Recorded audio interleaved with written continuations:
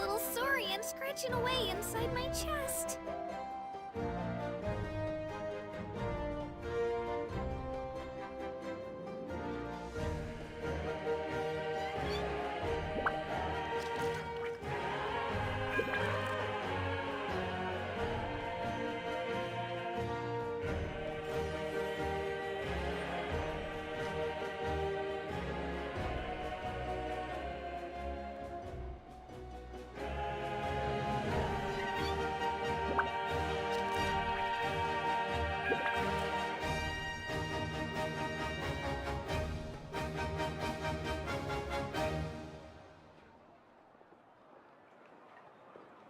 I can do it.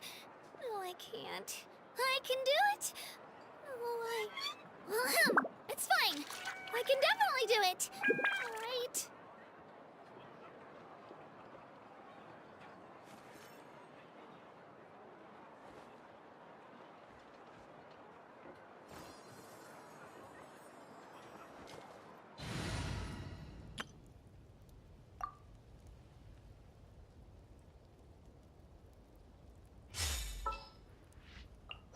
This world is full of unsolved mysteries.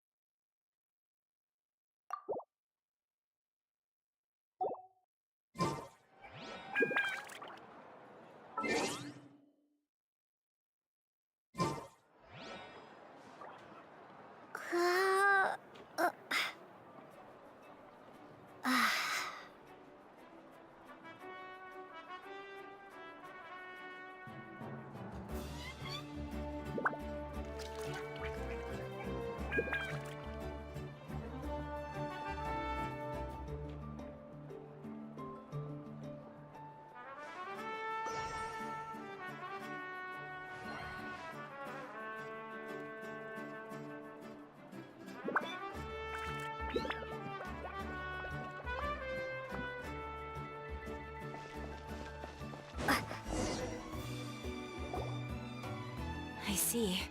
Thank you so much. The Adventurers Guild has been overwhelmed these days. No worries at all. We've always valued the strength of adventurers.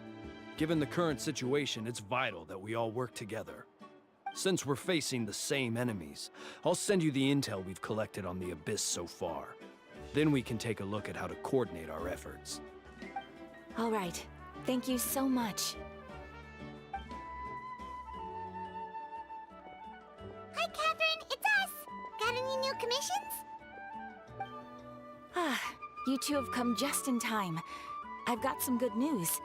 The Pyro Archon has finished assembling her forces and stationed them all across Natlan. Given how the Abyss has ramped up its activities lately, we can no longer afford to act only after receiving news of an invasion. So the Pyro Archon suggested that the Scions of the Canopy and the Adventurers Guild focus on collecting and disseminating intel. That way, we can stay informed of everything that's happening across the land. Once we receive word of enemy activity, we can notify the nearest camp and the stationed forces can take immediate action. Yes, precisely. This should also allow us to focus on gathering information, rather than running around and trying to tackle everything at once. So please also take a chance to relax, you two. You've been working hard these days, and this will be a good opportunity for some well-deserved rest. So that's the plan. Whew, we can finally stop and take a break.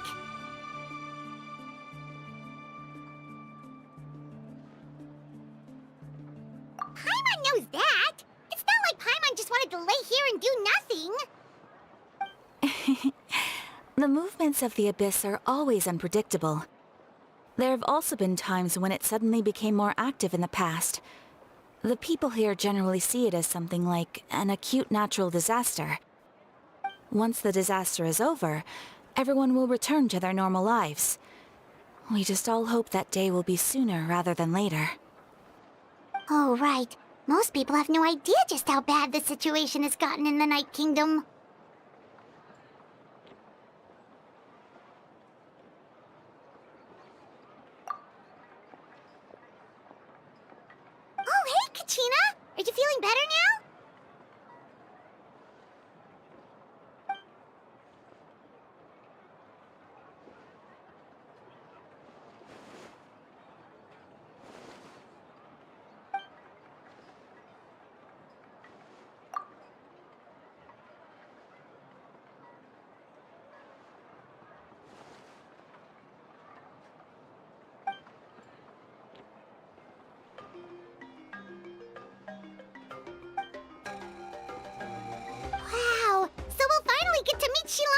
the legendary forger of ancient names! Paimon still can't believe anyone could forge those things.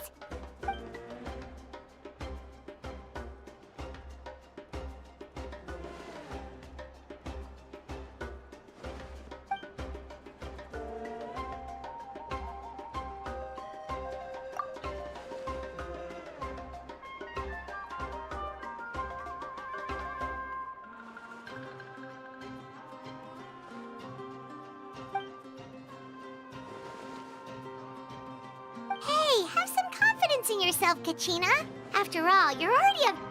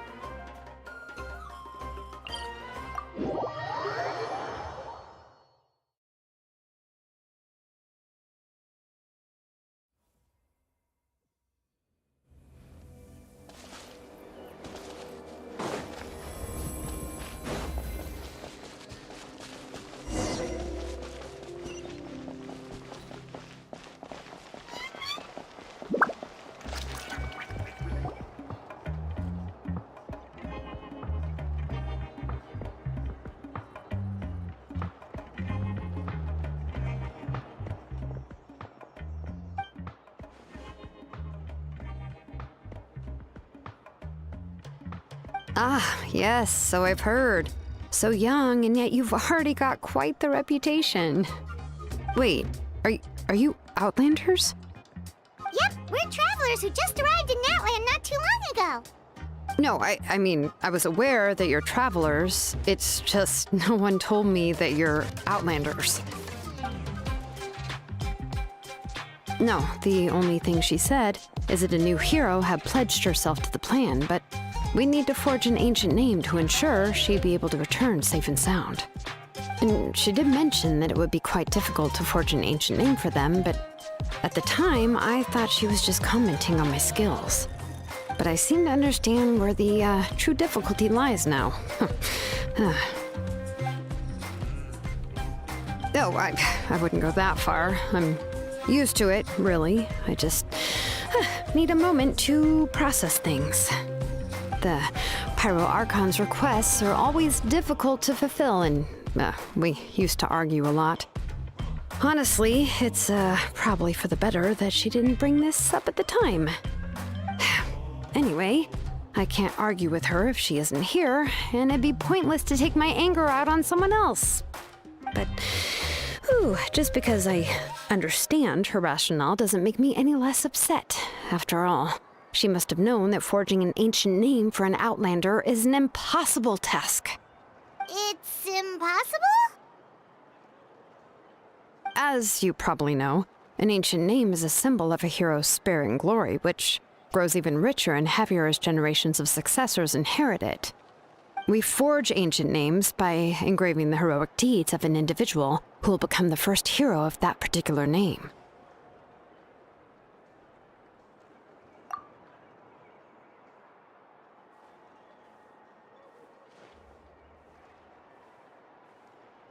But they were all performed outside of Natlan, correct? Yeah, that's right. Then those deeds haven't been recorded by the Night Kingdom. To take it one step further, even if you had performed heroic deeds in Natlan, as an Outlander, your actions still wouldn't have been recorded by our lands. Only memories and experiences that have been acknowledged by the Wyab can be used as a basis for an ancient name. Even the greatest of craftsmen cannot create something out of thin air, you know. That's just how it is. Seems the Wyab don't want just anyone to get a name, huh? Mawika, of all people, should know better than anyone, yet she's still entrusted the task of forging the ancient name to me. Oh, Paimon gets it. Nobody's happy being asked to do the impossible.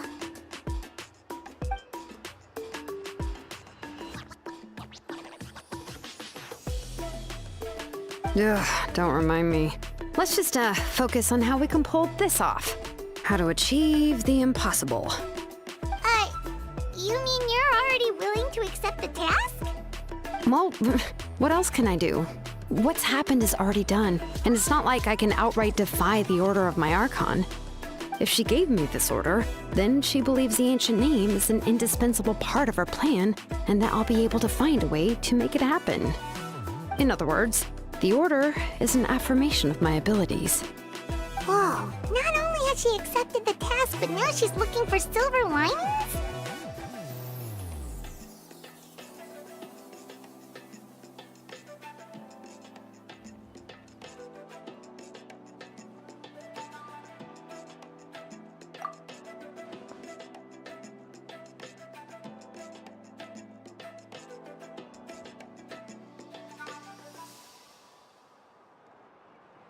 The key is getting the Wyab to somehow acknowledge the traveler's existence and record her heroic deeds. We heard the voice of a Wyab when we were in the Night Kingdom before. We even had a whole conversation with her. If we can talk to her again, maybe we can figure something out together. Well, every tribe has their own Wyab. How do we know if the one you met is indeed the best one for us to talk to? Plus, considering the unprecedented nature of this situation, I have a feeling that the acknowledgement of one Wyab alone would probably not be enough. I don't know. That requires a level of knowledge that I do not possess. We need to find a consultant who's an expert on all things Night Kingdom and Wyab. The first person who comes to mind is Lali at the Masters of the Nightwind, the one we call Granny Eatstali. Oh, we've heard that name before. We used her Spirit Speaker's stone to find Kachina's ancient name. A person who can make something like that must be pretty impressive. I'm unsure she'd be able to help. Still, she's older now and quite eccentric. It's hard to even book a meeting with her, given that she's constantly holed up in her room and doesn't like to be disturbed. I've heard that to get her help, you have to be extremely patient with her and know how to keep her spirit up. I hate to break it to you, but... Huh. Why is that? I mean, didn't she already help you before? And you even managed to save Kachina. Well, yeah. At the cost of her Spirit Speaker stone being split into two.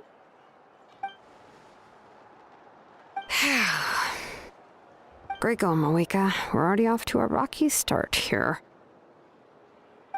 In that case, I guess your only option is to try to emphasize that this is an important order from the Pyro Archon. Hopefully, Lali would still want to show respect to the Archon.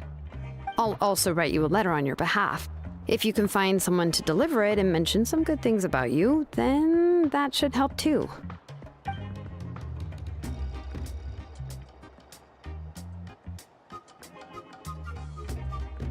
Paimon sure hopes a Hal won't interrupt when he's talking, though. All right, Kanich is a seasoned negotiator. I trust that he'll know the best things to say. Please just give me a moment to write the letter, and we can meet up near the Statue of the Seven later. Sounds good. We'll take a stroll in the meantime.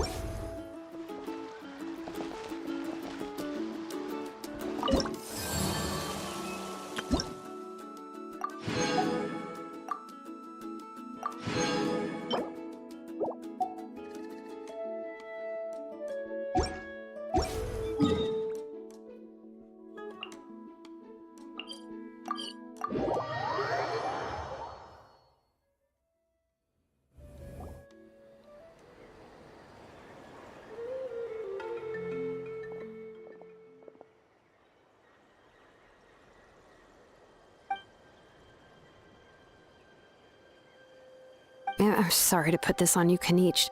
It's just that you're probably the only person who knows how to deal with her.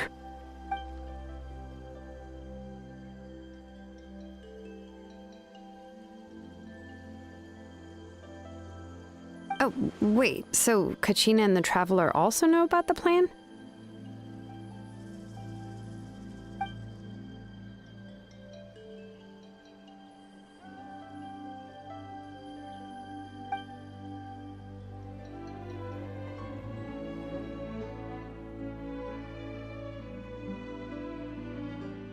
Right. She mentioned there are 6 heroes and that Shilonen is one of 4 that have already been acknowledged. Oh, well, then I suppose there's no need to keep any secrets between us. Having companions walk by your side is perhaps the best solace when facing such a bleak reality.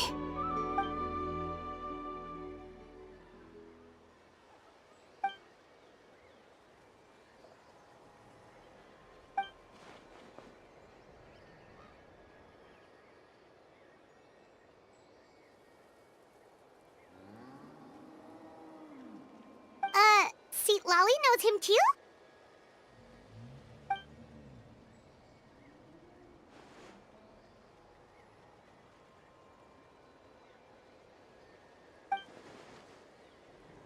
Given how the Masters of the Nightwind love to babble about dreams and revelations, they're already a pretty strange bunch to most.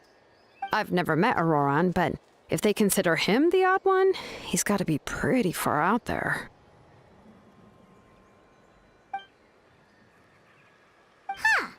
Makes sense.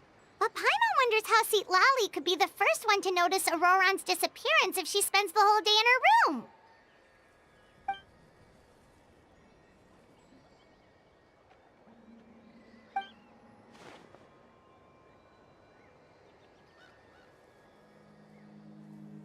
Huh, so if I'm following, you mean we'll help her investigate Auroran and the captain's whereabouts?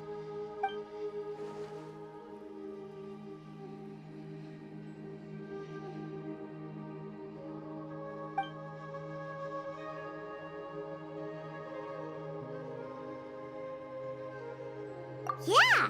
Plus, we kinda owe her one anyway to make up for breaking the spirit speakers down.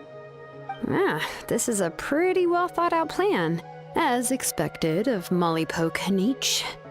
Then, yeah, I'll leave my letter to you. Let's hope Seat Lolly can meet at the stadium in 2 days.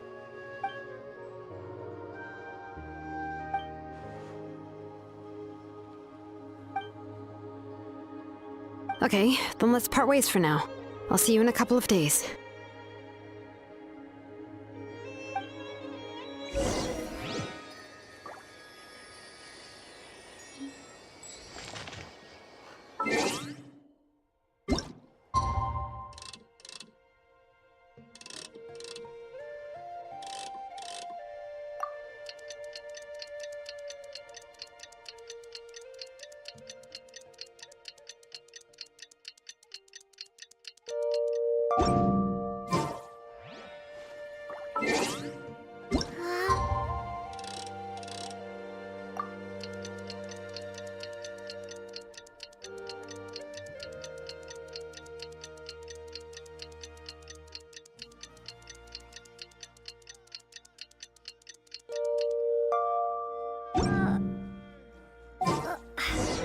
Oh, it's time to meet up with Shilonen. Let's ask her how things have been going.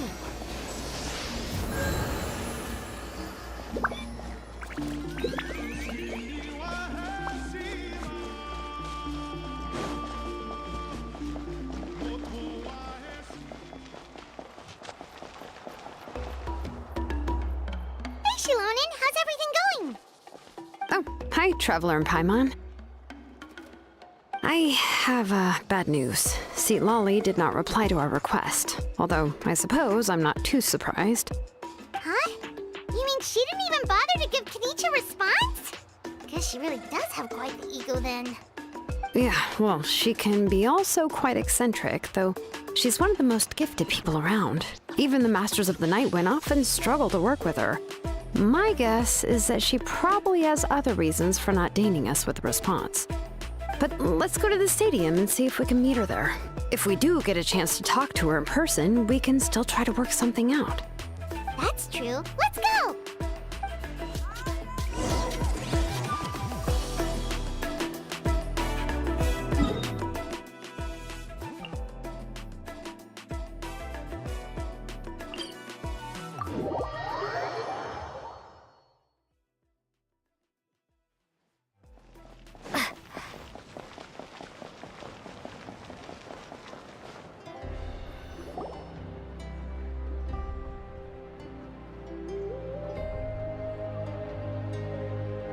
Paimon doesn't see anybody.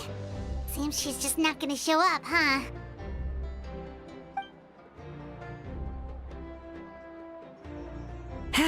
Well, we tried to be as considerate as we could, but she's under no obligation to help.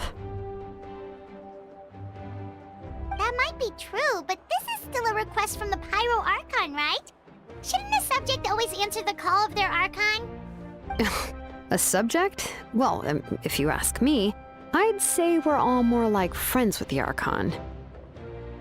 Yes, Mawika is our leader, but that doesn't mean there's any kind of tall barrier between us and her.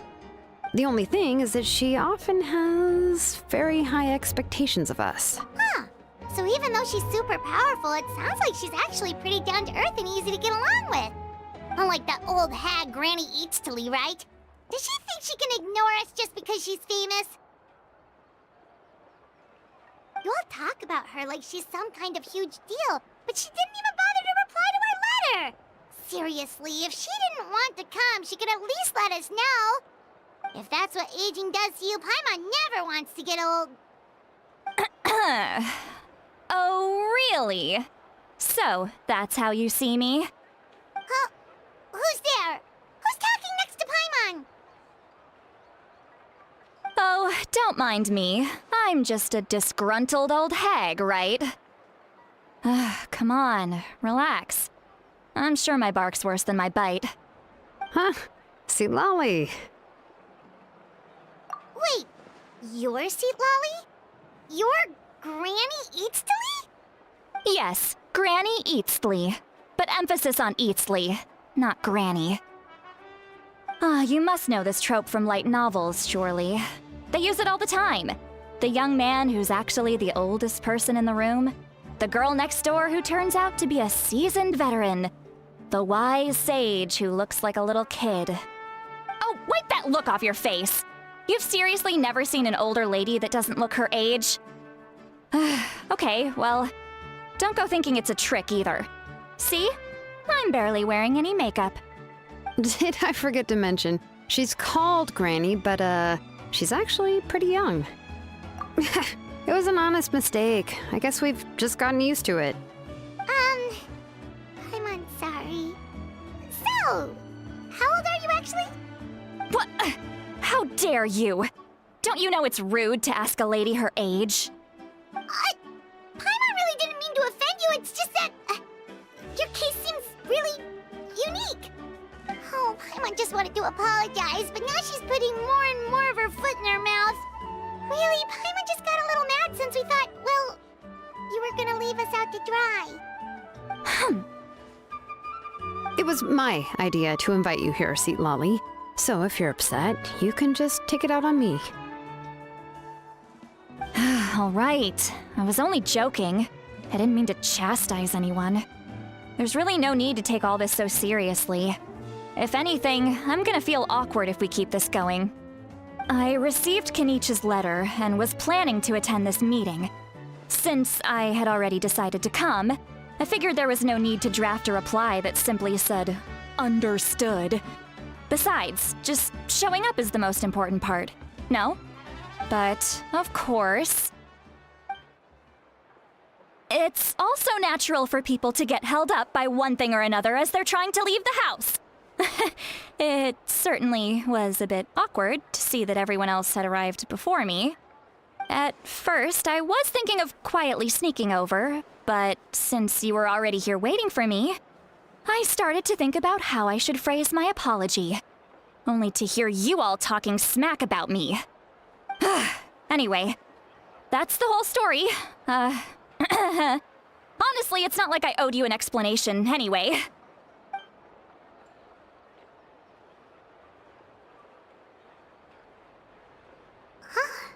What's with that expression? Was she feeling embarrassed just now?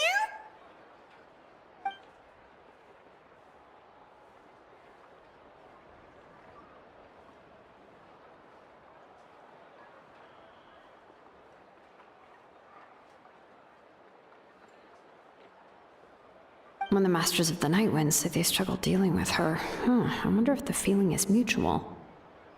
She seems to be pretty awkward herself. Everything she does and says seems a little forced. Anyway, Shilonen, I heard that you require my help in crafting an ancient name. Correct. The situation isn't like anything we've handled before. Let me explain. I see. So Mawika has asked you to forge an ancient name for an Outlander. Well, that would be a first. And you've also heard all about Auroron. I must say, he's always been a good kid. I can't see him joining the Fatui of his own volition. He must have been coerced somehow. Yeah, that's what we came here to ask you. We'll help bring Auroron back if you help us solve the problems of forging the ancient name. What do you think? I suppose I'll just call you Traveler for now. Traveler, come here. Let me take a good look at you.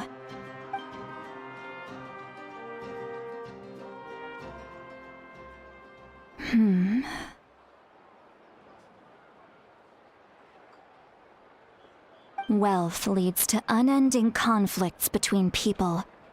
Yet you alone transcend the value of gold. Baleful thunder and wrathful waves bring terror to mortal hearts. Yet again and again, you've braved them to find new worlds. A weary yet free soul.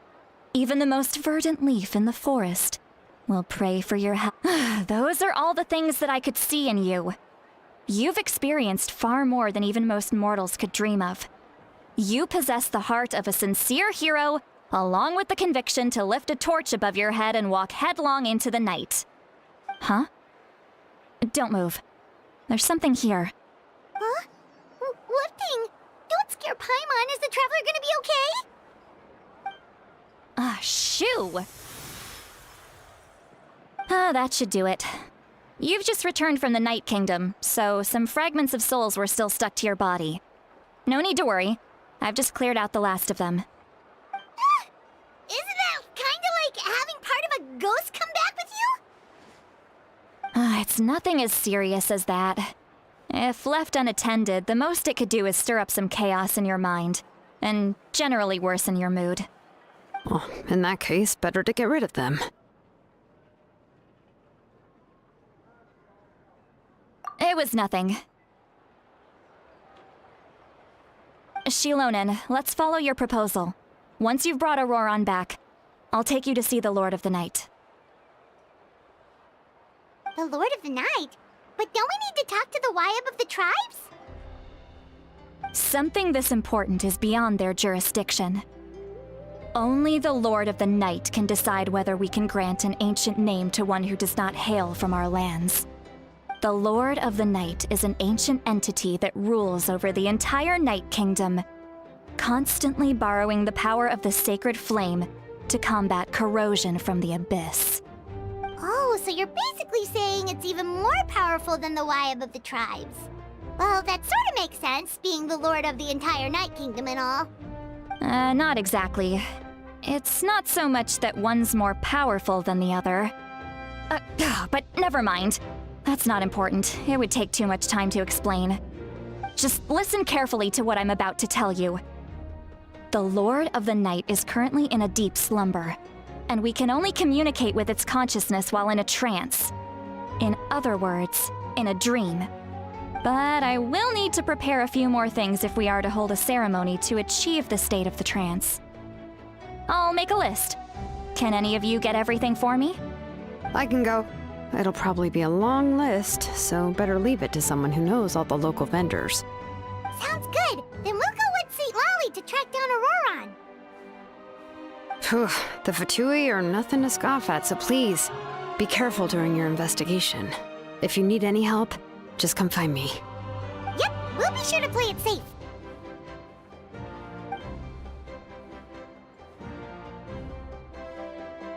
All right, now it's time for us to catch that brat and bring him back.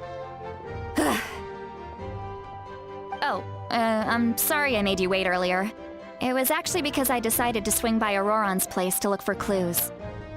He has always lived alone, and I found a broken jar in his house. There was also something off about his phlogiston aphids, which I assume is because their keeper has been gone for quite some time. And interestingly enough, I saw some slash marks in the house that did not match any of our local weapons. My guess is they were left by Snezhnayan arms. Oh, sounds like the Fatui broke into his house and took him hostage. But why would they kidnap a kid who just spends his days living in the country and raising aphids? He's only in his 20s. What would they want with him? That's not to say that I believe he's totally innocent, of course. Since he's the only one who was kidnapped out of everyone in Natlan, he must have done something to attract their attention. In any case, we'll get to the bottom of this once we manage to get him back here. I'm truly sorry to put you two through all this trouble with me. But please help me get him back. You can count on us! All right, then let's start by heading to where Auroron was seen last.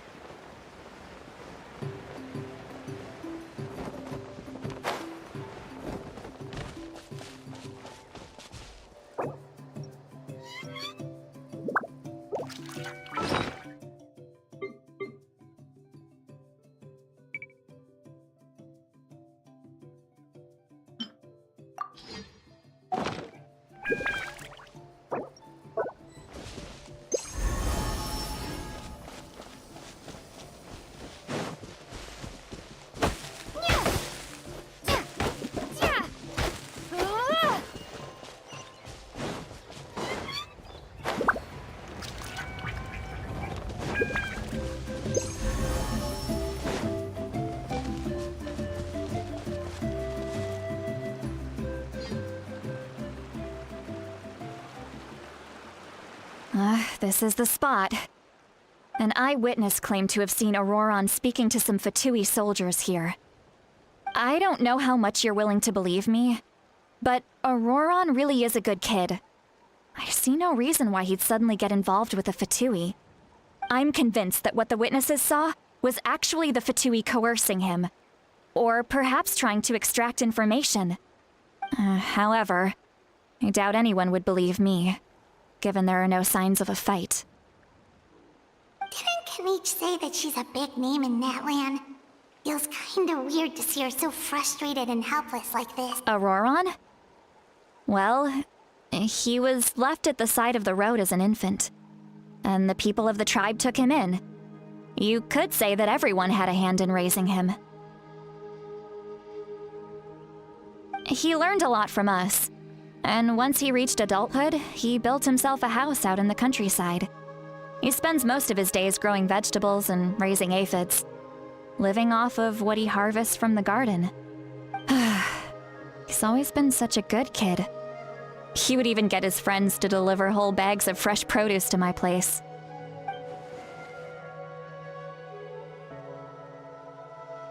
Oh well, let's keep looking.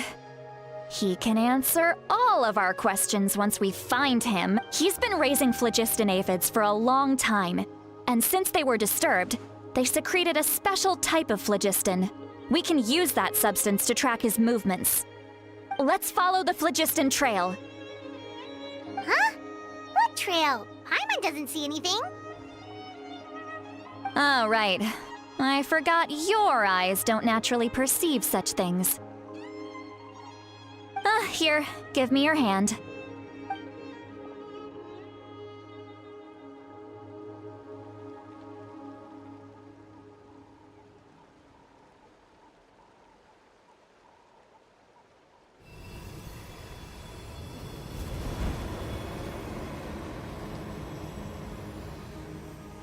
Huh?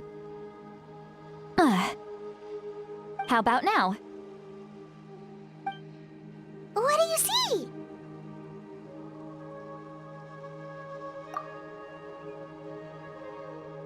Whoa, Paimon can see it now too!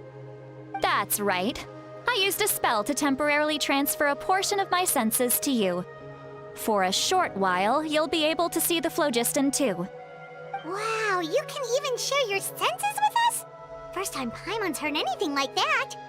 It requires a very rare spell that most people aren't adept at.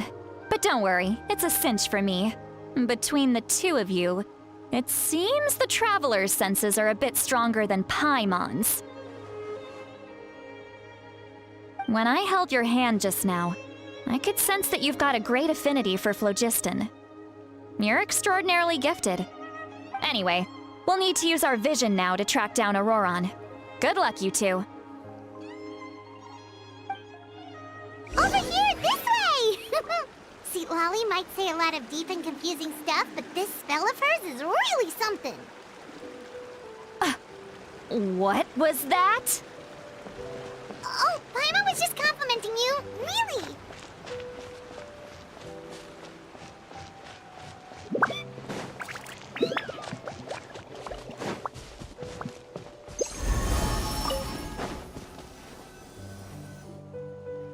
What does she mean by deep and confusing? As far as elderly shamans go, I'd say that I'm already pretty easy to talk to. Is there any other old hag who's as fluent in the language of the youth as me? But is my way of speaking still not trendy enough? I've already tried my best to match their speech patterns. But given the looks on their faces just now, or perhaps I'm still not fashionable enough? But that can't be, right?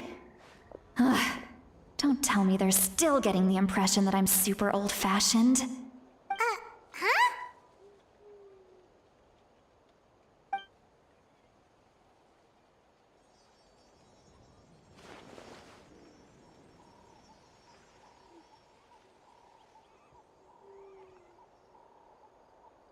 Was that Seat Lolly's voice?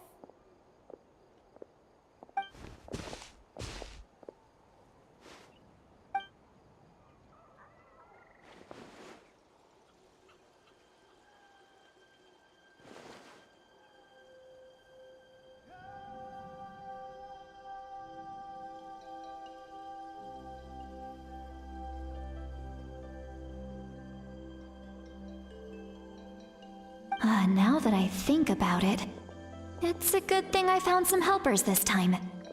Some things are best done with the help of friends.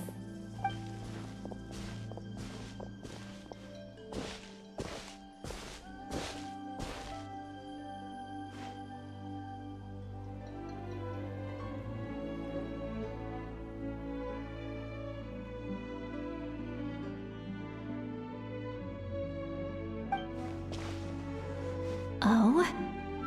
They appear to be feeling quite confident. Looks like our work will go smoothly.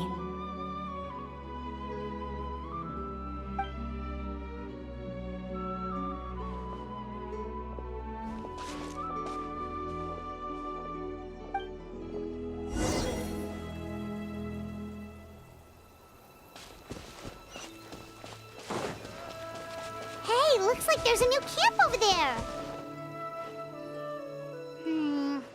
Yep. Judging by Paimon's experience as a guide, it definitely looks like people set up camp here. Wait. The phlogiston here is a bit odd. Let me see. Paimon sees a small shape here. Could it be some sort of symbol? This is a distress signal for the Masters of the Night Wind. Only someone from our tribe would recognize it. So Auroron was indeed being threatened. We've got to find him, fast. Leaving such a subtle mark implies that he was trying to be discreet. In other words, he was probably under the Fatui's watch. If they notice us, we can just charge in and fight them to the death. But what if my darling grandson is also there? I can't have him caught in the crossfire. No, I've got to be careful. Otherwise he'd get hit as well. How annoying.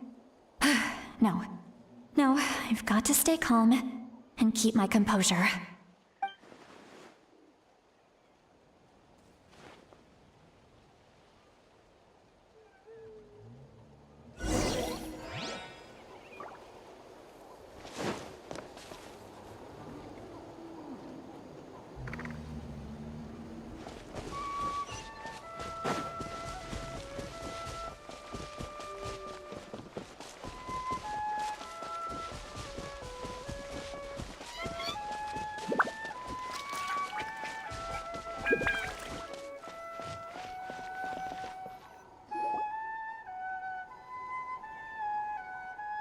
There are traces of people staying here, too!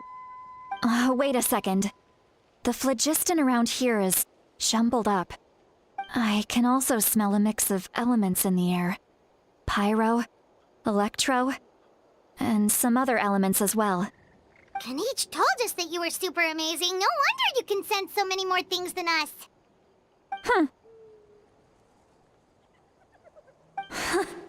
It's about time that little brat said something nice about me. There are signs of a struggle here. Judging from what's left on the scene, there must have been a fight. But after that, the factions seem to have gone their separate ways. Both the phlogiston and the elemental traces in the air support that. Do you still remember the little mark we found before? Paimon's thinking, what if Auroron wanted to leave another distress signal, but was caught by the Fatui?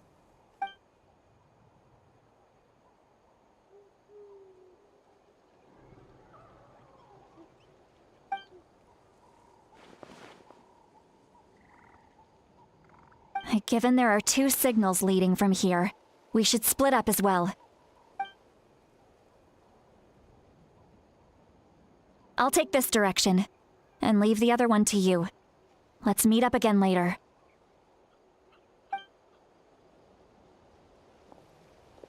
Auroron, what the heck were you doing? It's one thing to trouble me, but now I had to bring other people into this as well. You little brat. And off she goes! Traveler, did you hear all of that as well? Once Seat Lolly left, that voice went away as well. Paimon even tried calling her name inside Paimon's head, but there was no response. So you were thinking the same thing! Paimon also thought that if we could hear what she was thinking, then she could probably also hear what we were thinking in our heads. She did say that she was quite adept at this spell, and it doesn't sound like she's had any trouble with it in the past.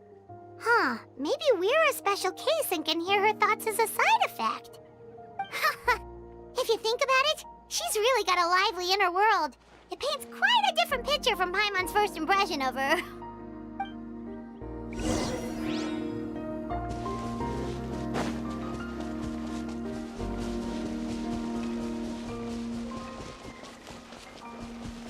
Paimon sees some traces here. Let's follow them and see if we can find anything up ahead.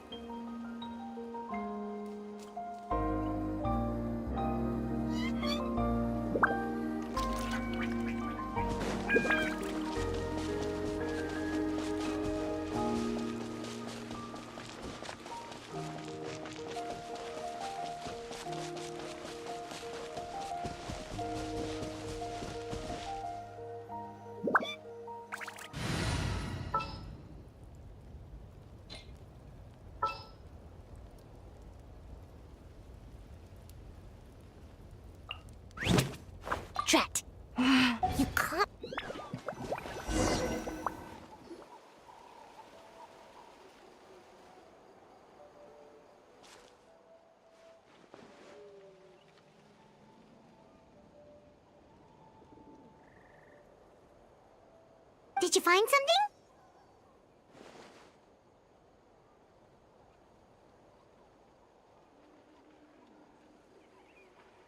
Huh. So we can't tell where Auroron might have gone from here. That's weird. The phlogiston trail suddenly stops. We can't make anything of these footprints either.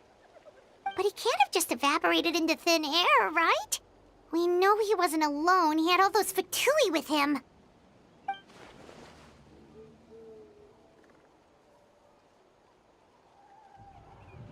So, you can hear the sounds of the wind from beneath the earth.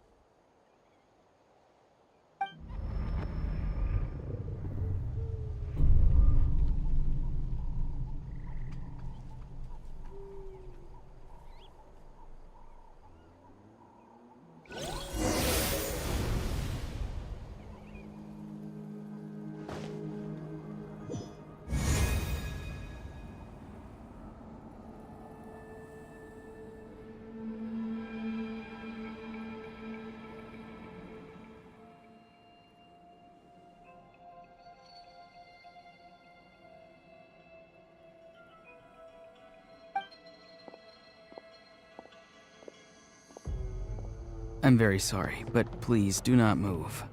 I have no desire to hurt you.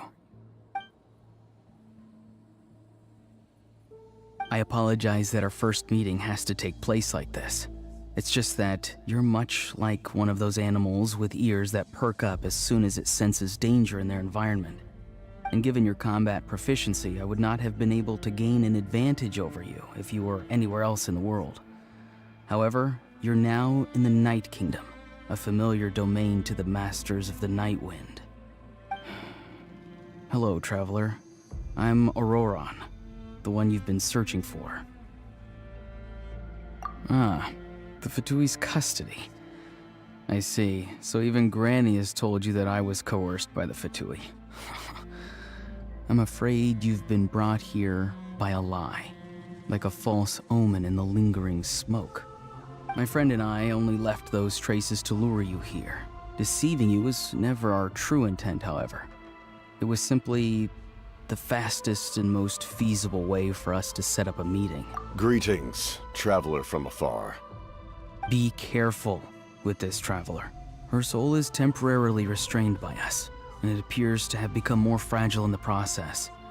It's taking all my concentration to hold on to her. It was I who tasked Auroron with leaving the traces to lead you here, and I who used the Master's ritual to bring your soul to the Night Kingdom. I've heard much about you from the past encounters you've had with my colleagues. Given the present situation in Natlan, I would like to sincerely request a formal meeting with you, in person. I will use the opportunity to explain my goals and motivations to you, as well as why I mistrust Malwika, the Pyro Archon. I believe there is little reason for you to blindly follow her plan. If you would like to hear our intel, then find us to the east of the stadium. But remember, not a word of this to anyone. I would like to avoid any further conflict. You will see me again once you return to reality. No matter what I say, please, help me keep this a secret. This is all to avoid dragging Granny into this conflict.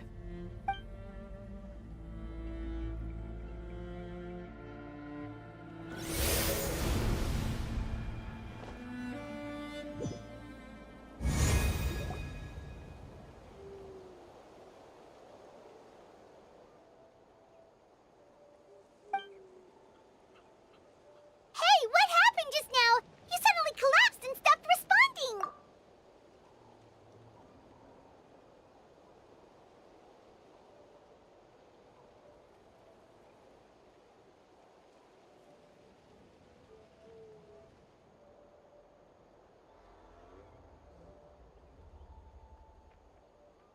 Hey, why are you sitting on the ground?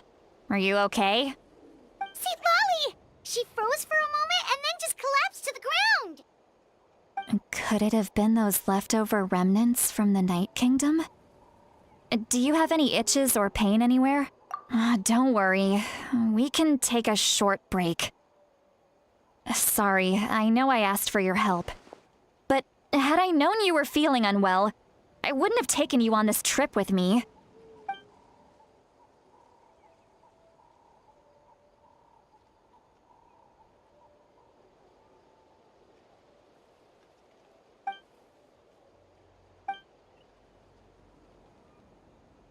If you're feeling sick, you should just say so. St. Lolly should be able to, exorcise any ghosts or weird stuff that you picked up in the Night Kingdom. A seasoned traveler must know the importance of not pushing yourself beyond your limit. In any case, let's take a bit more time to rest now.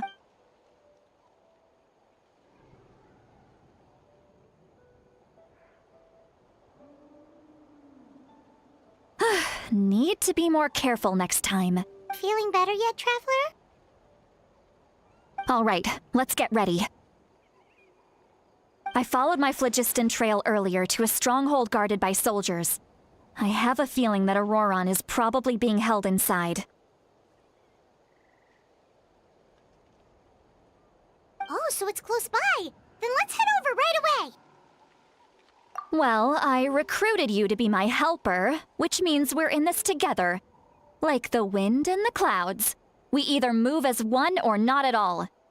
But if you want to make it up to me, then just be sure to fight extra hard when the time comes.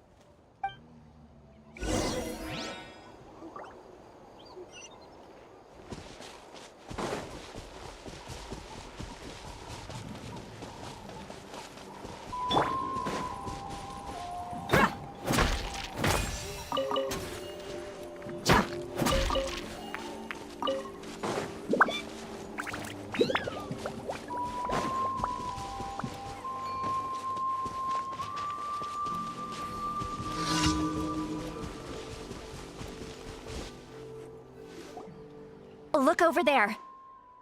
Huh? I don't think she sees someone in the middle of the camp. That's Auroron. So he really was taken by the Fatui.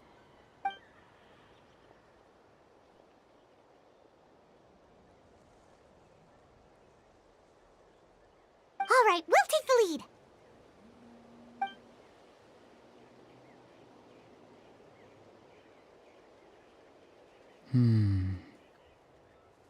Hey, quit daydreaming. Don't you have work to do? I cannot see the sun. What? Without the sun, I cannot see the truth. You are currently blocking the light, so I must beseech you to move aside. Huh? Okay, Mr. Philosopher. That's enough mumbo-jumbo. Wow. I'm going to rip that guy's head right off. St. Lolly's struggling to control her temper now. Are you ready? Let's go kick their butts. On my count. 3, 2, 1! You're still trying to resist? You've got no idea who you're up against. Put your back into it!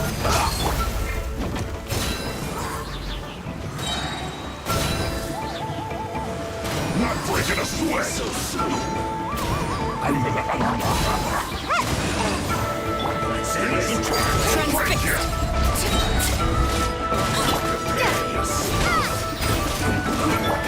Gloves off! This should be fun! Can this be? Buckle up!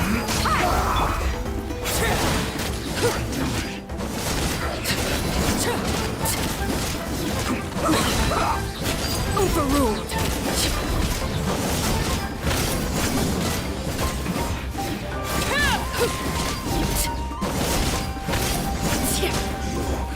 Can't run from death. That's it. Don't be a killjoy. We've only just begun.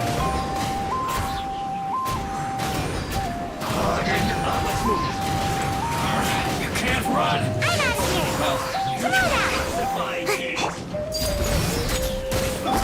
Bombs away! Like I went too far. Water jet!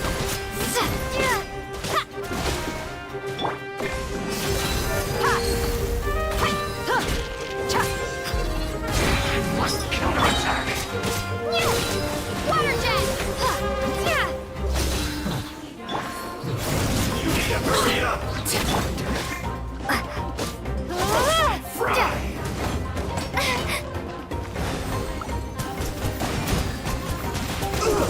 Feels close.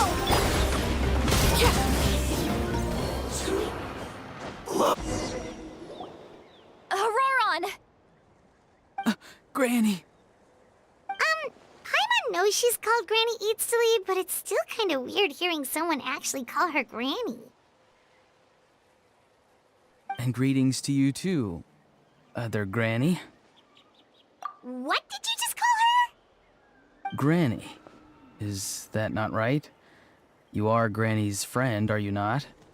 You seem to be approximately the same age as her, so I figured you're also a Granny. How many times have I told you? It doesn't work like that. There are a lot of people who look about the same age as me. You can't go around calling everyone Gramps or Granny. Oh, wait. He's not a child, is he? Don't tell Paimon he's one of those people who look like an adult but are actually only 8 or 9 years old. Oh, your words have pierced my heart like a thorned vine. Given how hard those thorns are to remove, I may just need to find a pair of tweezers. Why are you so upset? You can just say yes or no. Of course I'm not a child. It's just Granny always taught me to show gratitude where it's due. And since the Masters of the Night Wind raised me collectively, I basically see everyone above a certain age as an elder I should look up to.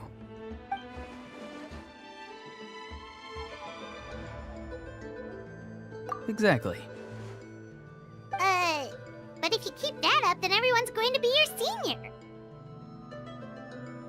And do you think saying all of this is gonna save you from a scolding, Auroron? Haven't I told you 100 times since you were a kid? Heed the 3 warnings. Be wary of beasts prowling around, scammers looking for their next victim, and strange people who appear out of nowhere. Oh, so you do remember, and you just chose to ignore them. I always knew that living on your own was going to get you into trouble sooner or later. But getting kidnapped? That really takes the cake. You won't always be able to rely on other people coming to your rescue, you know. You're just lucky we got here when we did. Or we might be launching another search and rescue operation to find out where they put your severed head. I'm sorry, Granny. I'll be more careful next time. Next time? Oh, good one. You think there'll be a next time after this? Not a chance. They didn't hurt you, did they?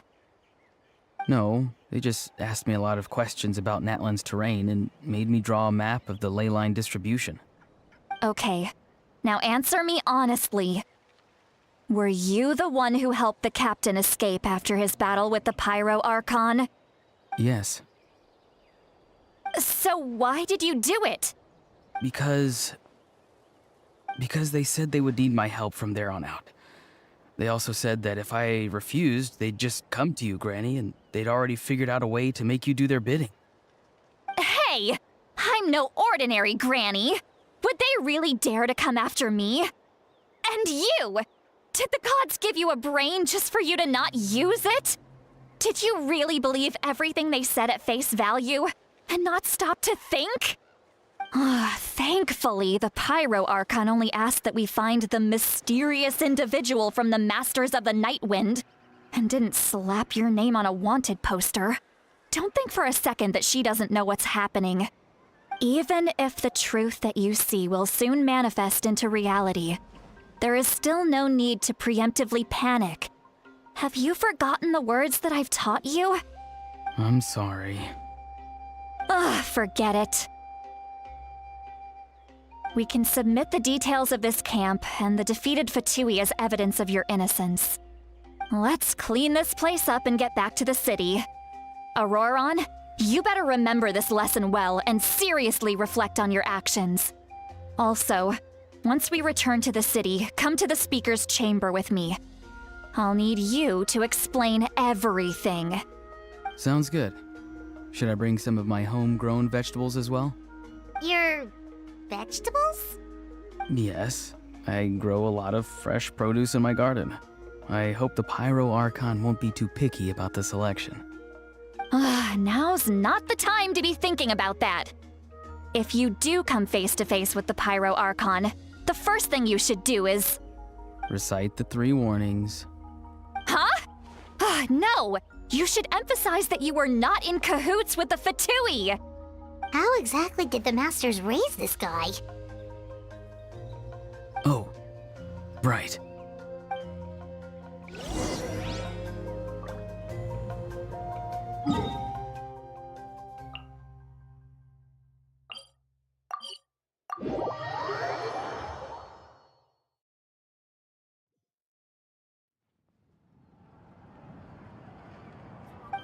I see.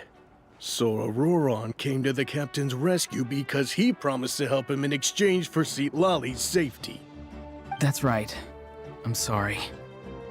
Now that you know Auroron was only trying to protect another member of his tribe, could I ask you to petition the Pyro Archon for her forgiveness? We'll give her a full report. We'll let you know once she's reached a decision. Will I need to stay here? Technically, yes. But if Miss Lali is willing to serve as your guarantor, then we can release you from custody. Sure. I'd be happy to do that. I don't have any more time to waste here. I still have other things to do. Understood. Thank you very much. Mr. Auroron, please report back to the Speaker's chamber as soon as you've received notice of the Archon's decision. I understand. Thank you. And thank you too, Granny. Well, at least you won't need to hide your face anymore. Traveler, Paimon, thank you very much for your help. And don't worry, I haven't forgotten about my side of the deal. Once Auroron is settled, I'll go talk to Shilonen and get started on forging an ancient name for you. Oh, thank you!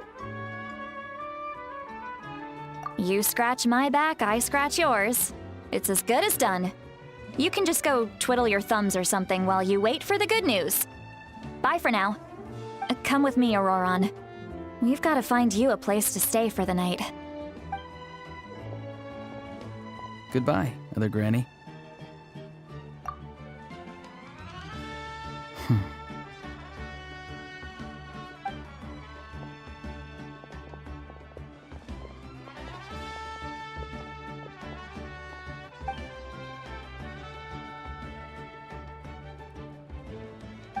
We're finally done. All right, it's time to find some grub. Huh? What is it, Traveler? What? That captain? Sorry. Paimon just didn't see that coming. So you really saw him in the Night Kingdom? And he didn't attack you? Oh, that Auroron, what is he up to? He sounded earnest enough just now. Paimon would have never guessed anything was happening. All that stuff about protecting Lali and being forced to help the Fatui when he's actually been a willing accomplice all along. Yeah, you're right.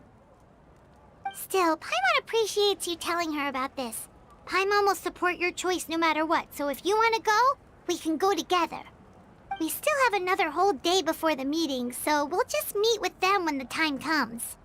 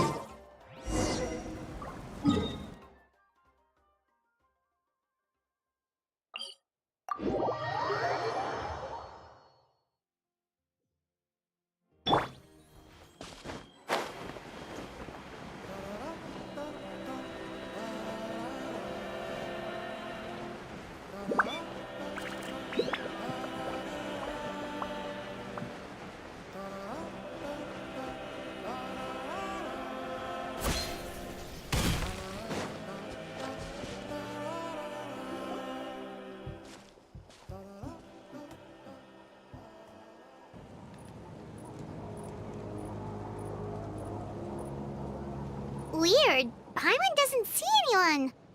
Oh, please don't let this be a trap.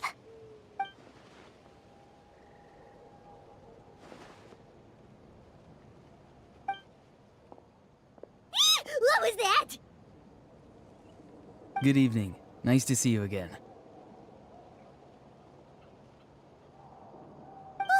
It's you. You shouldn't pop up from behind people like that. What are you, a ghost? I'm terribly sorry. It's just a force of habit. Ugh, and what's with you apologizing all the time? You sound so polite and honest, but you're actually doing shady stuff behind people's backs. You're right. Granny tells me that too. Huh. Come to think of it, you remind me of her. Sometimes you two sound really similar, you know. Oh, so you're gonna call Paimon Granny too now? Well, I could.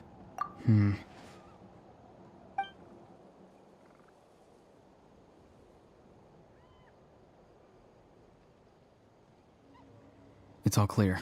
Over to you. Excellent. The fact that you showed up proves that I was right about your character. Yet, there's been a lot of talk about you. Child told me that you're passionate about the unknown and willing to take risks. Rather than facing you as an enemy, I would much prefer to bring you to my side. If we allow the current state of things to continue, we will inevitably clash.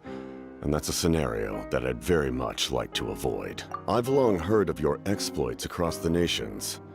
Though you have crossed swords with my colleagues many times, I know that you are by no means an unreasonable person. And once you've learned the truth that the Pyro Archon Malwika would never willingly share with you, you may just find it in your heart to consider my proposal. I assume you've already been informed of the Pyro Archon's plan. In order to defeat the Abyss and save Natlan, she still needs 2 more heroes to appear. Wait, how did you know that? Never mind. Guess that's not important now. I've long kept a close eye on her plan. To be frank, it's an exceedingly risky plan. Will the heroes really appear? And even if they come to her, will their power be enough to drive the Abyss back? If any part of the plan goes awry, all of Natlan, even all of Tevat, will pay for her mistakes. Now, you may have been led to believe that this is the only plan available to her. But what if I told you she's had another emergency plan all along, the details of which she has chosen to keep hidden from you? An emergency plan? Yes. A way to keep Natlan intact, even if her original plan fails. But given the painful cost of its execution, she has chosen to keep it as a mere backup plan.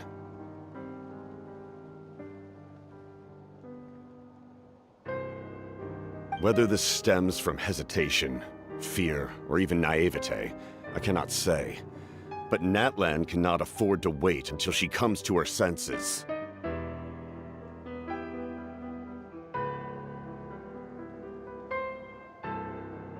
My fear is that given the enormity of the decision, she will be reluctant to confront the dire reality we face until it is too late. There will be no time left to execute the backup plan, and all of Natlan will be lost to the Abyss. We have to make the decision for her, here and now. Yeah, do you have any evidence for all this? Just telling us a bunch of scary stuff isn't enough, you know. Besides, wasn't it you who tried to seize the Gnosis for the Tsaritsa plan? I knew you'd be clever enough to see. That's right. I did not seek the Gnosis for the Tsaritsa. Since I was defeated in battle, I must put to rest my thoughts about the Gnosis. But even so, my desire to save Natlan remains unchanged. And now, I have found a new way to solve the crisis. We can implement it immediately if we reach an agreement. Someone's here. Huh? The captain disappeared! Something is rapidly approaching. Oh no. Something? Bad news, chump! It's your granny! Oof. See, Lolly! When did you get here? I knew something was amiss after we were separated. Hidden ceremonial tools, an unconscious traveler. I must say, I'm very curious about what you're up to. How dare you go behind our backs like this, Auroron? Colluding with the Fatui? Really? Oh, here we go again. Cat got your tongue, huh? You really think you can avoid a scolding just by staying quiet? I'm not trying to avoid anything. Oh, and now you're talking back. Well, go on then. Explain yourself. What the heck are you up to? I'm sorry, Granny. I feel so guilty. You! That's it! Where are my tools? I swear if I don't teach you a lesson right here and now, I'll... Wait, see, Lolly! Please, calm down. We, still learned a lot of info, didn't we? Like the fact that the captain isn't trying to seize the Gnosis anymore. So, maybe just save the scolding for later, okay?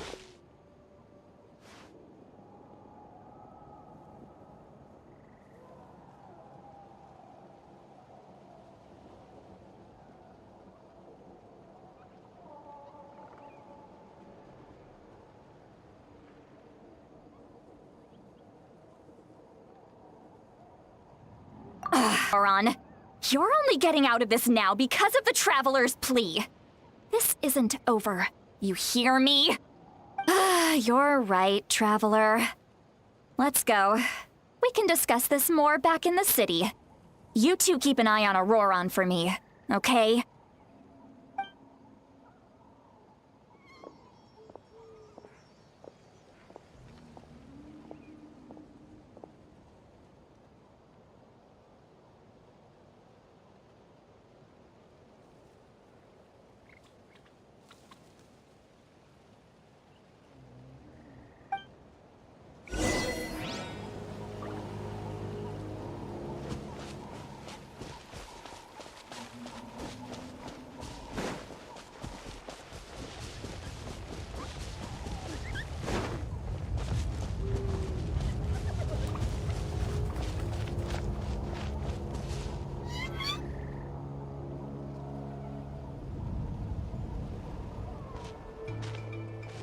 In all my years, I've never had a child cause me so much grief. Do you seriously not see what's at stake here? You've got a head on your shoulders, Auroron. Use it! Why did you help the captain? And I want the truth this time. No answer? Think you're being smart? Then let me ask a different question. What does the captain want?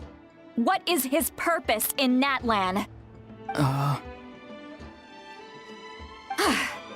Really? You're just going to stonewall me?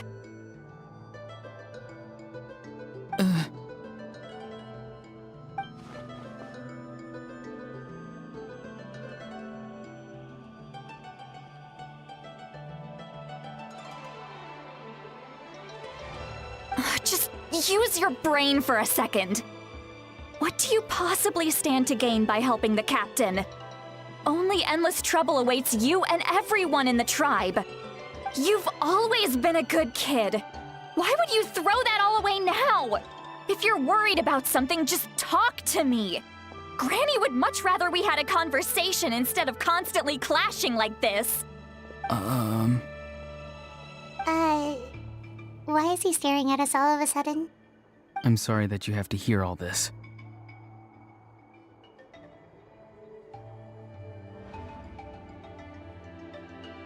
Indeed. It's like going to visit a friend at his house, only to suddenly hear your friend berating a naughty Saurian. Well, that's an oddly specific analogy. Wait, did one of your friends really do that? Yes. And every time my friend scolded his Saurians, they would look at me the same way you're looking at me now. Helpless and embarrassed. Wait, but you're the one getting your head chewed off. Stop making this about us! Indeed, you've got a point. Then please just hang in there for a little while longer. Granny should be done with her scolding session soon. Oh? You dare gossip between yourselves instead of listening to me? You... Sorry, Granny. Sorry, Granny. Sorry, Granny. You know what? Fine. I'm perfectly aware that everything I say goes in one ear and out the other. You're all grown up now, so why would you listen to an old hag like me? You say all the right things, but then you go and completely ignore me. Well, if that's how you're going to treat me, you can stop sending Aoife over to my place to deliver your stupid vegetables! I don't need anything from you! Who's Aoife? A delivery person? That's irrelevant. The point is, he hangs out with this kid, so he must be no good. You kids get to a certain age and suddenly act like you know it all. There's nothing I can say to get through to you. Auroron, if you're still thinking about that so-called duty, then please, just forget about it. The ley lines did not fall to this state because of you. And we've long closed the book on that incident. Seems they've started talking about some kind of tribal history. I'm starting to get lost. That's not it, Granny.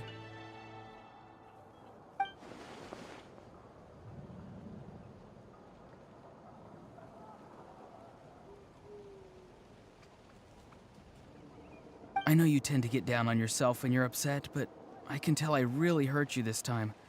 All I can say is I'm sorry. His voice.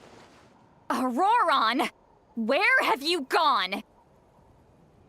It sounds like he's somewhere super far away, but isn't he right here in front of us? I'm really sorry. It's up to all of us to do everything we can to save Natlan. So I've got to go. Get back here this instant! Auroron! What is this? Powder from plant spores? Is that the trick he used? What just happened? How was he able to suddenly get so far away like that? It's a trick of his. If you grind spores into a powder and spray it in the air, it can be manipulated to create an illusion. He pulled it off flawlessly. He must have put a lot of time into perfecting it. Don't tell me that's how he's been hunting in the fields these days. Couldn't he have picked up something more useful? Little brat. That's it. The next time we meet, I'm definitely going to break his legs. Whoa, that's a little extreme. I'm sorry for interrupting your conversation with them earlier. But even if you'd been able to hear them out, there's no guarantee you would have gained anything substantial.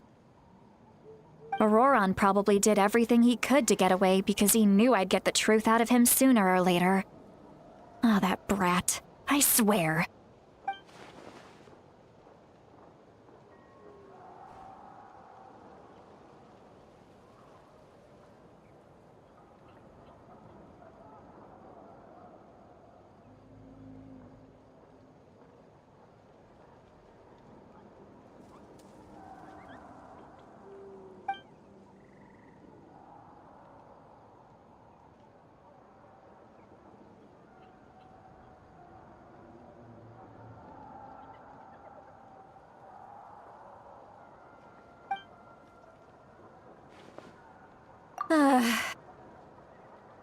We've got quite a long walk back to the city.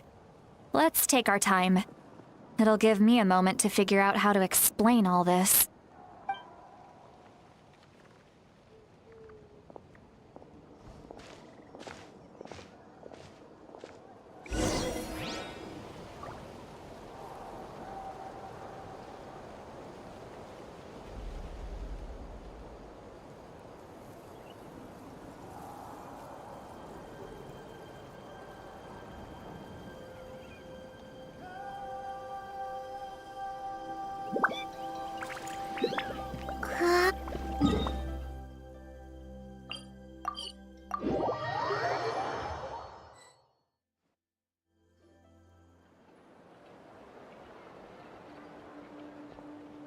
Do you two have some time?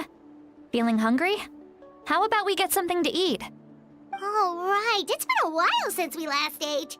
Now that we can relax, Paimon just realized how hungry she is. Then let's go. We can find somewhere to sit down and talk. Food and drinks are on me.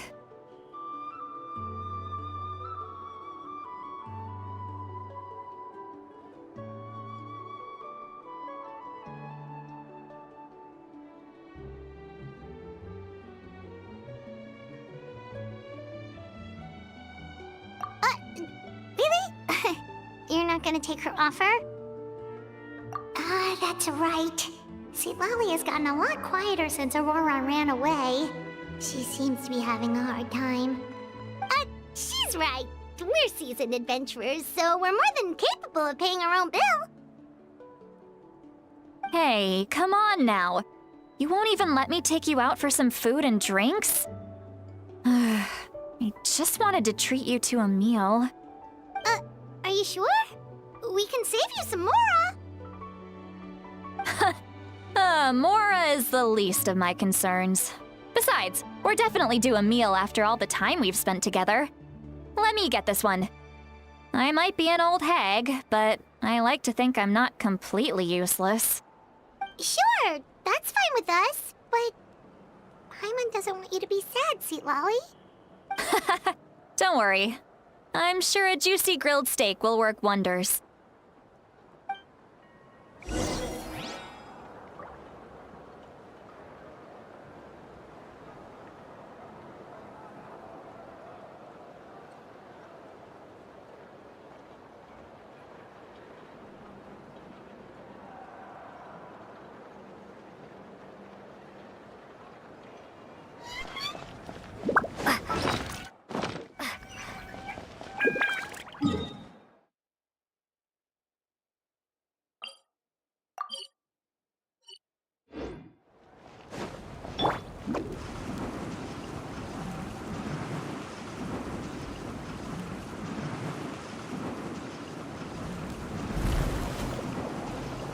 And away I go!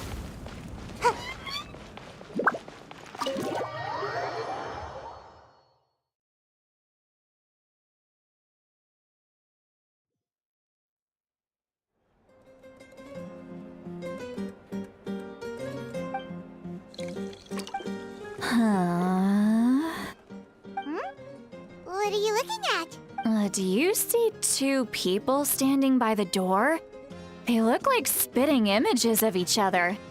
Are they twins?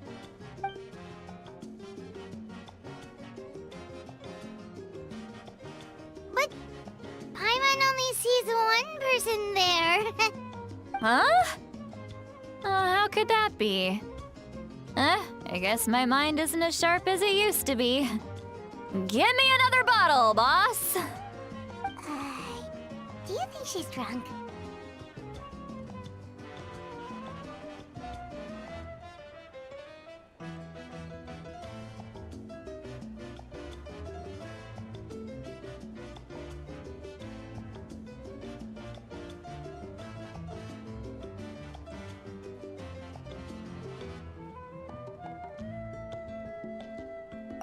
There you go, miss. Oh my, it's not every day you get to see Granny Itzley here with some friends. Not to mention ones who've made a huge name for themselves recently. Oh, so you've heard of us? Of course I have. Aren't you the ones who saved Kachina and brought her back? No wonder you hit it off with Granny Seedlolly. She wouldn't spend time with just anybody, you know. I don't even remember the last time I saw her with a new friend. Wait, so you call her Granny too? Well, given our ages, it'd probably be more accurate for me to call her my great-great-granny. She's one of the most famous people at the Masters of the Nightwind.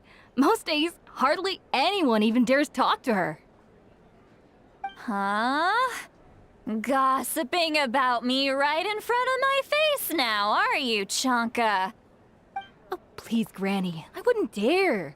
I'm just beyond happy to see you bring over some new friends. After all, any friends of our regulars are sure to be great customers too. All right, that's enough. Go on now. I'm sure the other customers would like to talk to you as well. There's no need to keep staring at me. I promise I'll keep my alcohol down until I leave. Well then, you have my thanks.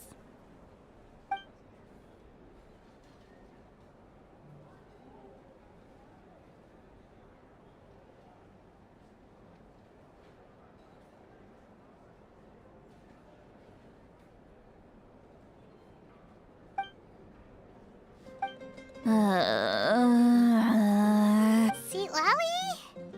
Seat Lally? Who's that? You got some gall calling me by my first name.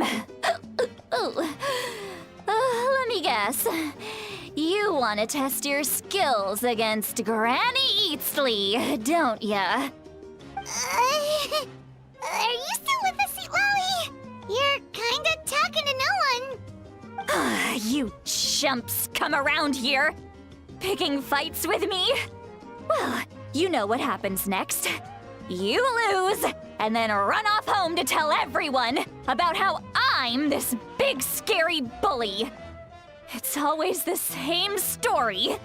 You brats start it, I finish it, and then I end up with the reputation of being some kind of terrible monster among the shamans. I mean, come on. Monster?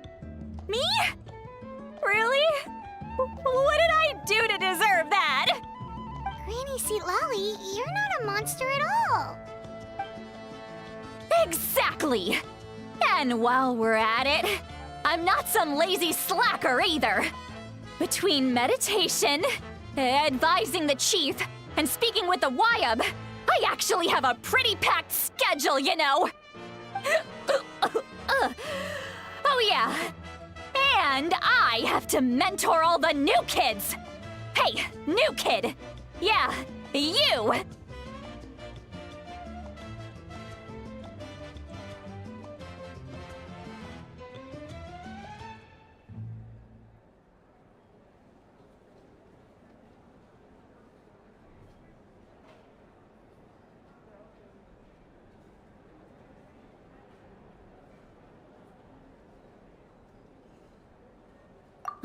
Don't play dumb. Didn't I teach you how to find phlogiston? You see? I know my stuff. I'm a good teacher. You tell him. That's more like it. About dang time someone showed me a little respect. Yeah, Granny's a hard worker, all right. You can always rely on old Granny.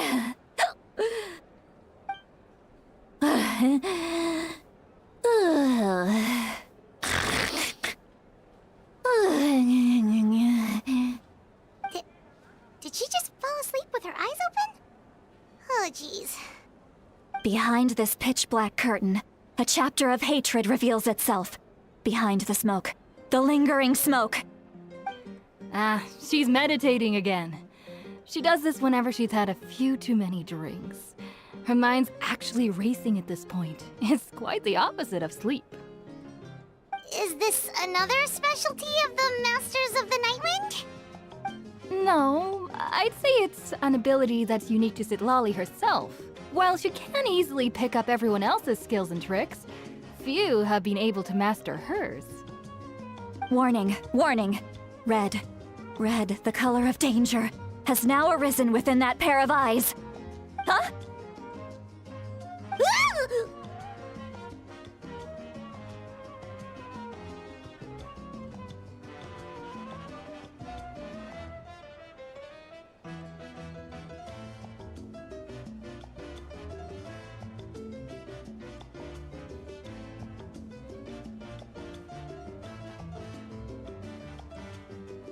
Traveler? Paimon? What's wrong? I'm gonna hurl. Hang on, just keep it in. Phew. Okay, it's passed. That was a close one. You had Paimon worried. Paimon really thought you were about to barf all over the table just now. How embarrassing. I'm sorry you had to see me like that. That's never happened before, I swear. I've never thrown up, not once.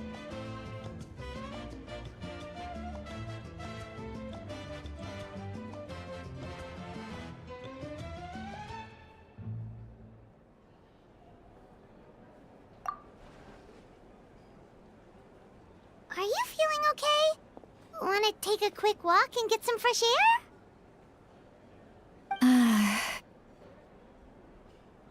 There's so much that I want to say, but I can't. Why not? Of course you can. Just say whatever's on your mind. Please, Paimon, it's not as simple as you think. We've only known each other for a few days, right? What would you think of me if I were to start dumping all of my complaints on you after we've only just met? Oh, Paimon gets it. You're hoping that we wouldn't think less of you no matter what you're about to say. No, that wasn't my point at all! Seriously, don't you youngsters know anything about shame? I'm talking about shame! I've lived all these years and still can't get rid of it! Surely, you know the feeling too? Actually... Huh? Tell me what? yeah, this is as good a time as any.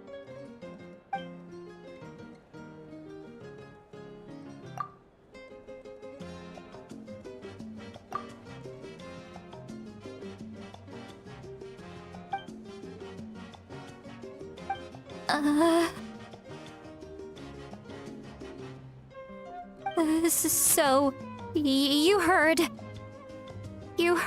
my... It's okay, Sweet Lolly. You had every right to complain about those things. I can't take it anymore! Why do these things happen to me?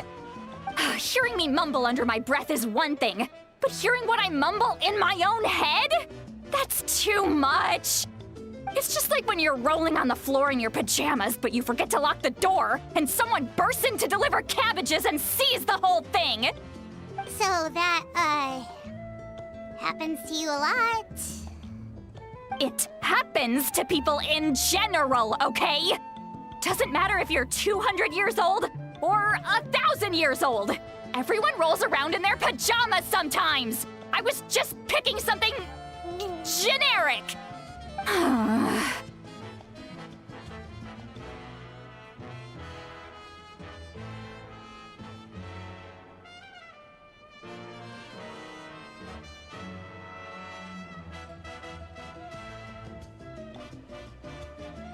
Take a walk with me.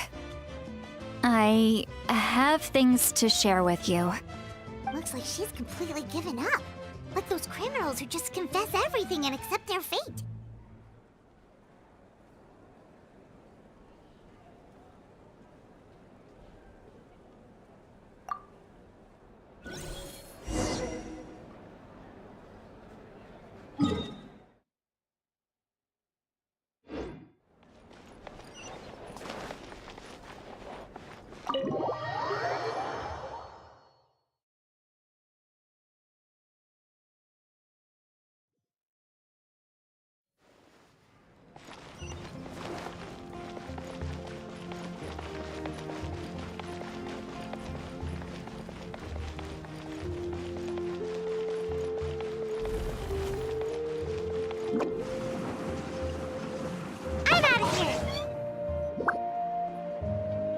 Well, great view, right? I love coming here by myself. Wow, it's beautiful!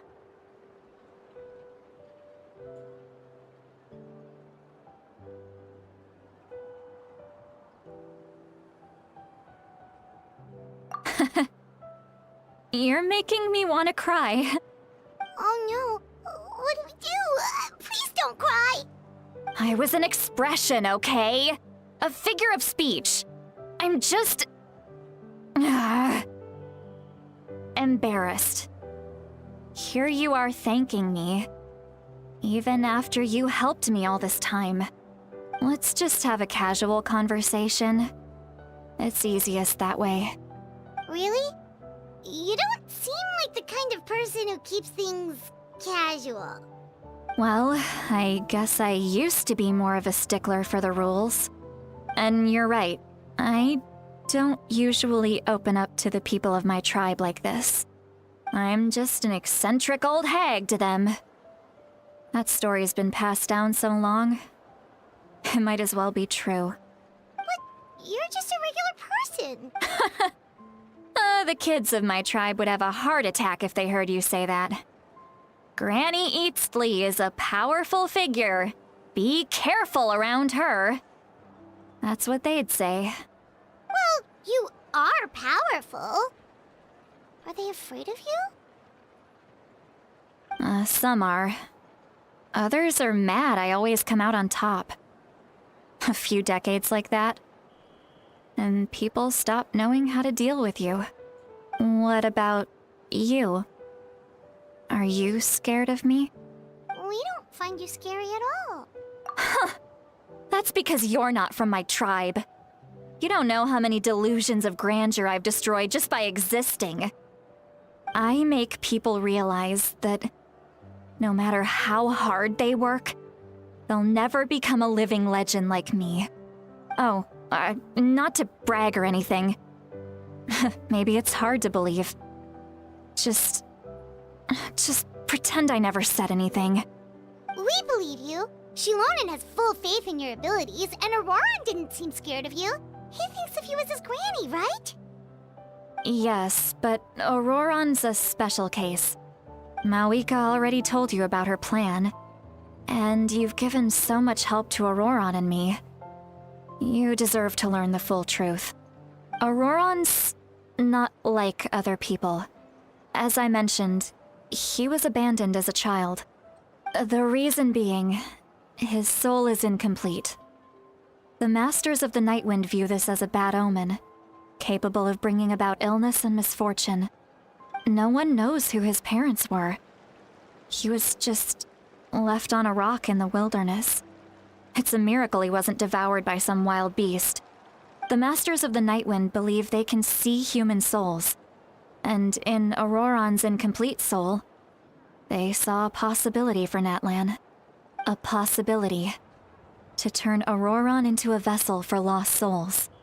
The ceremony would allow lost souls to gather within him. Auroran would then be sent to the Night Kingdom to return the souls to their rightful place, strengthening the ley lines and completing the ceremony. Wait, that doesn't sound right. Now you see the problem. When damage occurs to the Night Kingdom, the souls held within disperse and remain adrift, unable to find a way back to the ley lines. This loss of souls damages the Night Kingdom even further. The ceremony can send back countless souls at once, which would benefit the Night Kingdom and the souls themselves.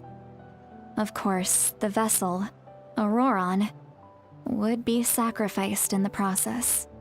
I wasn't surprised the chief at the time came up with the plan. The ley lines were already in a terrible state.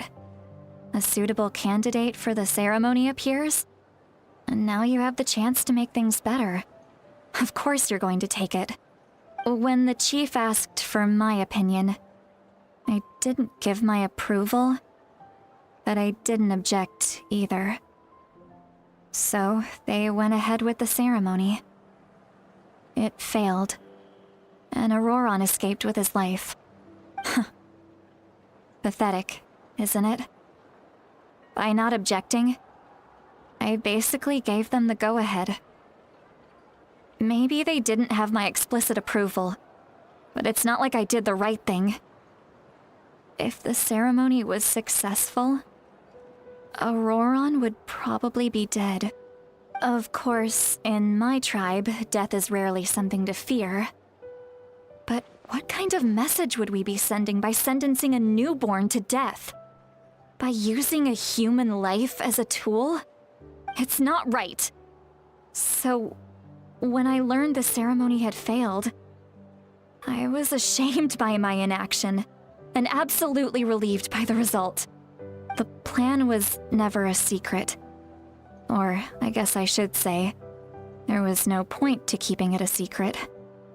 A simple investigation from Auroron would reveal everything.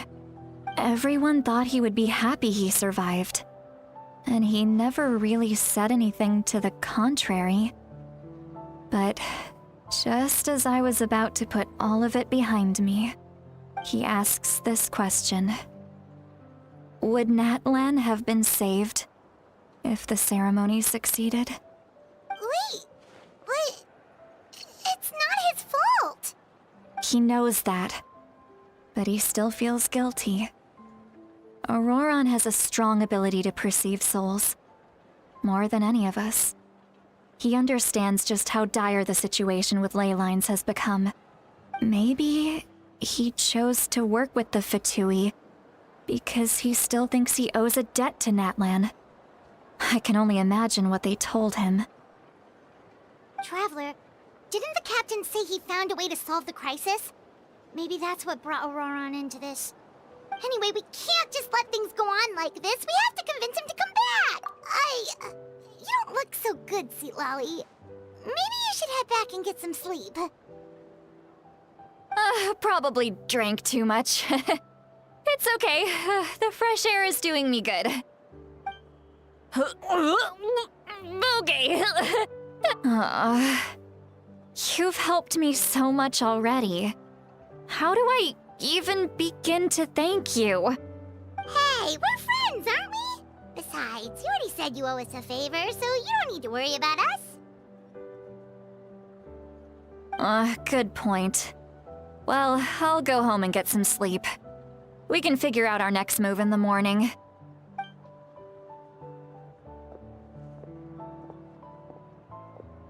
Friends. I like the sound of that. Auroron's probably back with the captain, don't you think?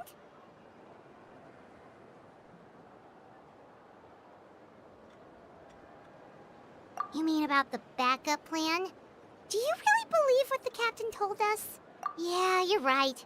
We should just go to her directly. But she's probably asleep. We can find her first thing in the morning. For now, let's... go to bed.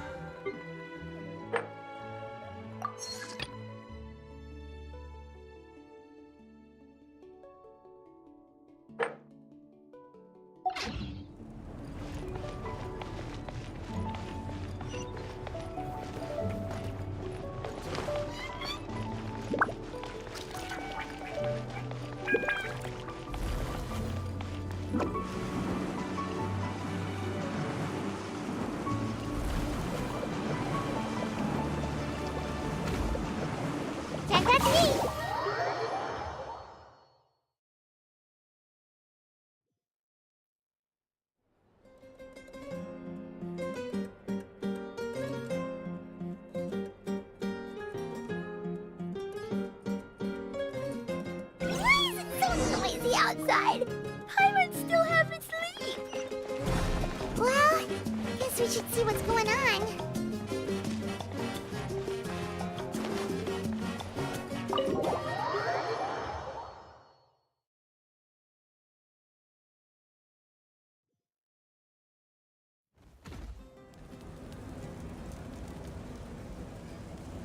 Ah, you're already here. I was just about to come get you. Wow, you're up early. That's impressive, especially after all the drinking last night. Let's not bring up last night. I'm embarrassed about the whole thing.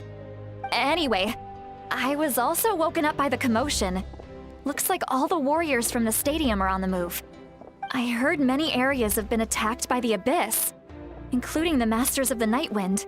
I need to head back right away. The Abyss attacked again? Are you sure you can handle it on your own? Do you need our help? I'll be fine. We also have the support of the warriors stationed at the various outposts. Given the quick response, things shouldn't get too serious. The stadium could always use more manpower, so you should join the forces here. I'm done making excuses for him. He's not a child anymore. He needs to take responsibility for his actions. I was the one who vouched for him, so I need to report back to the Speaker's chamber. I'll accept however they choose to handle the situation. But I should be able to convince them to let me go back to my tribe first to deal with the attack. As for the ancient name, once we handle this crisis, I'll talk to Shilon and thank you. All right, I need to... She left in a hurry. The situation must be really serious. Looks like a lot of people are heading to the stadium. Let's see what's going on.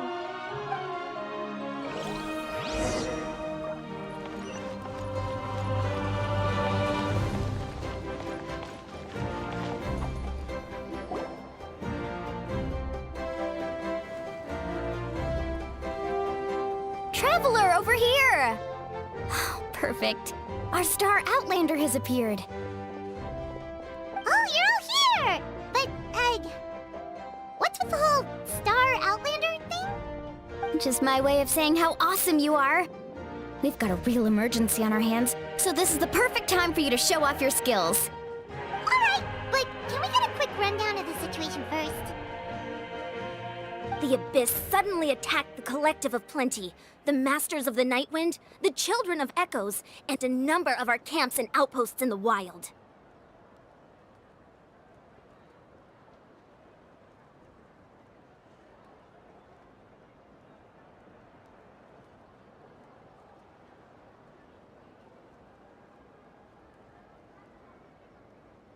Yes, and the attacks are increasing in frequency. The tribes have plenty of defenses, so they're safe for now, but I can't say the same for the adventurers and merchants stuck in the wild. Chaska and I have been searching for survivors and treating the wounded. We just got back, but we need to head out again soon. I plan on heading back to the Collective of Plenty, just in case my tribe needs me.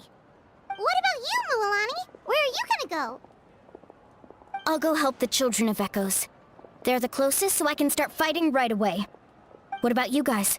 We could go together.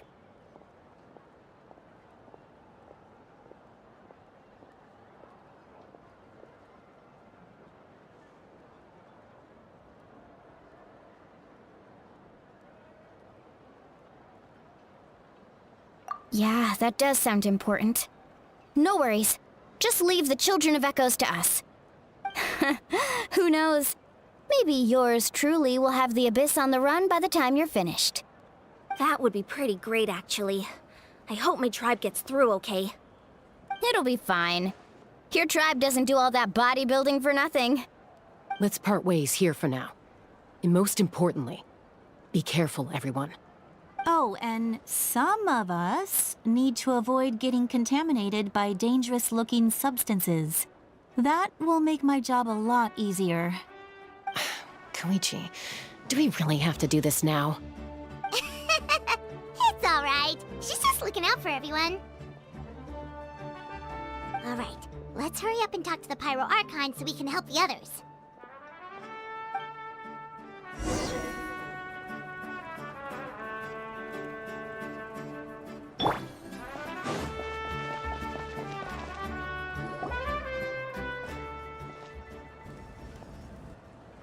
Oh, it's you two. As you can see, things are not looking good right now. People across Natlin are in danger. Look, I'm very interested in your recent adventures, but this is not a good time, so we'll have to keep our conversation short. That's alright, we're also in a hurry. We're gonna go help the Children of Echoes after this. What?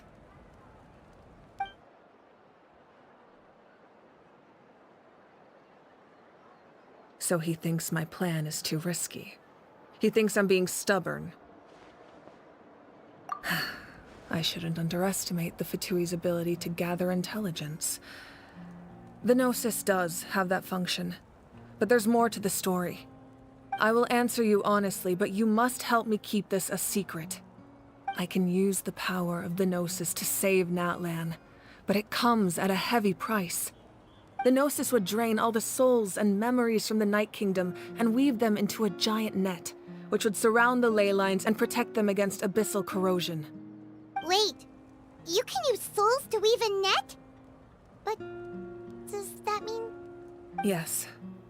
It means sacrificing those souls in the process.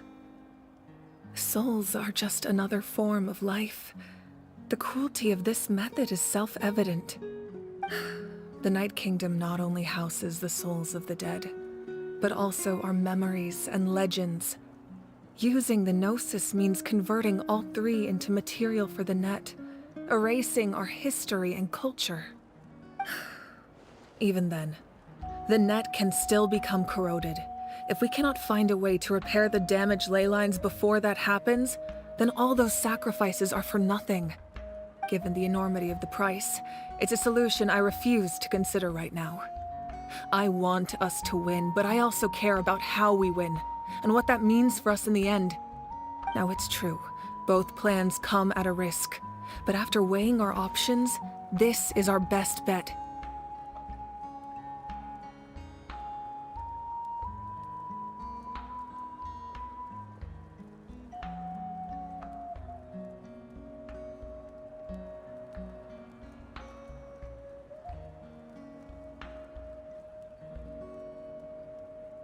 Natlan is unique among the nations of Teyvat. Given the ever-looming threat of the Abyss, the Pyro Archons had to account for the worst-case scenario. Having a contingency plan is our duty, not just to the people of Natlan, but to all who live on this continent. Still, this has always been a well-kept secret. I'm very curious how the captain learned this information. Oh, one more thing?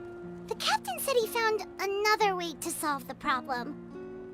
Could be equally as extreme, though. Without the Gnosis, he should have no other option. But I see no reason for him to lie. Seems like our only path forward is to track him down, so he can answer that question for us.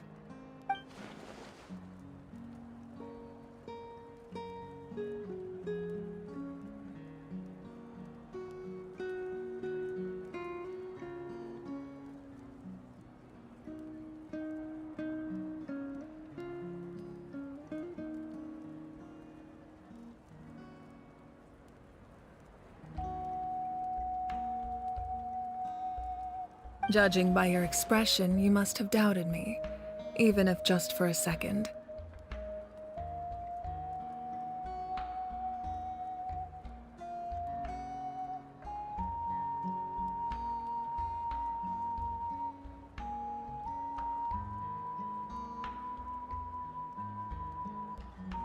Not even a little! We would never...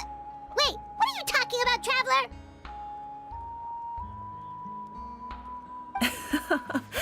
Just as expected. I appreciate your sincerity. Maybe it was out of caution, anxiety, or simple curiosity, but know this. No matter what, our goal remains the same. We both want to save the people of this land. So now that you have your answer, do you still doubt me?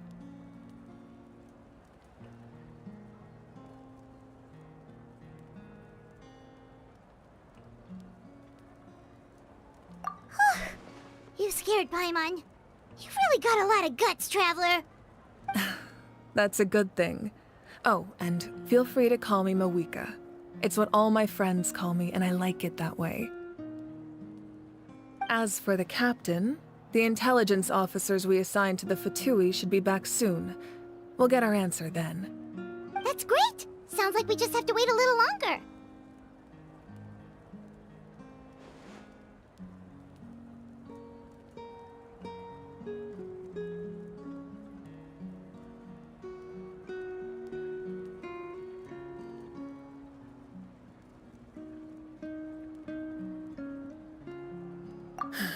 not just yet. Even though the Abyss is attacking several locations at once, I'm confident the warriors stationed in those areas can handle it. Don't worry. I just need to finish coordinating our available manpower, then I'll take a small team to handle the difficult locations. Wait, you're going to fight in person? Didn't you give up your power? That's true. I'm far less powerful than a god in my current state. But don't forget, I was an experienced and powerful warrior before I ever became the Pyro Archon. No matter how you look at it, my duty is on the front lines.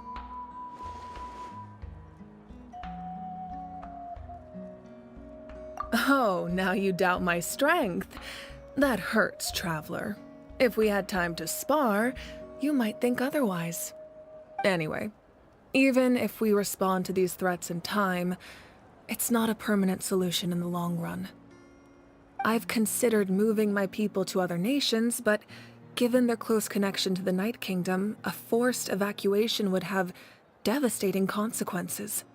I've told the chiefs of each tribe to strengthen their defenses and advise people against leaving their settlements.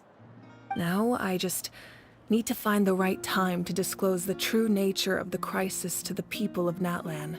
Paimon's a little worried about how people will react.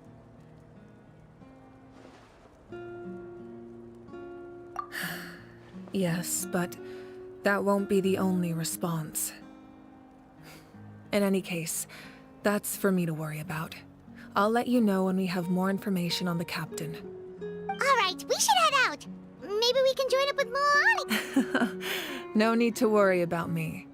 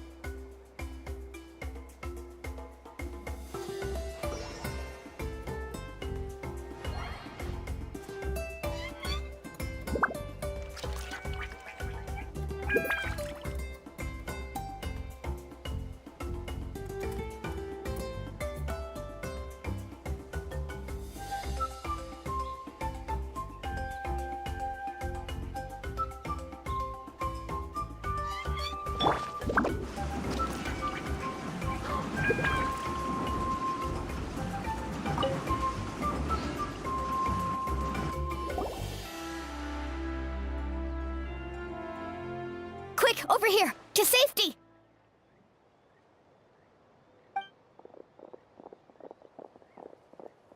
Kachina, how many people do you have left?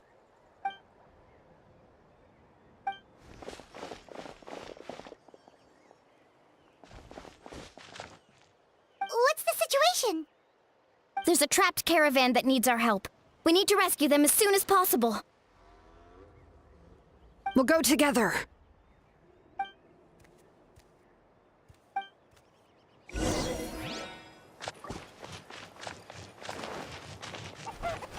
Make my escape.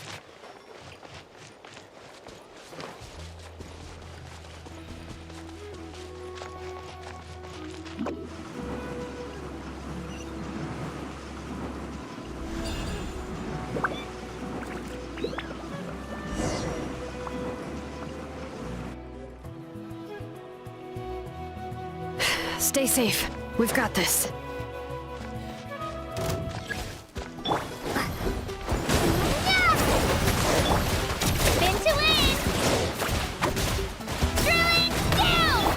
Letting brave names echo! Bring it!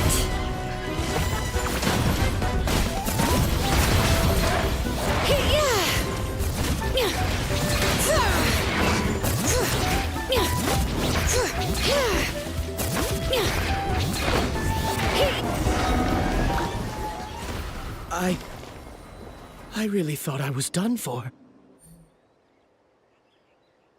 I can't thank you enough. Don't worry about it. We're just glad you're okay. Let's see. Your goods look fine too.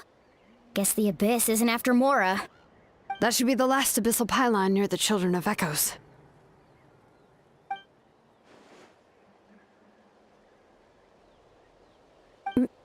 By the way, where's Lolly? I thought she would come with you. The Masters of the Night Wind also got attacked, so she went back to help her tribe. She said we can deal with the ancient name later.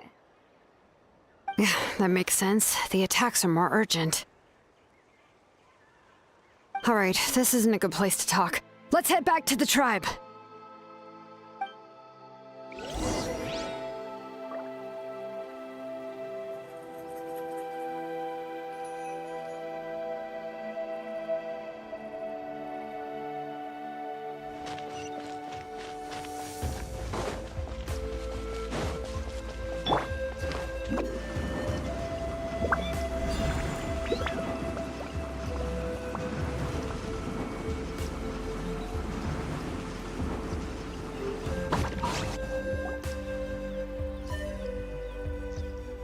Looks like a few people were hurt after all. Oh, I should have got here sooner.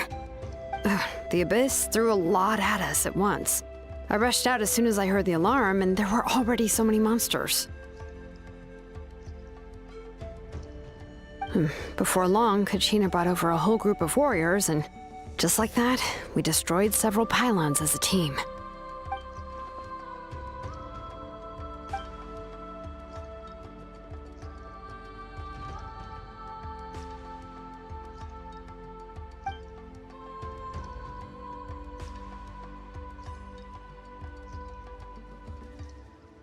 You mean the situation in the Night Kingdom, right?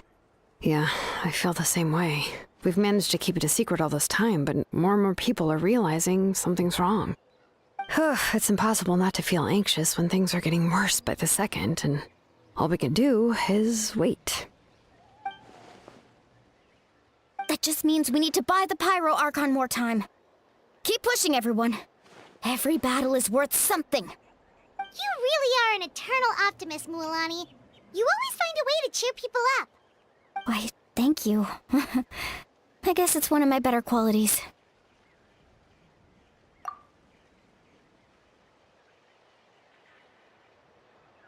So, specifics aside, the Pyro Archon confirmed the Gnosis can resolve the crisis, but it comes at a huge price. And somehow the captain finds out about it, goes to fight the Pyro Archon, and calls her out for having a solution but refusing to use it. Honestly, if he has the same information as us, I can't really blame him.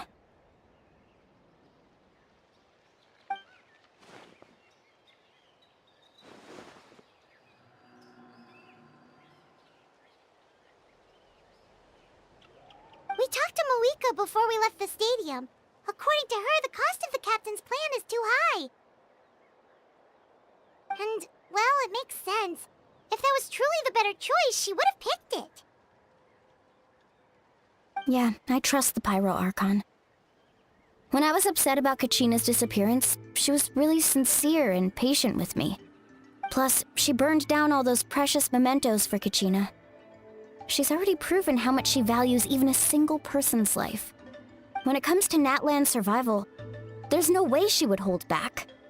I agree. Maybe the captain weighed the costs and came to his own conclusion, but I'm sure we have different priorities. Life is important, but so are history and memory. As the Archon, she can't tell us everything, but it seemed like she wasn't holding anything back this time. The next question is, if the captain found a new way to save Natlan, how come the Pyro Archon has never heard of it?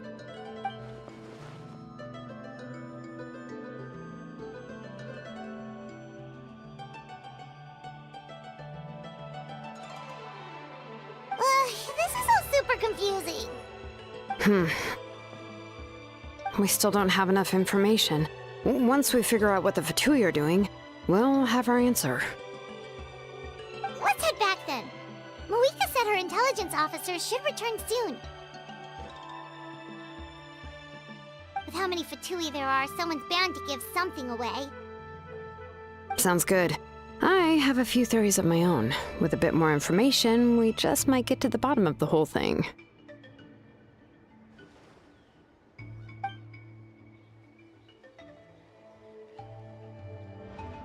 I was just about to ask.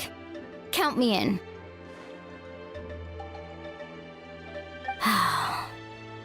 If I was just a bit faster, we could have prevented a few people from getting hurt. People who could help us in the next battle.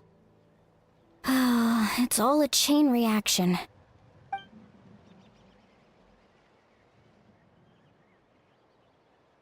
Register? Nah. I'll just follow you around. You know, go where you go, do what you do.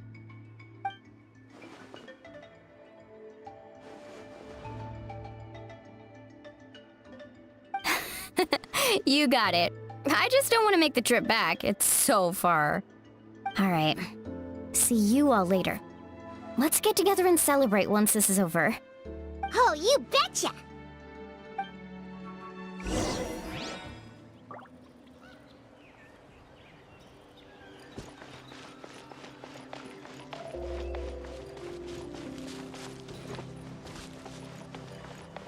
Thanks for the help. I'll take them back to the tribe.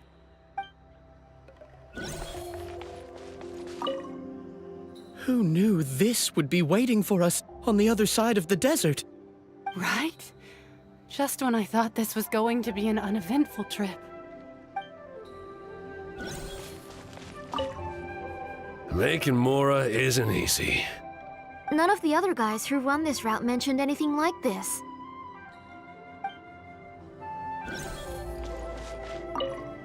I didn't expect Kachina to save us. She's really coming into her own. Of course. I mean, she already won the pilgrimage.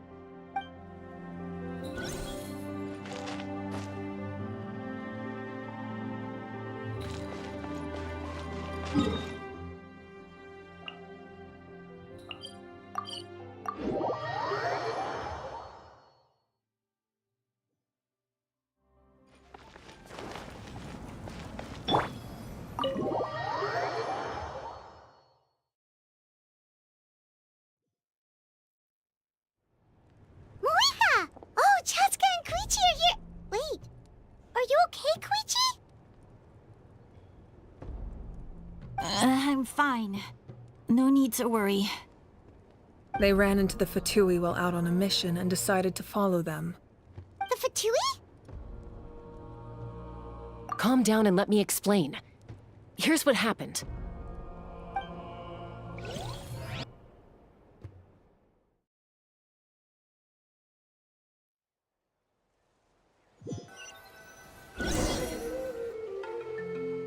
Watch out.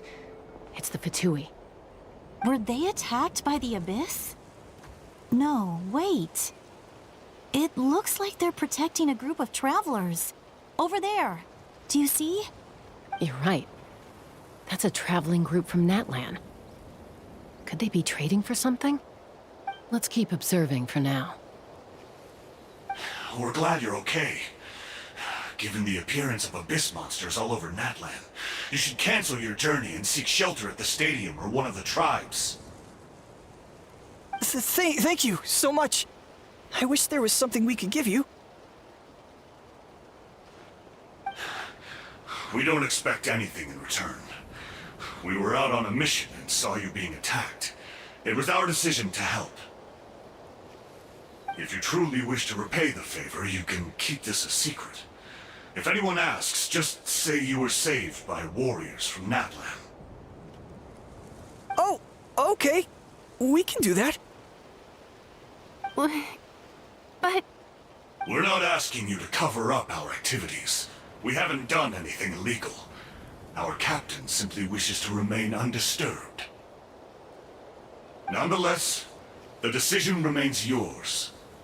If we wanted to keep you quiet, we would have employed a harsher method.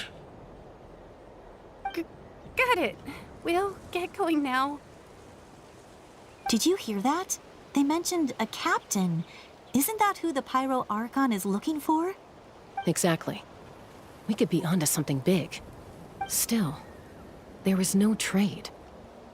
They were just helping people in need. I didn't sense an ulterior motive. I didn't believe the captain when he said he wanted to save Natlan. But based on what we just saw, it's possible he was telling the truth. Maybe we've been wrong about the Fatui this whole time. It's too early to say. Let's follow them and see what's really going on.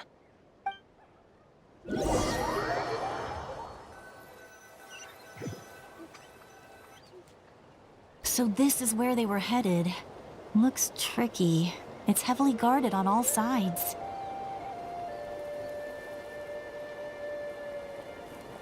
Koichi, wait for me here. I'll go in and check it out. Oh, no you don't. How are you planning to get through all the guards? Look, I can use this terrain to my advantage. With our tribe's special way of getting around, I doubt they'll see me coming. We still can't see anything on the inside. What if you can't find cover? You won't have anyone to watch your back if you go in alone. The more heavily guarded the location, the more valuable the secrets.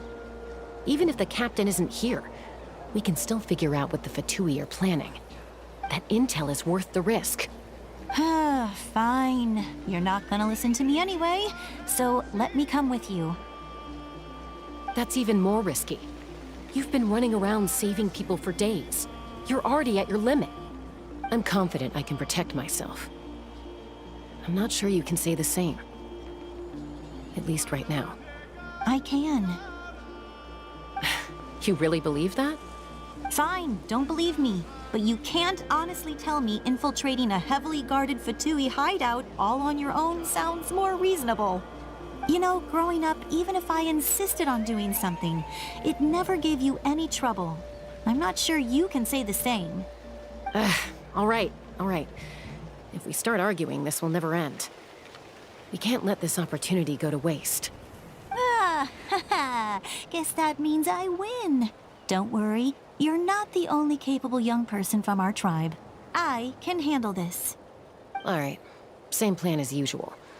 We split up, communicate with hand signals, make sure our blind spots are covered, and support each other once we strike. Got your ropes? Yeah, let's go.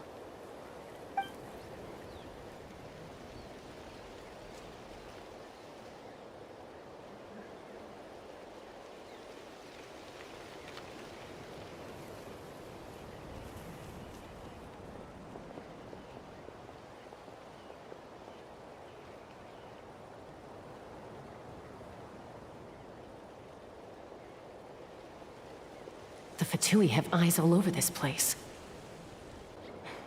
I should wait for Koichi's signal.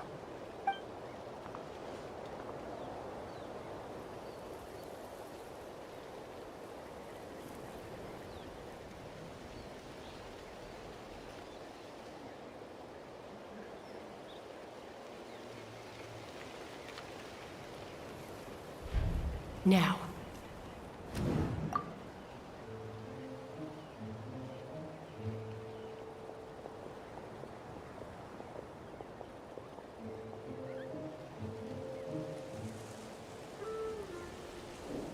Not sure how many chances I'm gonna get. I need to act.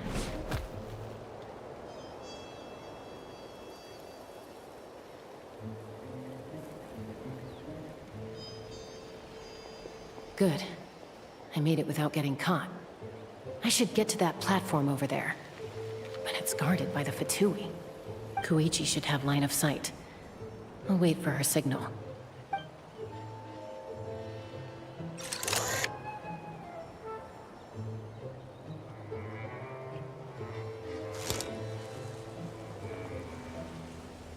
That's it.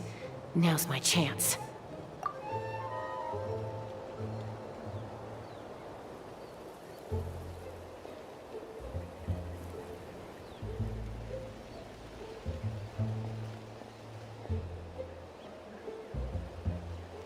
It's no use staying in one place. I should keep moving. Looks like Chaska is helping me by keeping an eye on the Fatui movements. I'll wait for her signal.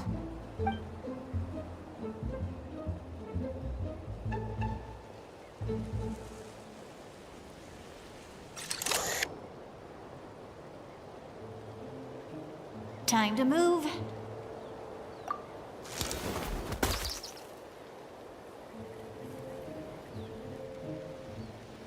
Whew. That was close. Almost got caught. Probably can't make it over in one go.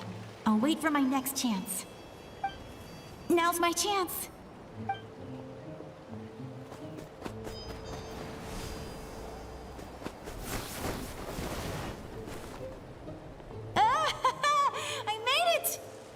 show, my sister. Let's see. The Fatui's occupying all the best locations. If we could just get past them somehow. Wait, I've got it!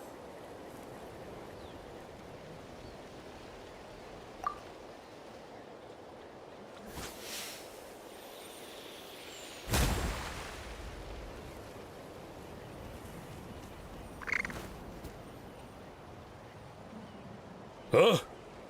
What's that noise? Did something explode? Oh! It stings! What the heck is that? What do you think you're doing? I could ask you the same thing! Good, they're arguing. Looks like they just needed an excuse. They've probably had enough of this job already. The people on the hill over there left to help their comrades. This is our chance.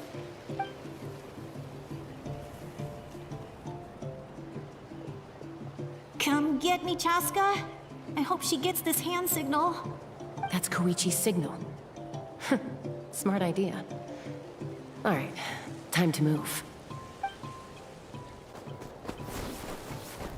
Give me your hand, quick. Coming!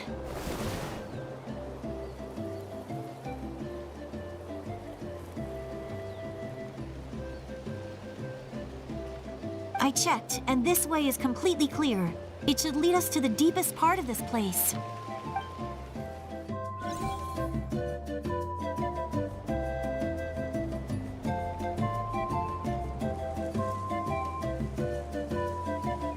Well, I was pretty helpful, right? You know, everyone usually jumps at the chance to work with me. Not my own sister, though. No, she avoids me like her life depends on it. I was wrong, Koichi. You've done well. Wait, you're just gonna admit it? Now I look like the mean one. Let's focus on the task at hand. We're in the heart of enemy territory. The more time we waste, the more dangerous this becomes. All right. If you're not gonna take the bait, then I'll drop it. Looks like the Fatui are here to dig something up. I'm surprised they mobilized this many people. I doubt it's because they're interested in our culture and history.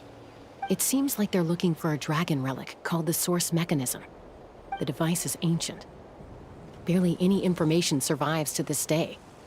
And even people from Natland don't know how to use it. Why would this be the Fatui's target? Not bad. Looks like it's in good shape. This should be what our Lord's looking for. Took us long enough. Come on, let's get this thing back. Back? Back where? Should we keep following? You really want to keep going? Of course. We make a good team, don't you think? No reason to stop now. What was that sound? Uh-oh. We've been spotted. Time to go. Falling rock incoming! Watch out for your gadget! What? You'll regret that! After them!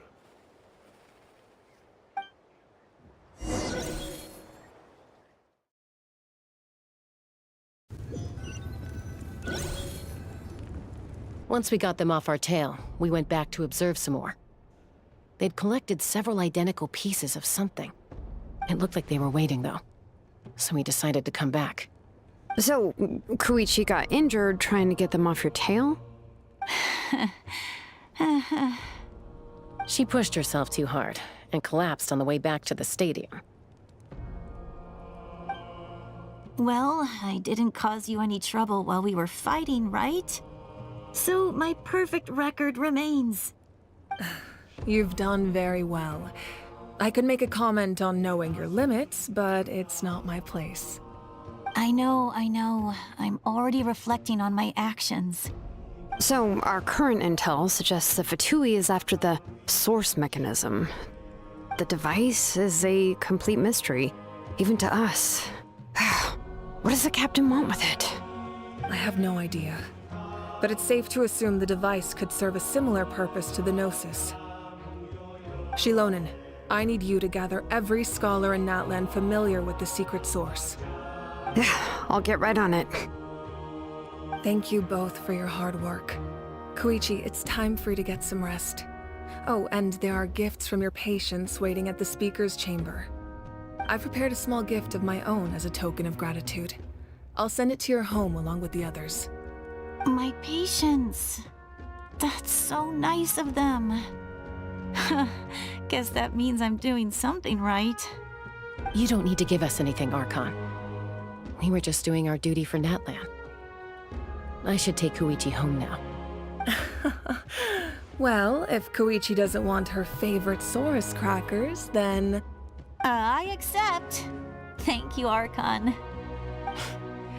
What am I gonna do with you? There's some for the rest of you as well. They're one of my favorites too, so don't be shy. I'll start investigating the source mechanism right away. If I learn anything, you'll be the first to know. Yummy snacks!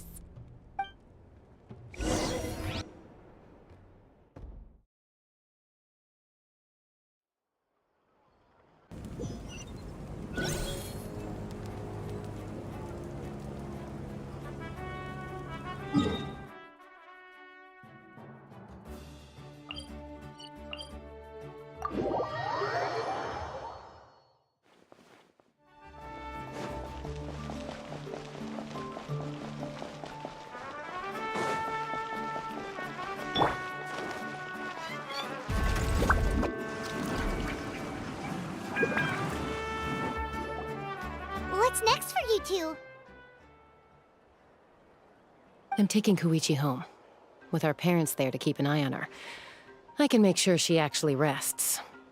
Hey, it's not like I'm some kind of prisoner. I'll be fine in a day or two. There's no need to go all the way home. That's what you always say. Everything's no big deal until you collapse. What if the Abyss attacks again? You're saying if I let you rest in a hotel, you're not gonna rush out the minute you hear the alarm? I won't. Triple promise I won't. Mm-hmm. Fine. On the off chance something like that were to happen, I might. But I'm a doctor. I have a duty to help people in need, no matter how hard or tiring the work gets.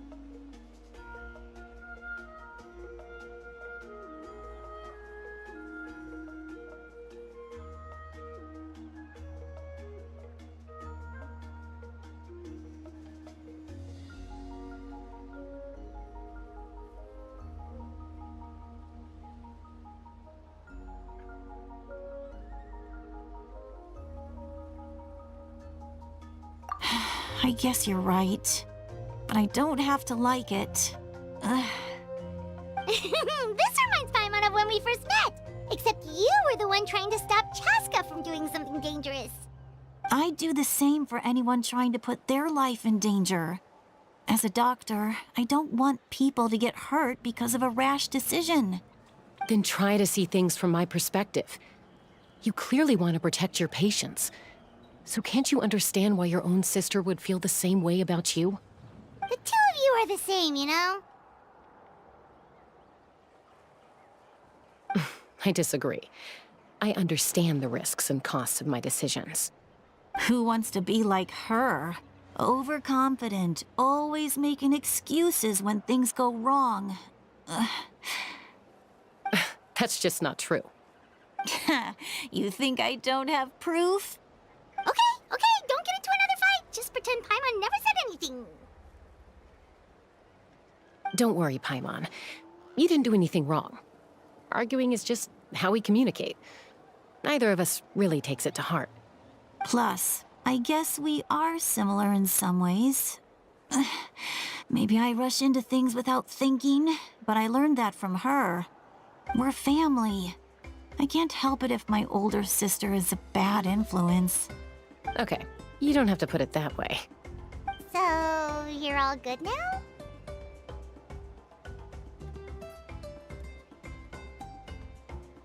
Neither of us are really the type to back down, so we'll always have our differences. But still, we get along in our own way. Plus, I know you'll wake up one day and realize I was right all along. I just need to wait. Be my guest. Come on, let's get you home. See you later, Traveler in Paimon. I'll be back once everything's settled at home. There's no rush. At least grab a nice meal with your family.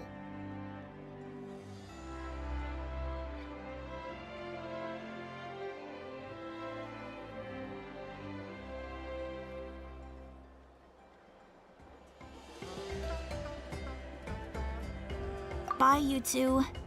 Take care of yourselves out there. Those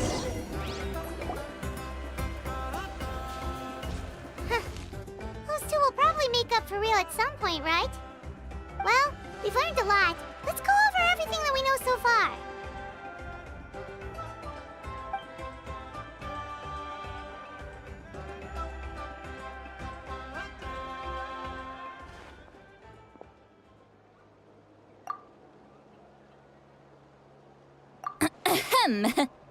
Sorry for popping up out of nowhere. Again.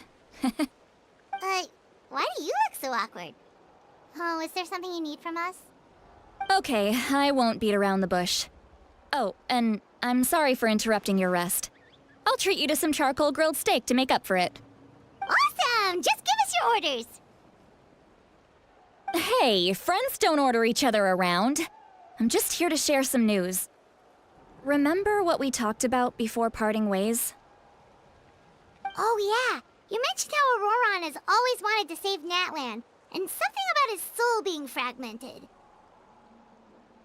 Paimon and the Traveler discussed it after you left, and we think Auroron is probably back with the captain. What do you think? I agree with your hypothesis. And just now, I confirmed it myself. Auroron came back. He helped the Masters of the Nightwind defend our camp. What? He came back?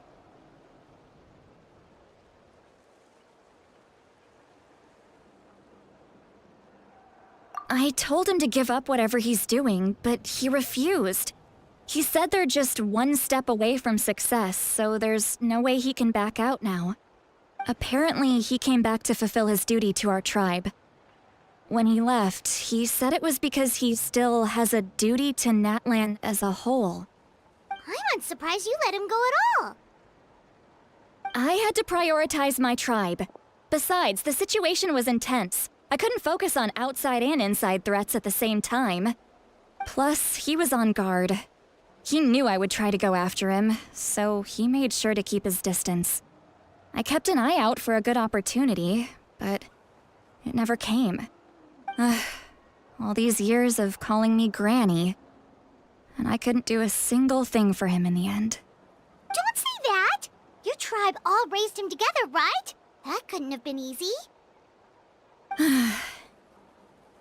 You're right. Seeing him come back reminded me of when he was little. Running around the tribe, dropping by random houses right and left. He's not only a child of the Masters of the Nightwind, but a child of Natlan.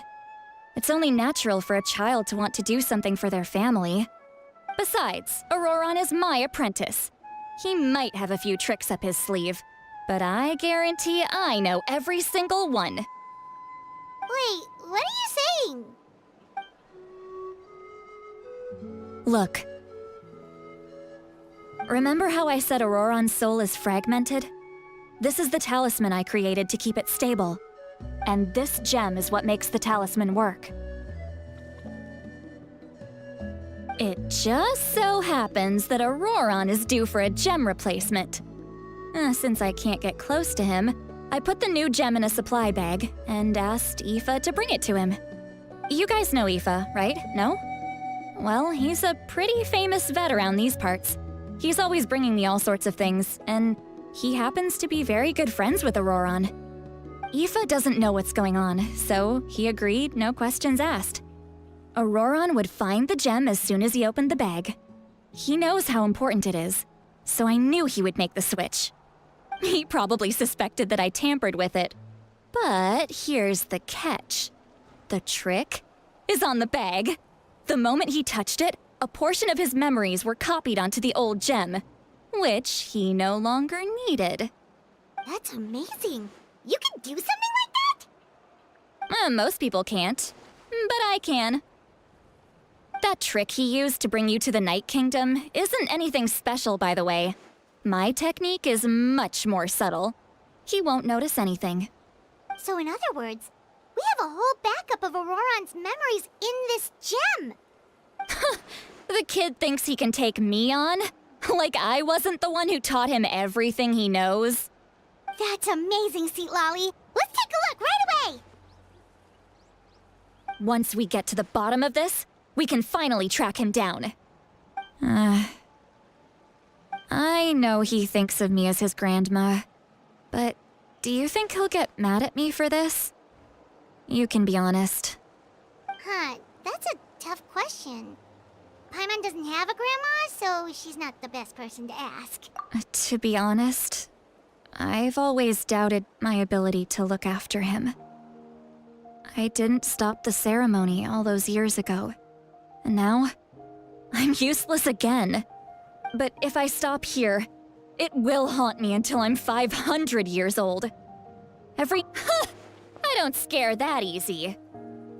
Still, if I back away from this and something happens to Auroron, I would never forgive myself. I need to look at his memory. Even if he resents me, refuses to see me, or runs away for good, I don't care, and I won't blame him. A family does whatever it takes to protect their own. You sure you'll be okay? We can come with you if you want. Did you just say you'll come with me? Is that okay? We have a pretty good reason to see it too, don't we? Because, right! You really mean it? Fine, you can come. Just promise me you'll see this through. No backing out. Got it? Don't worry, we're professional adventurers! Then I place my trust in your professionalism. All right, time to sneak into someone else's memory and engage in some, unwanted spying. You heard it here first. I wouldn't be doing this if I had any other choice. Are you ready?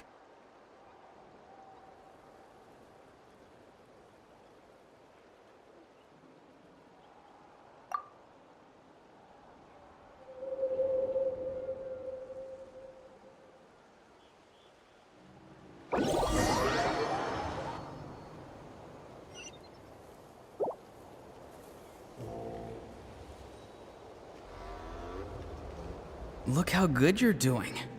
You'll grow into nice big radishes in the future. And you? Aoife says you're taking up too much space, but I think you're a good tree. What do you think? Hey! How's it going, Auroron? Good. How are you, Uncle Okanbi? Can't complain. What you up to? Naming your vegetables again? No, just some idle conversation. Sounds fascinating. What did they say? They told me you were coming and that you would take some produce with you. Only if you're offering. By the way, I ran into Aoife yesterday. He told me Chaska's fostering a saurian at his place. Said the thing trampled over a part of your radish garden. I hope you two didn't get into a huge fight. No, don't worry. I'll find a way for him to make it up to me. I've already wrapped your share of the produce. Here you go. You really knew I was coming. That's pretty amazing. Light up the smoke and you can see the path through the shadows. That's what everyone says. Hey, have you seen that strange group of people that just appeared out of nowhere? Appeared out of nowhere? I don't think so. It's the Fatui. Their leader seems like a big deal. He didn't bring many men with him, but they're all elite warriors. It seems like they're looking for someone, but I wouldn't go around asking too many questions. If you run into them, be careful.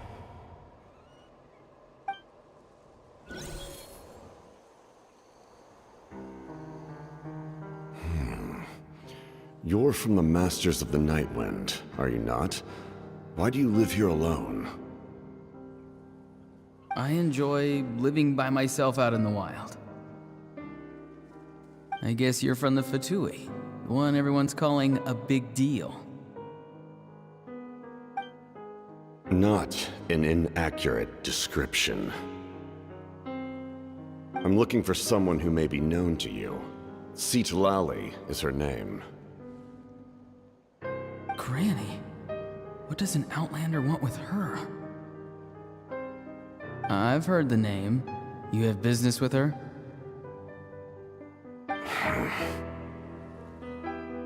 There's no point to further questioning if you insist on hiding things from me.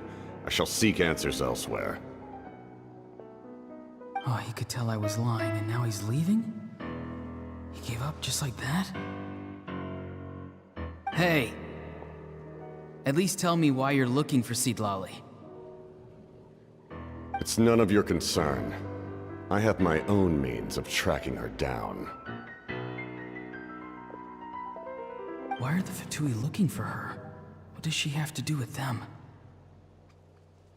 I can't just let them go like this. I have to figure out what they're planning.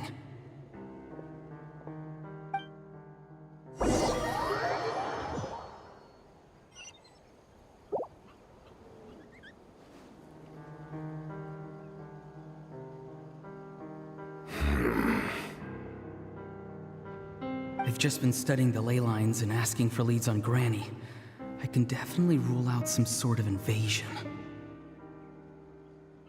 The situation has seen no true improvement. The Pyro Archon did not fulfill her promise. My lord! Ignore him. He is no threat. He knows I'm following him, but he doesn't seem to care. He's strong, I can tell. But there's something unusual about him and also familiar in some way. I can't describe it.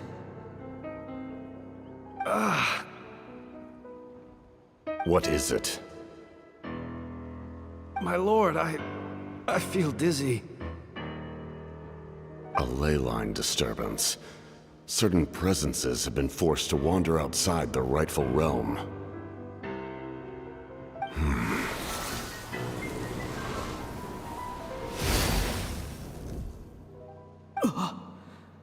That was a spell from the Masters of the Nightwind. How did he know that? Is he sending those escaped souls back into the ley lines? How did he do that so easily? Soulfaring is supposed to be extremely difficult. This could be related to why he's searching for Granny. I feel much better. Thank you, my lord. Think nothing of it. Stay vigilant, and continue to gather information. The Abyss could attack at any moment. If you notice any irregularities, assume drill formation and be prepared to fight. However, there's no reason to over-engage. Information is our first priority. Yes, sir. Why are the Fatui fighting against the Abyss? Do they really mean us no harm?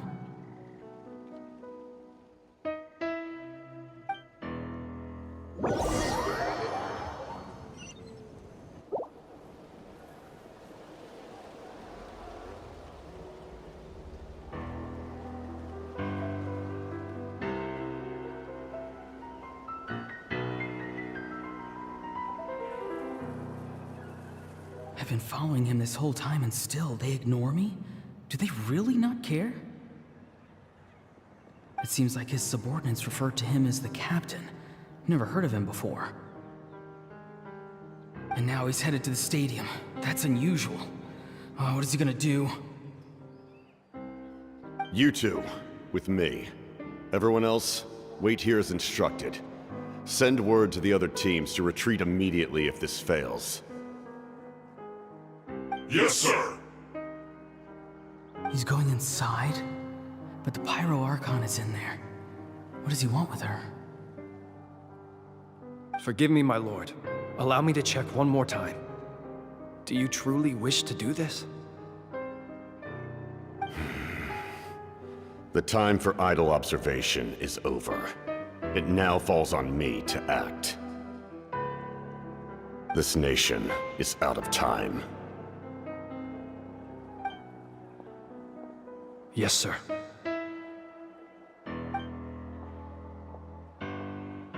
He just walked straight into the stadium. What is he gonna do?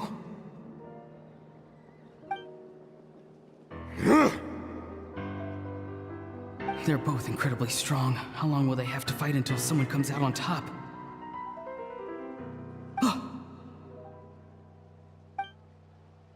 Wait, this feeling. Just like the other day near the ley lines, it's faint, like a soul's trying to escape.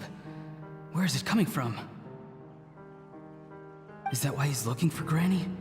If he dies here, then all clues will be lost. I can't let that happen.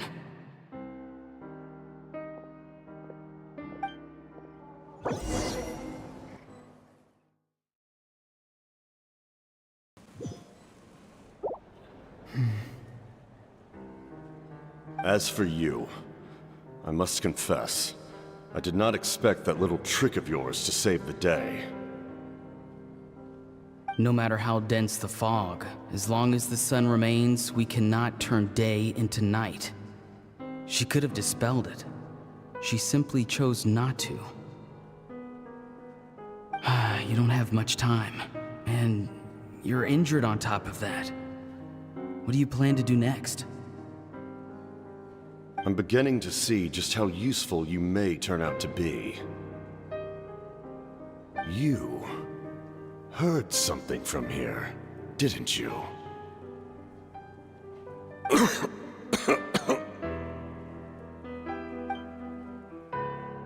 No need to force yourself. I've never seen anyone match the Pyro Archon in battle before. I didn't expect you to intervene at such a critical moment. You know I've been following you. Why didn't you stop me? When walking in the forest, it is only natural to encounter wild beasts.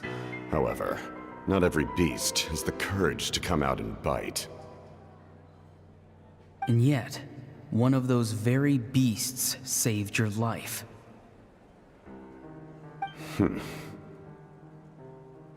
Then speak. What do you want? I didn't save you because I wanted something. My soul is more perceptive than others. I can sense that the ley lines are extremely weak. I don't know what the Pyro Archon is planning. Can she really save us? The questions you asked her just now, well, I've had very similar doubts. So I felt like I had to help you.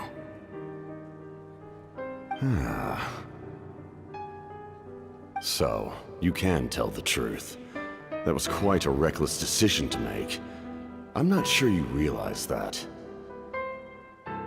There's no turning back for me now. What I did back there is going to get me in a lot of trouble. You attacked the Pyro Archon in broad daylight, and I used my spell to save you. A single glance was likely all it took for her to recognize my tribe. So, we're in the same boat. Seem to care little for my thoughts on the matter. It's too late for that. Start from the beginning. Why are you looking for Citlali? Do you know her? Explain your relation to her first. I know you two are acquainted. It was obvious the moment I mentioned her name. Citlali is my elder and my teacher. She taught me everything I know. It's my duty to protect her. If you truly wish to protect her, you should have let me perish at the Pyro Archon's hand. Yet, You chose otherwise. Do I really need to tell you what that means?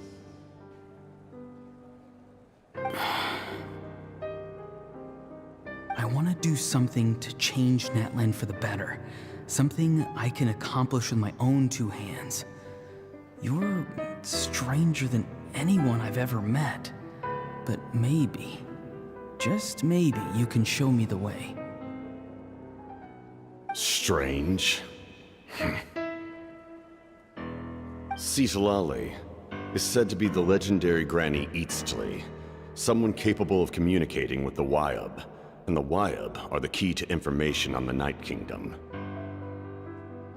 Why do you need knowledge on the Night Kingdom?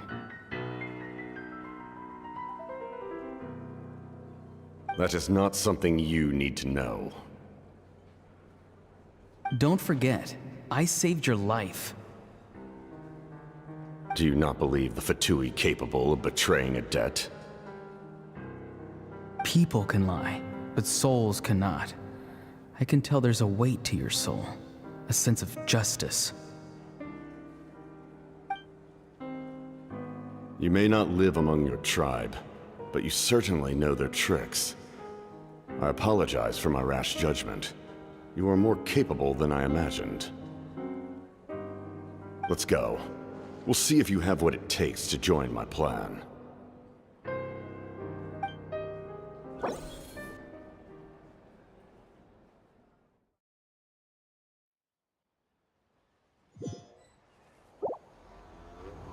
I see. Interesting approach. Worth trying, I think. Rather than weaving a net to protect the ley lines, this method would address the root problem by reconstructing the ley lines themselves.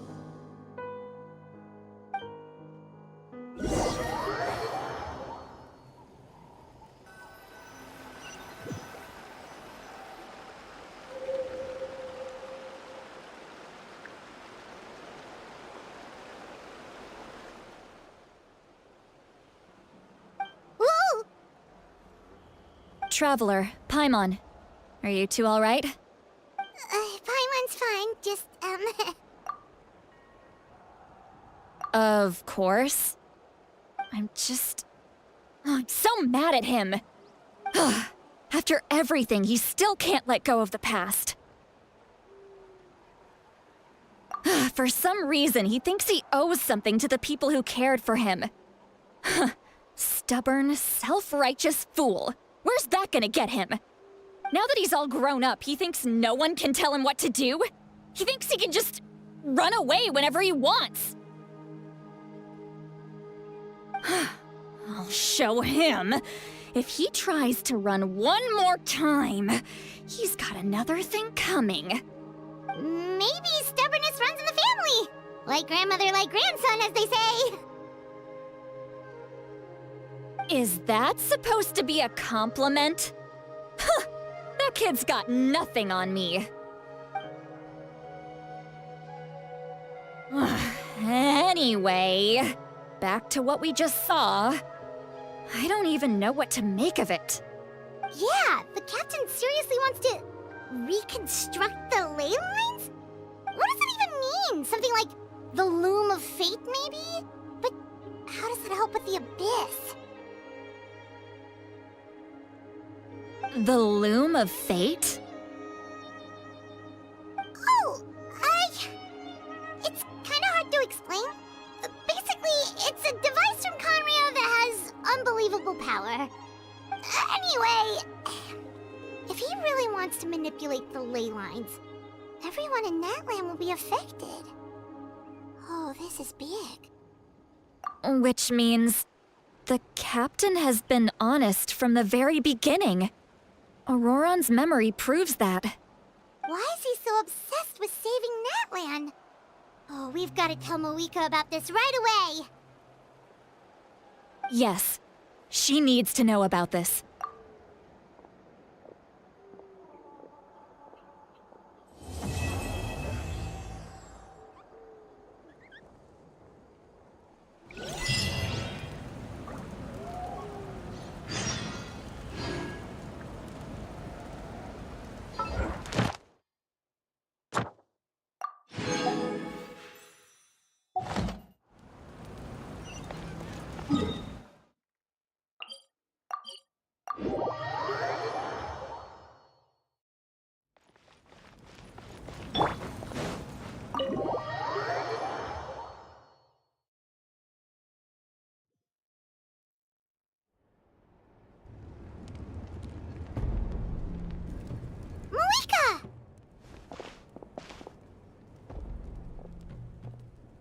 Traveler, Paimon Sitlali. Perfect timing. I've located the captain. Oh, really? That's great! We also just took a peek at Auroron's memories and discovered something huge! Oh, all with his granny's permission, of course. Or no, actually it was... Calm down, Paimon. I'll take it from here.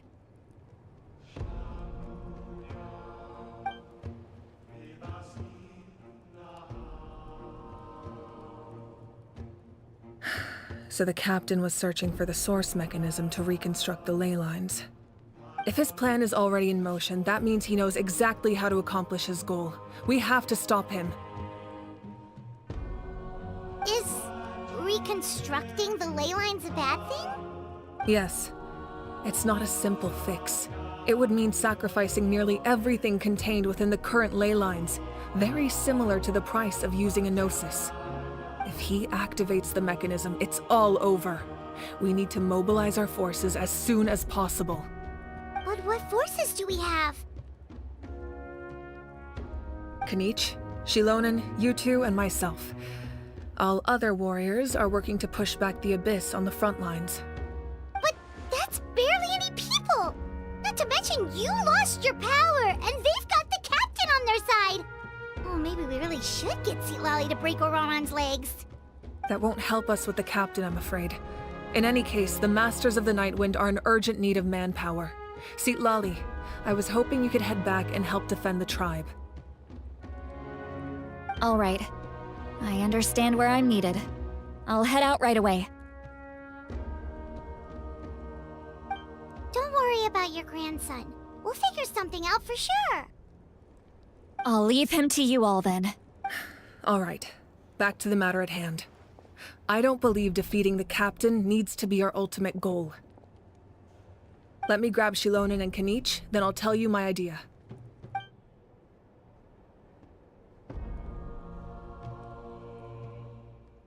As you all know, Auroron is working with the captain and we need to stop their plan. The captain is a formidable opponent, but that shouldn't deter us. In any case, a head-on confrontation isn't the best way to solve the issue. Their plan hinges entirely on a single element, the source mechanism. If we leverage our forces, we can destroy it, and then success is ours. We'll head out together. In the event that a confrontation becomes inevitable, I'll stall the captain while you advance.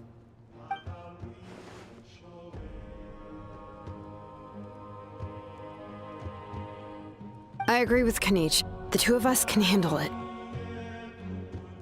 Listen to my plan first. Kanich, I want you and Ahau to launch an assault from the front and break through the Fatui defenses. The captain won't be on the front lines. As a seasoned warrior, he'll be stationed in close proximity to the device to ensure its protection.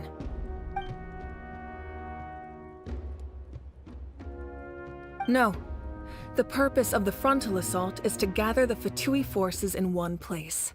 That way, it's easier for the rest of us to avoid them. Shilonen, I need you to do what your tribe does best, and dig a tunnel from the outskirts of the ruin. Once we get close to the device, we just need to destroy it.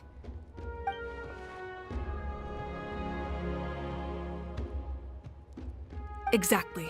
The Traveler and I will join her as well. No one can create a distraction better than you, Kanich, not even myself.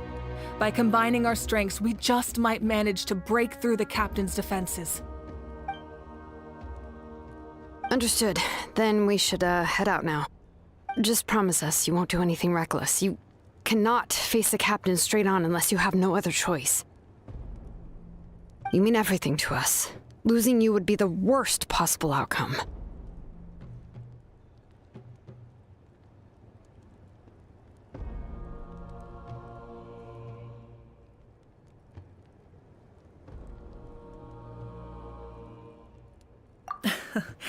Thank you, everyone. You have my word. I'll proceed with caution.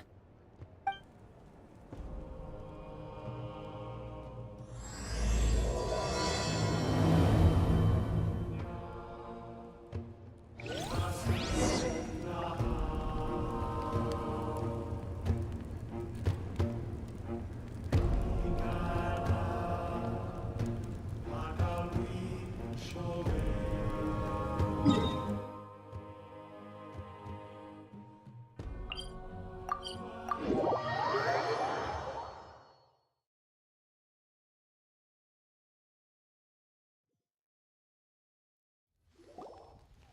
right, this is the place. Their tunnel must be behind that gathering of Fatui guards. Any of the nearby mountains could be a good infiltration point, but if we want to stay under the radar, we should approach from the side. There are only a few Fatui stationed around the perimeter. We should take care of them first so they can't alert anyone.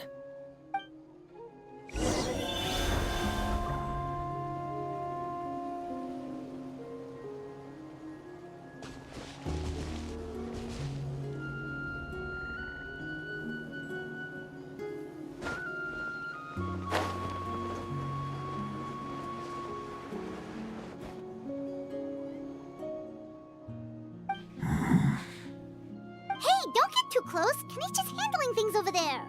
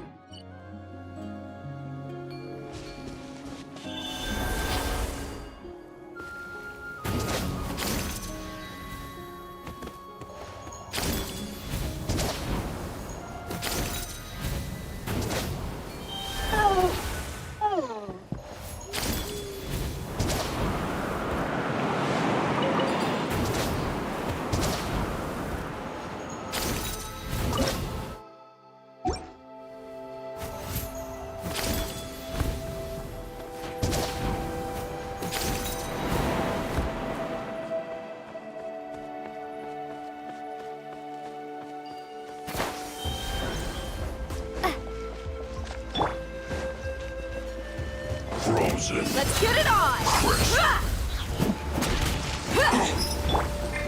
Transfixed! Don't be a killjoy! We've only just begun! Flash Frost! You can't run! Ready, go! Well, All right, that's done. Let's head to the foot of the mountain. What do you think, Shilonen? Is this a good spot? Yeah, looks good. We'll take it from here.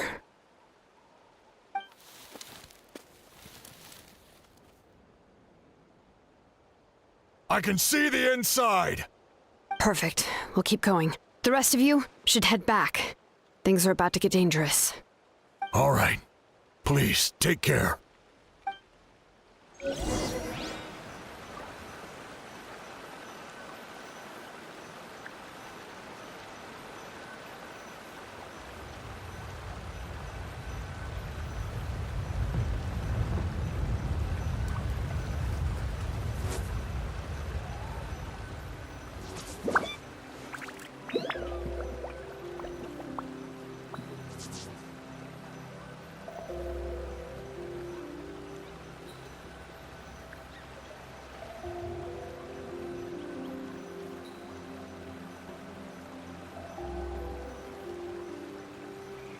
Staring into my eyes is ill-advised.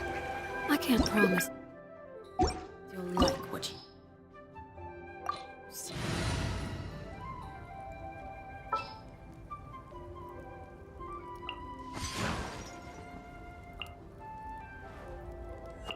Time for afternoon tea.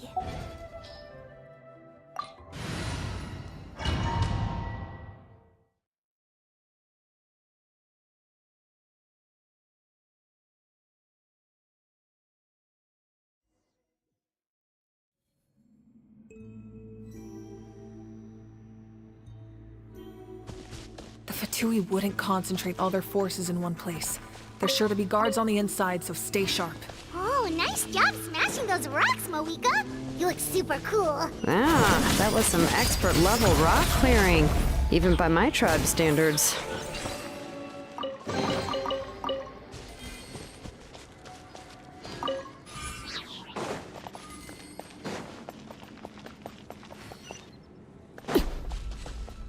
That must be the Fatui tunnel over there. We should steer clear and approach from the side.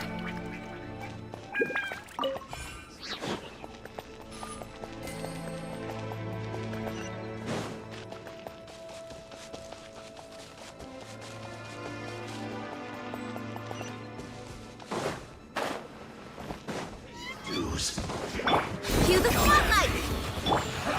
Lay to bear. You're not going anywhere. Don't be a killjoy. Yes! Can't run from death.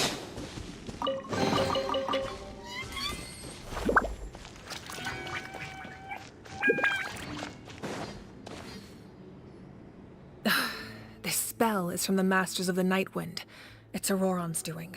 They're probably trying to buy time.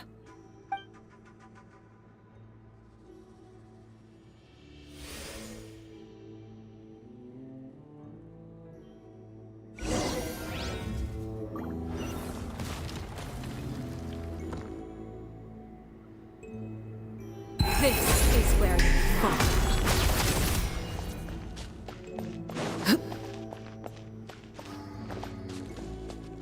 These wheels are relics from ancient times. We should try to restore them.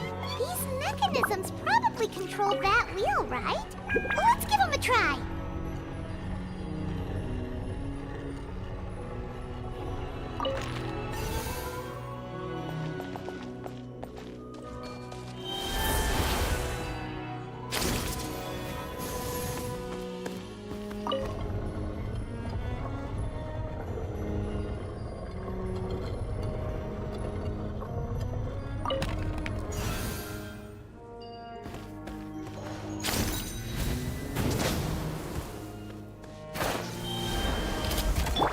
Over here.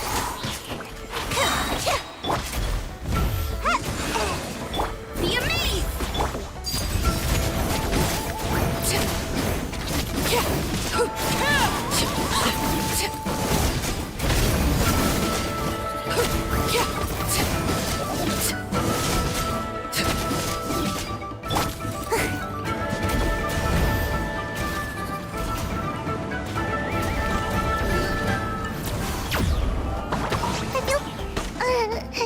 Sweet dreams. Surprise! Overruled. Cue the spotlight.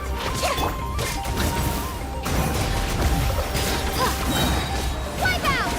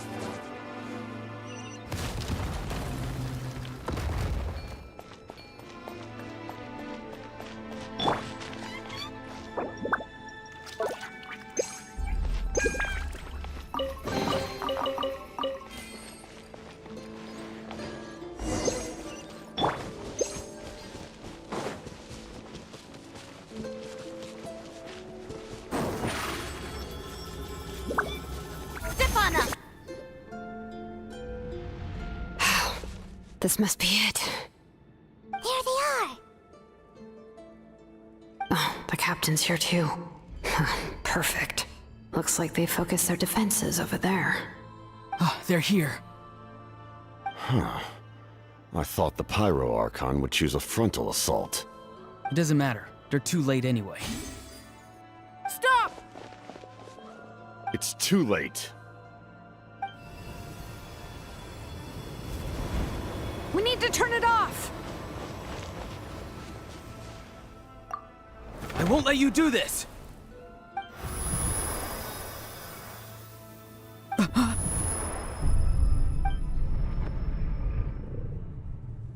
The sound of lament?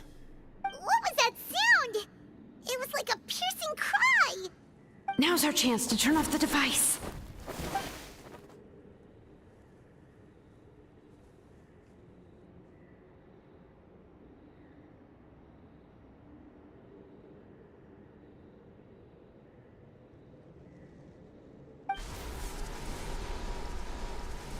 Oh, Auroran?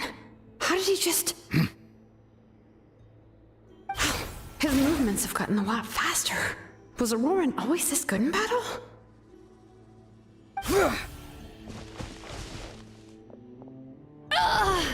This ends now. Huh?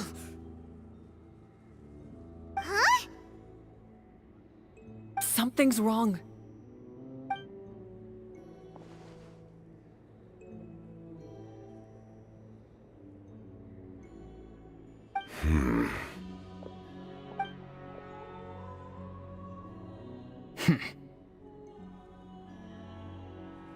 You are not Auroran. Who are you? What? Commander. You.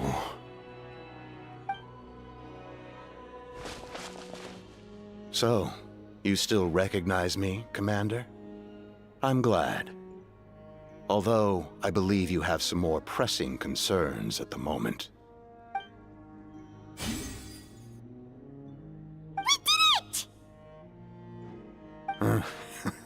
You see? You indulge your sense of honor for just a moment, and now you've lost your chance. Even now, you're still the same as ever.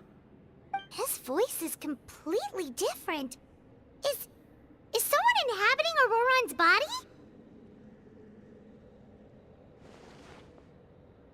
Stop worrying about other people's survival, about their losses and sacrifices. You just need to win. That must be why I've returned. For this moment. Please finish what you set out to do, Commander. I didn't expect to see you here, but I have to disagree. Abandoning one's comrades is not the way of a warrior. Why do you care about a doomed man? I know you can see it. He's already close to death. After all, his soul has been incomplete from the start.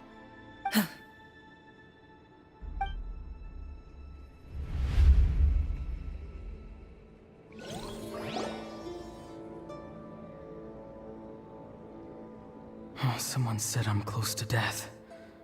Is it because of that noise just now? The piercing cry came from underground when I activated the device. What's down there?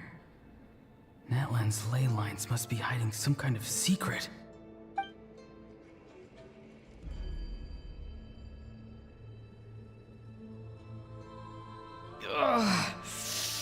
Am I dying?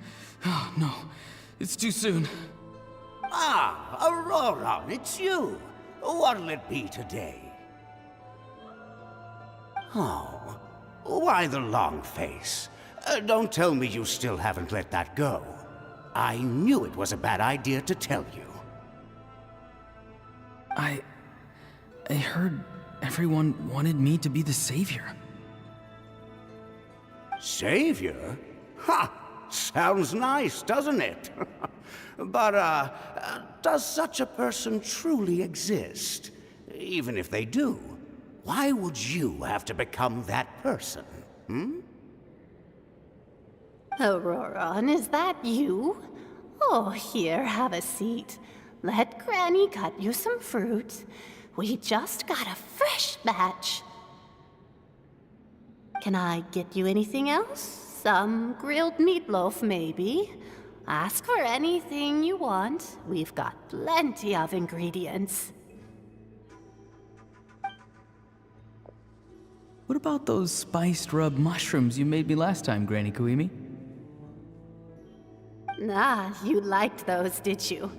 An outlander taught me that recipe, actually. A merchant, to be exact. Never thought about going into business yourself, my boy? You could travel all over.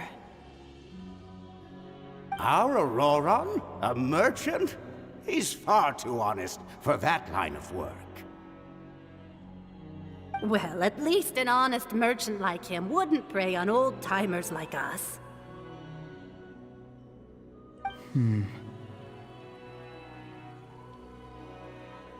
Everyone said a true savior does not really exist, but then why did my birth open the door to the possibility? Why give people false hope? Maybe I don't need to sacrifice myself, but surely everyone is born for a purpose. So, what's mine? If I had succeeded back then, would the world have become a better place? What's the meaning of my existence? Done spacing out, Auroron? Did you finish your homework? Yes, Granny, it's just... Will learning all this really make me as strong as you? Of course not. I'm a special case. Other shamans study their whole lives without reaching a fraction of my abilities. Because you're a genius, right? You could say that. Or maybe I've just been alive longer than the rest of them, and picked up a few tricks that they didn't want to touch. It's rude to bring up a woman's age. Never do that again, no matter the circumstances. I wasn't the one who brought it up. Anyway, class is canceled tomorrow. Go have fun. What about my homework then? Do what you want. What use is it being as strong as me anyway? You've seen how the tribe treats me. They're all afraid. I try to go about my business, and they practically tremble in fear. Not the most fun way to go about living one's life, I'd say. Take it from me. The happiest people are the ones who do their own thing. So do what you want, Auroron. No matter what anyone else has to say. Granny didn't say it outright, but I think she was trying to comfort me. Don't force yourself. Don't beat yourself up over the past. That's what she always says. But I never forced myself. I never even got the chance to try before it was all over. Hey, you zoning out over here again? There's such a thing as overwatering the radishes, you know. I was just looking at the aphids. Something interesting about them today? I noticed some on the ground. Maybe it got too cold yesterday and they couldn't handle it. Bummer. Guess that means less honey this year. Aoife, do you think being a vet is fun? Fun? I'm not sure about that. Do you think planting vegetables is fun? Fun enough, I guess. I don't have anything else to do. Exactly. Most people live like that. No special purpose or calling. That's just how the world works. Oh, jeez. That troublemaker's at it again. Auroron, my man, come inside and give me a hand, would you? Why should I? I thought being a vet was no fun. Well, I guess there is a fun part. Trying to outsmart these rascals. Come on, give me a hand. Maybe Aoife was just too nice to tell me the truth. That attempting something above your capabilities will kill you.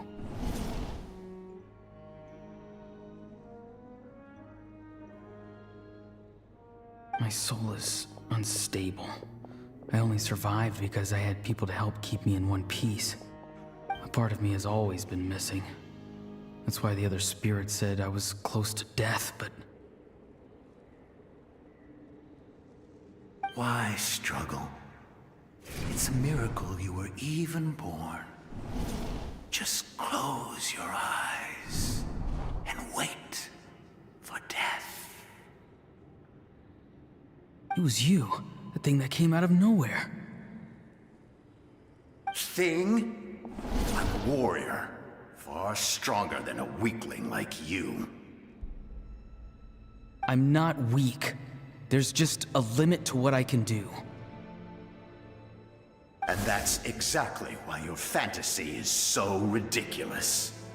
You really think a useless thing like you can save the world? Useless? Savior? Ha! Sounds nice, doesn't it? But, does such a person truly exist? Even if they do, why would you have to become that person? Hmm? Exactly. Most people live like that. No special purpose or calling. That's just how the world works. Take it from me. The happiest people are the ones who do their own thing.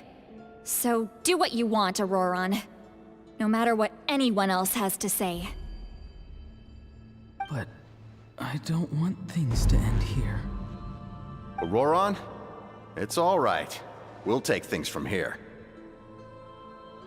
Every time they marched into battle, I had to stay behind. Don't worry. With the Archon on our side, the Abyss doesn't stand a chance. All the best warriors are fighting on the front lines. I want to do my part too. Both of us are bound to disappear. But your end will come sooner than mine, because you've been broken from the start. Once your soul shatters into pieces and dissipates into the wind, I will take temporary control over this body. I will serve my commander until the end. No. No, this isn't right. My life can't end like this. I still haven't done anything important with my life. My end will not come first, and I'm not giving up. I can't die here, no! I won't die here!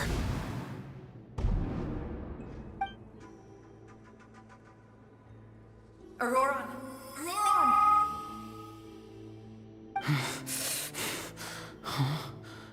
That voice. Control your mind. Feel the ground beneath your feet. This is not your end.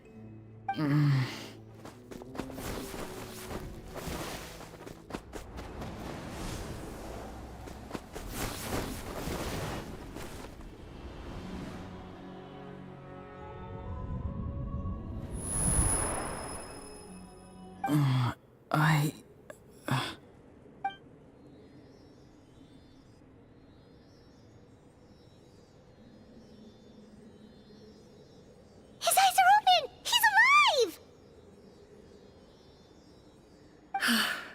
Well done. You managed to do the impossible. Uh-huh. What do you mean? Don't try to talk. Focus on holding yourself together.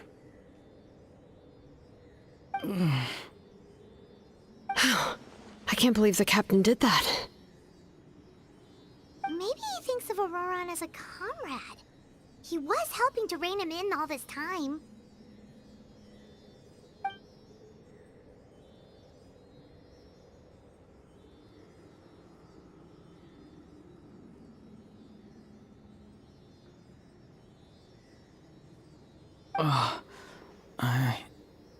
I'm fine now.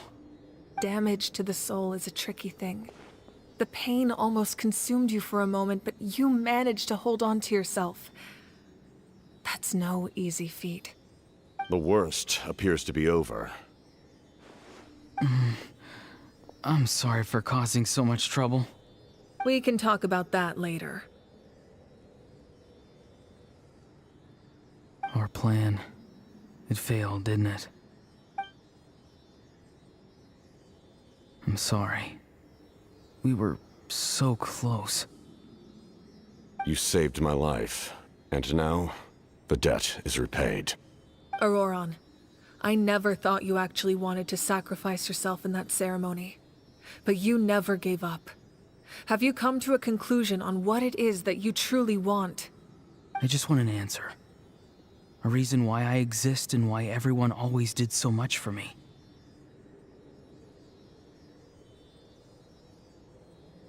No one is born a hero. and no one should be treated like one from birth. I had a chance to do something important back then, but I failed. All I want is to find some more ways to make up for that. The answer you seek now lies before you.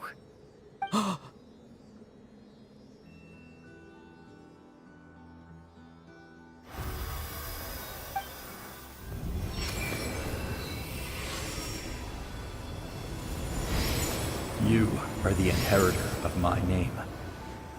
The hero from the Masters of the Nightwind, who shall fight for this generation.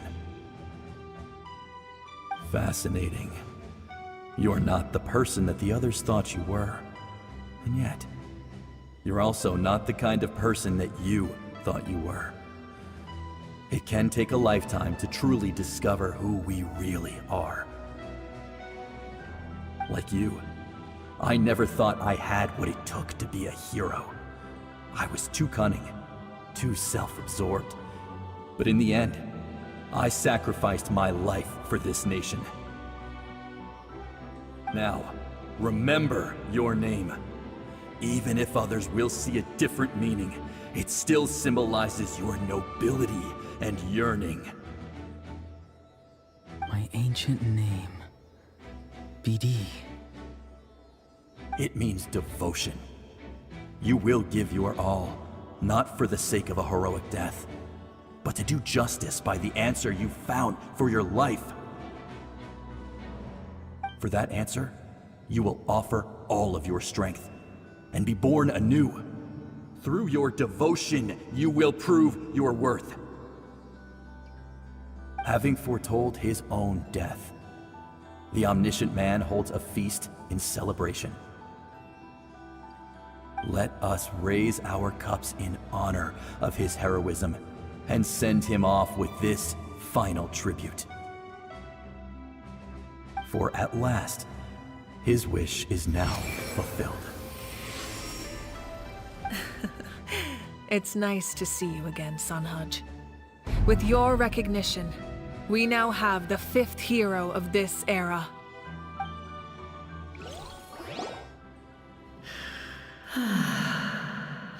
I am happy to see your plan advance one step further. It seems that my cry did not cause irreversible damage. What is that voice? Just as I thought. The Lord of the Night has awakened.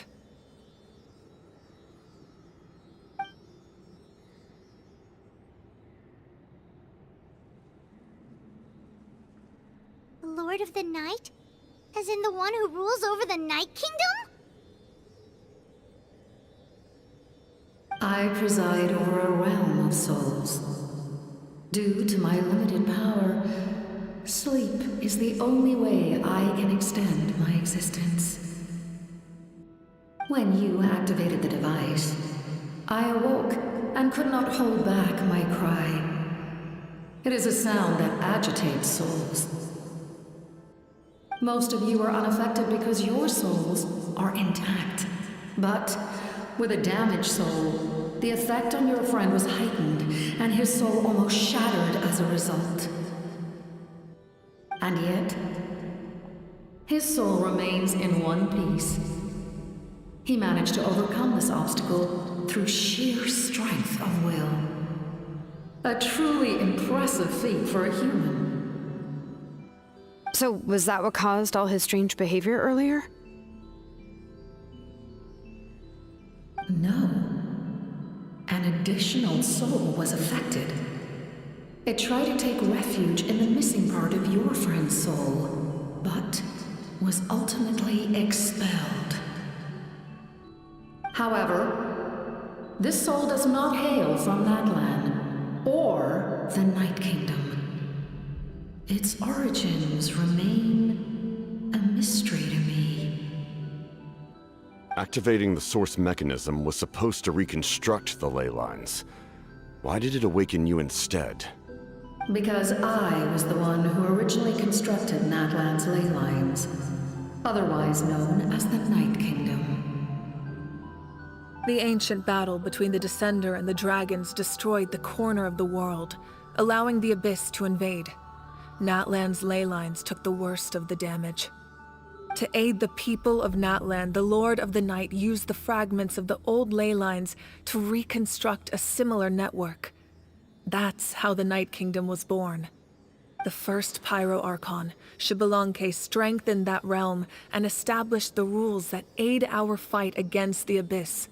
The Ode of Resurrection and the Pilgrimage, both of which are practices that survive to this day.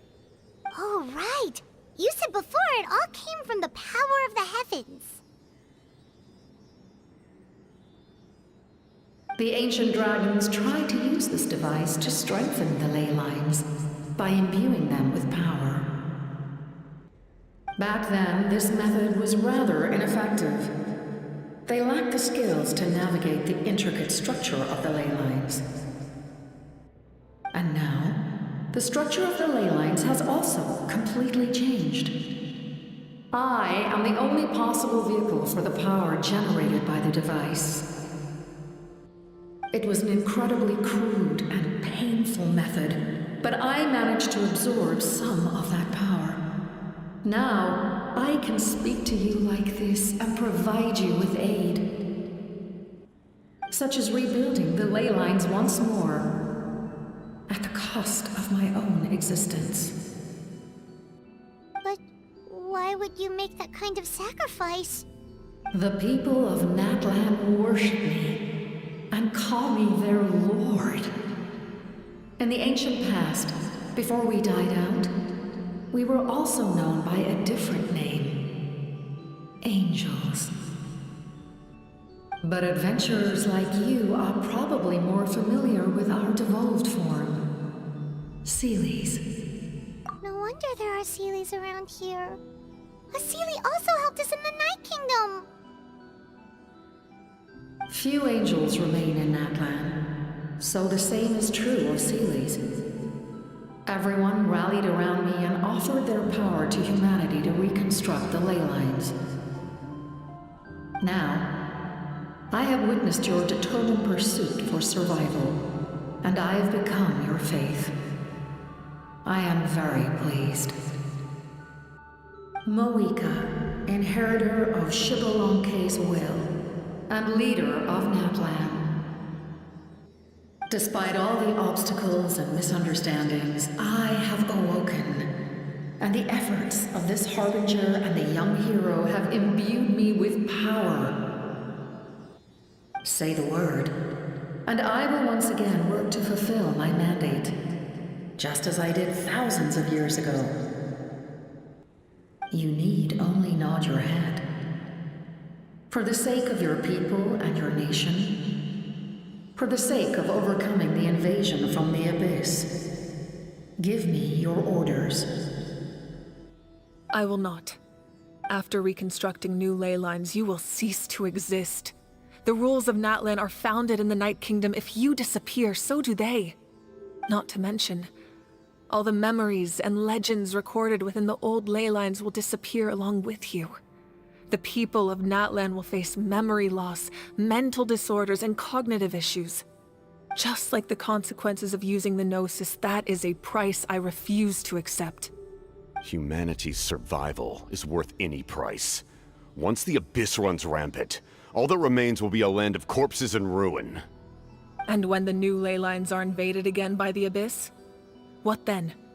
How are future generations supposed to survive? A land without the Lord of the Night, without the protection of the rules, is doomed from the start. You presume too much. If you cannot ensure survival in the present, you have no right to think about the future. What will it take for you to realize that? How many hundreds or thousands will have to die? The situation hasn't gotten that dire yet, has it? Why? Because I am a survivor of Conria. I've witnessed the devastation and terror of the Abyss with my own eyes. Conria?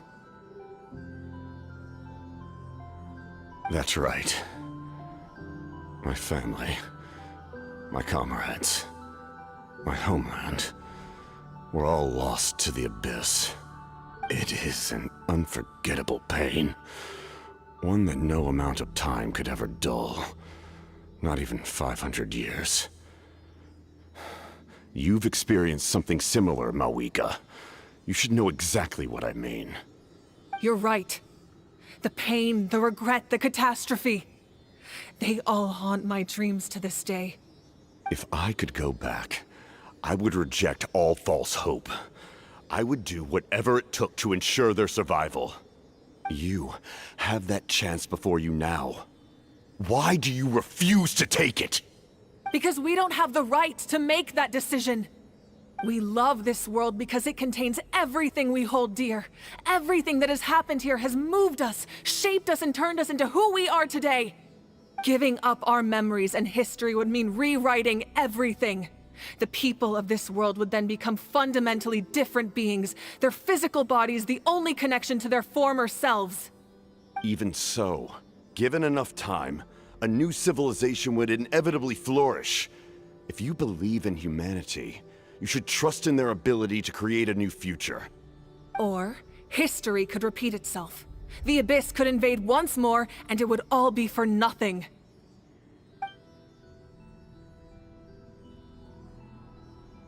Can I say something? I once carried the hopes of many people, and I was also desperate to save our nation. In the captain's plan, I saw a chance to ensure our survival. But as I was on the brink of death, my wish for life and purpose was rekindled. I've been very fortunate to be well cared for by all the people in my life. I refuse to forget that. My feelings were so strong, they overrode my compulsion to sacrifice myself for their safety. No matter what path lies before us, we still have a destination. If we lose our way now, we will lose the meaning of our existence. That's right. Natlan's heroes gave their lives so we could have this chance against the Abyss. Their sacrifices are our blessings. Not only are their deeds and spirits exceptionally meaningful, they may also well be our path to victory. I don't want to give up just yet. Yeah, we're just one hero short. The power from the device will allow me to remain awake for some time. I stand at the ready should you change your mind. Even if you fail, you need only send someone my way. My offer still stands. Humanity is truly remarkable. Even the gods in the heavens hold you to be special. Even now, you stand before me, dazzling like the sun. You must have a profound connection to this land since you're so determined to save it. But what are you really trying to protect? The land or its people?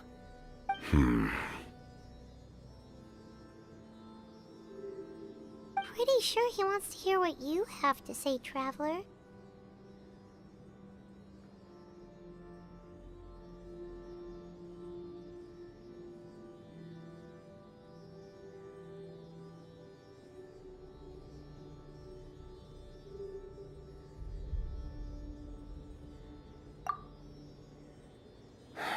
Fine. I suppose we can wait. Now that Auroron has inherited the memories of his forebearer, there's only one hero left. Your plan does have the potential to generate the best outcome.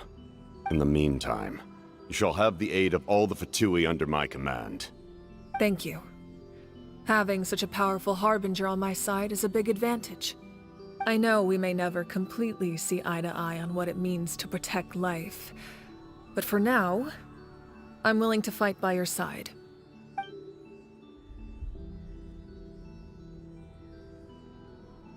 All right, we should let everyone else know about the plan.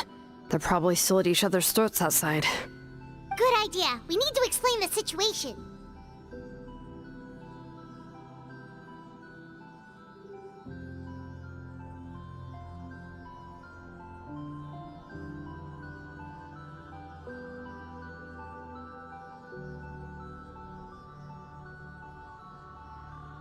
Oh, guess we'll stick around then. I'll update everyone outside. Let's meet back up at the stadium.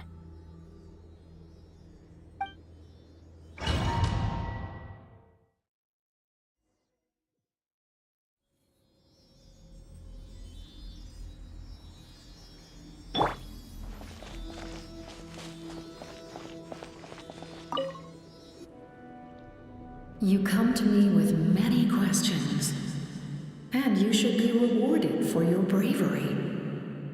Ask, and you shall have the knowledge you seek. I'm not familiar with that concept. The device is capable of weaving and creating ley lines, you say? Even I cannot create something from nothing. I can only reconstruct the ley lines by reassembling the yet intact components into a new structure. If that power were available to the people of Natlan, they might have a new option against the Abyss. You come to me with many questions, and you should be rewarded for your bravery.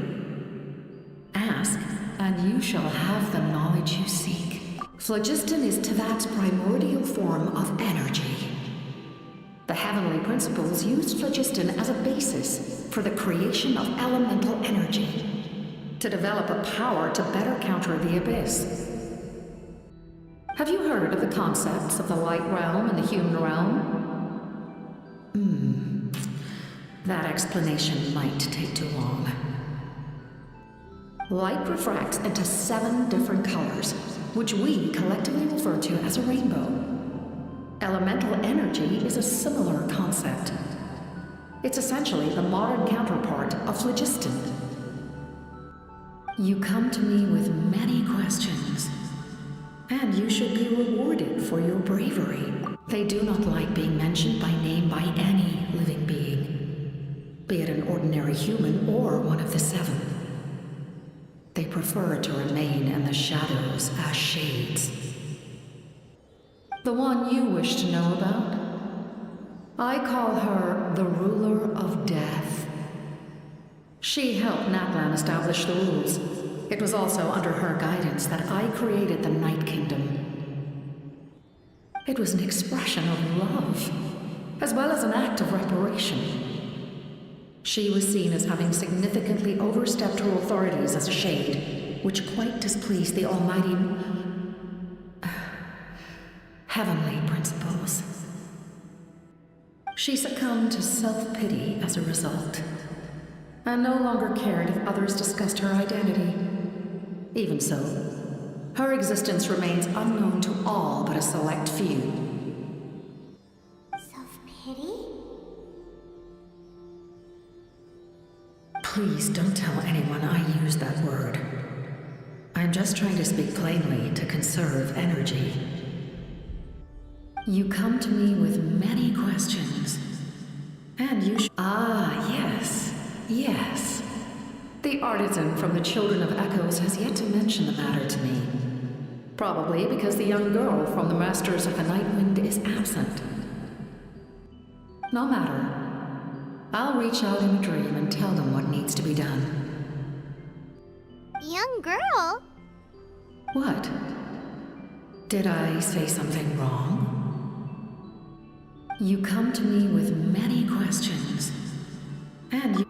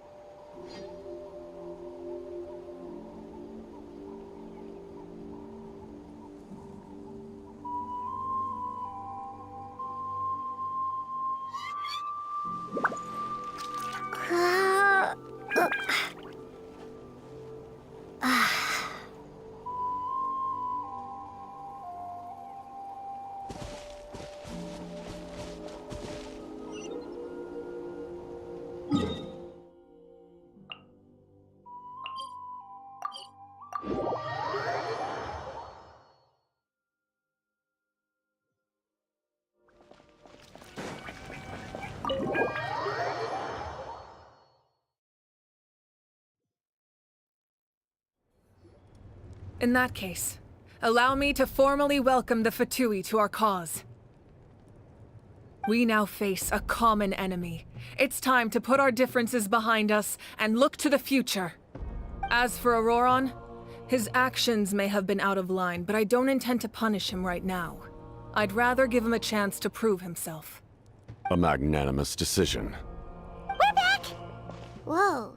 Seeing the two of you chatting like this, Paimon almost feels like she's dreaming.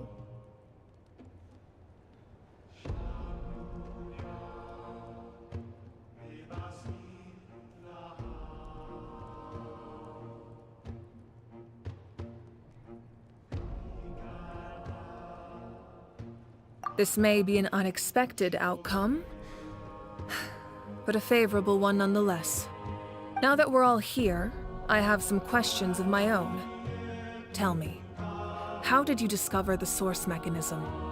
We weren't getting any closer to obtaining the Gnosis, so I had my men scour Natlan for a different option. Auroron helped as well. We tracked down 3 scholars, Abarawa, Bosomtwe, and Kushtal, and combined the results of their research to locate this ancient device. I've never heard those names before. Seems like my own investigation failed to locate some critical personnel. I'm just not sure how I missed them. Strange. Perhaps they simply live in seclusion. In any case, their results speak for themselves. That's true. Now we have another option at our disposal. Compared to using the Gnosis, our current plan will buy us some time. And if all else fails, we still have this plan as a last resort, even though executing it will come at a heavy cost. But that means making everyone forget their past! We should definitely try to avoid it if we can. Oh, actually, speaking of the Gnosis, how did you know what it could do? That story begins with the Cataclysm 500 years ago. I failed to save Conria from the rampage of the Abyss.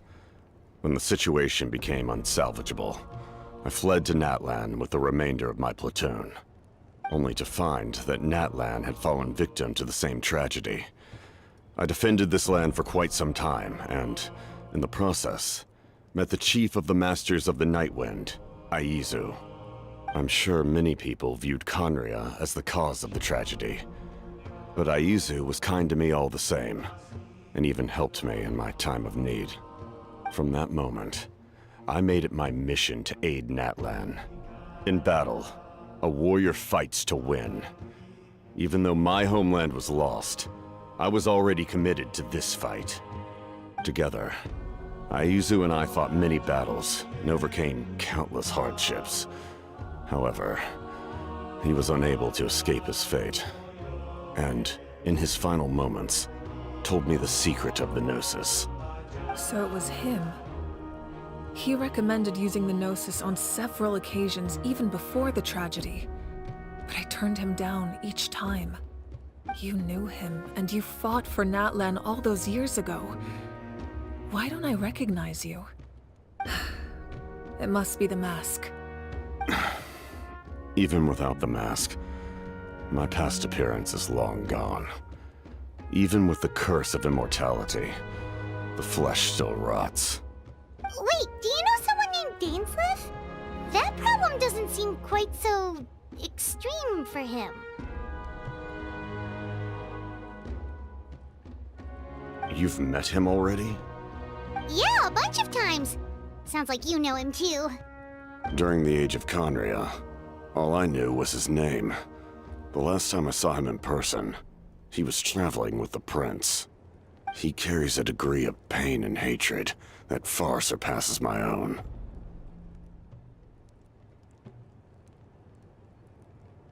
Yes, you're the sister of the prince.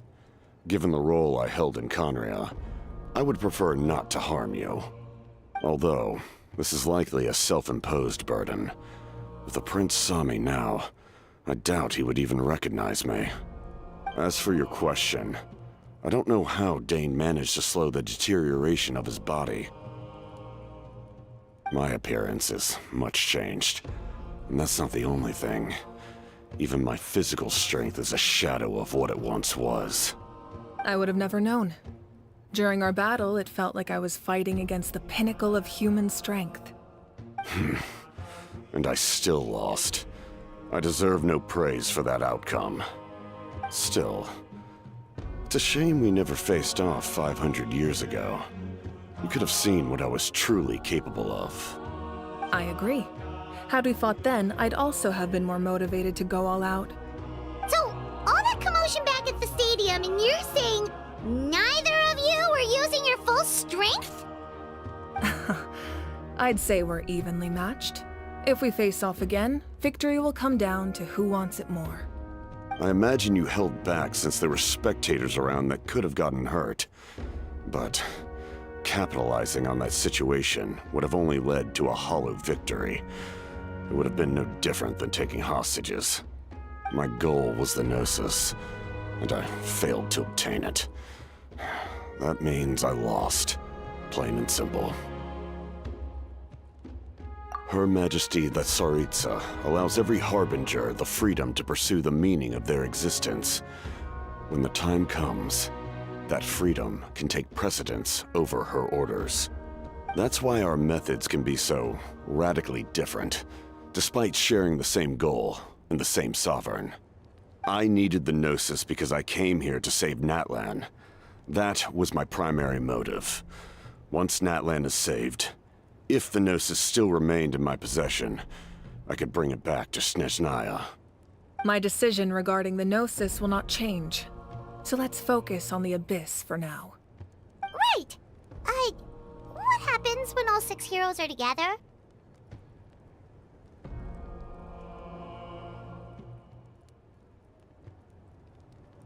We will unleash a great power that can be used to thwart the Abyss. But only once. It's a power that Xbalanque gained from Renova. Renova is a god whose existence predates any Archon. You can think of her like an emissary of the heavenly principles. She controls the power of death. Wait, is that why you have the Ode of Resurrection? Yes. Renova also orchestrated Natlan's rules. As for the Divine Throne, like I said before, when a human ascends to the Divine Throne, their inner flame will awaken. The size of the flame depends on the person's potential. The same principle applies to the ruler of Death's power, with one notable distinction. The amount of power inherited will not change depending on your ability to tolerate it.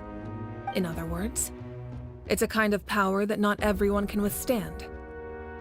But if you survive the trial, you will gain unprecedented strength, and the ability to harness powers more formidable than any Archon. That still sounds really risky. We cannot walk this path without accepting risk. Mualani charged into the Night Kingdom despite the abyssal contamination. Auroron fought back from the brink of death. In the face of their bravery, I must respond in kind. That is my duty. Spoken like a true leader. All right, that's enough for one day. You should head back and get some rest. I'm sure you're exhausted. The Abyss will likely sense the change in Auroron. It's possible the frequency of the attacks will increase. There are many challenges to come, so we need to be prepared. When you put it that way, Paimon feels even more exhausted. All right, let's head back.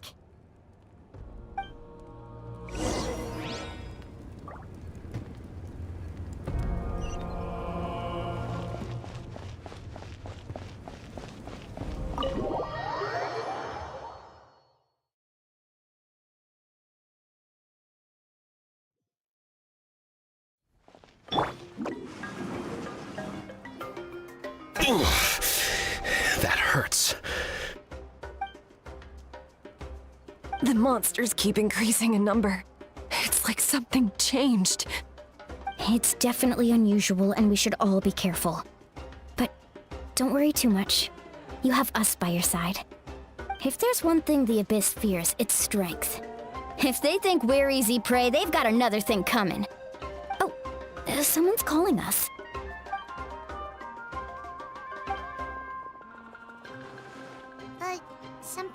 time traveler?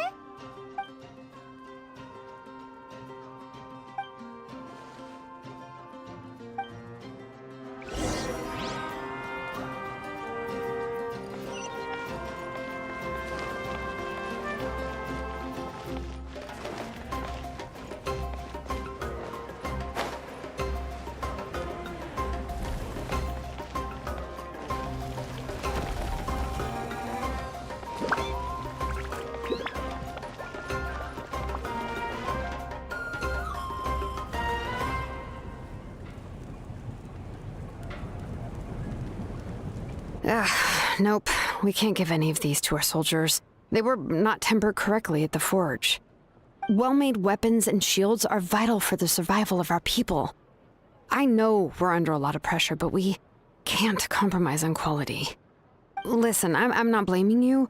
I know this isn't your usual standard of work. Why don't you all just take a break and I'll take care of the pieces.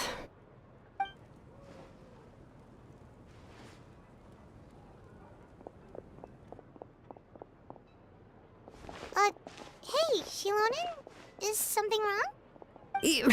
Nothing I can handle. Just, some rushed defective goods, that's all. Even the most skilled craftsmen make mistakes under pressure, and if you two want to avoid the same fate, you should really get some rest. You must be exhausted too. Don't worry. I like it that way.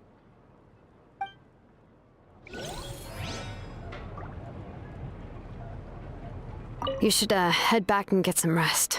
I need to fix some things here first.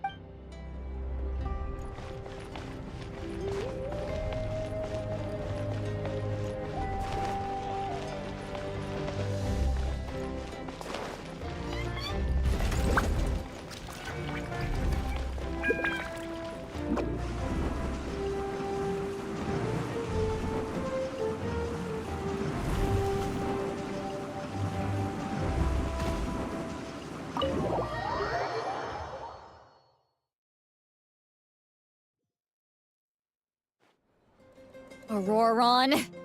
Granny? What's wrong, Granny? It looks like you have something to say. You know exactly what you did. You need some sense knocked into you, that's what I think. Now, where do I even begin? I'm sorry. Now that you have nowhere to run, that's when you apologize? You couldn't wait to run off last time, and the time before that. Pretty sure I apologized those times too. What exactly were you thinking? Being a wanted criminal is one thing, but then you also tried to pull off that whole thing in the ancient ruin. I'm not the one who needs an apology. Apologize to yourself for risking your life. Okay. I'm sorry. I don't have anything to say for myself, Granny. Yell at me all you want. I know I messed up. You better be sincere. This is an incredibly serious matter. I'm being sincere, I promise. I've seriously reflected on my actions. I know what I did was risky, and I know I made some bad choices.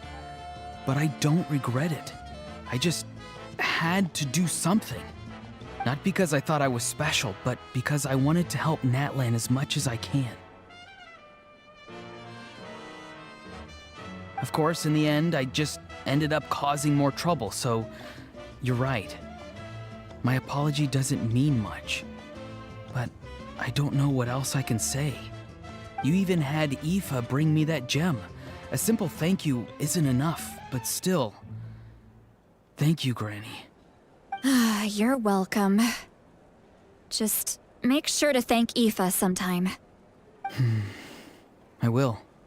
Anyway, don't feel too grateful. I tampered with the bag to copy a portion of your memories. Oh, I didn't notice. Of course you didn't. You forget how many years I have on you. Like you could uncover one of my tricks. Anyway, I have something else to tell you. The Pyro Archon has discussed your case with the others. Many of your actions violated the rules of Natlan. And you should understand you'll have to take responsibility for that. I understand. But your efforts weren't entirely meaningless in the end. In addition to giving us another failsafe, you saved yourself with sheer force of will and managed to become a hero. Huh. Not too shabby, grandson. Did the Traveler in Paimon tell you to say that? What? No! I said that because I mean it! I can't believe you're complimenting me at a time like this. You normally let your fists do the talking. You're not off the hook just yet. I told the Traveler I was going to break your legs, and I meant every part of it. Could you not? I still need them to walk. Trying to negotiate, are you? All right. Make me an offer. Given all the good things that I managed to accomplish, can you let me off the hook this one time? I promise to do better in the future. Fine. I can let this slide for now. But I'll be watching. We'll see if I change my mind.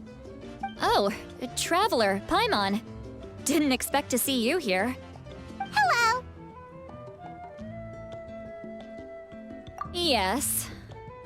Looking after these little rascals is rather exhausting. Taking care of the Traveler isn't easy either. Paimon's life is an uphill. Traveler, Paimon, I want to thank you for your help back at the ruin. I won't. Let's get together sometime. If Auroron really wants to thank you, he can treat us all to a tasty meal. Sounds great! We'll be there!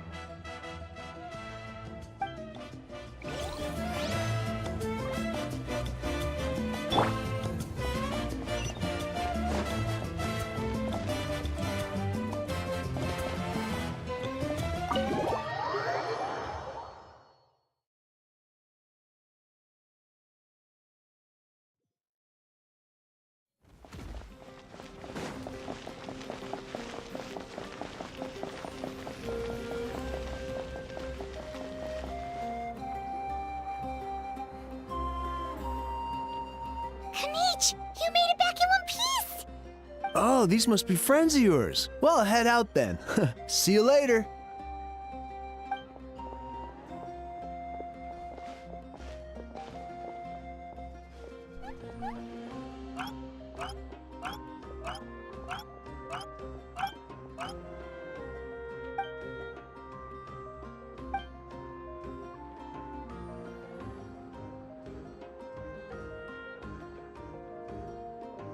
Yeah, a lot happened while we were in the ruin. We'll tell you about it some other time.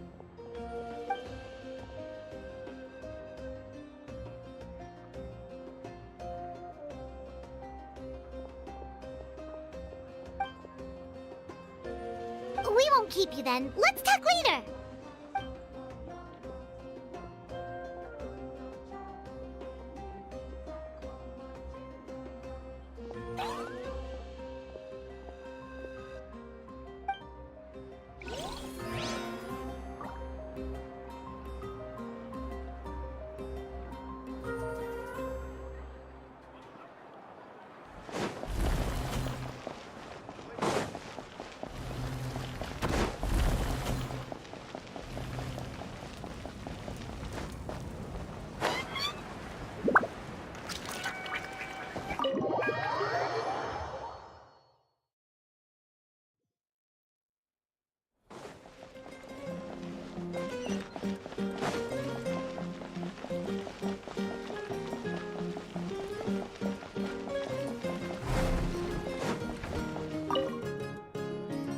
If you're done for the day, we should get some rest. Paimon has a feeling we'll need it for tomorrow.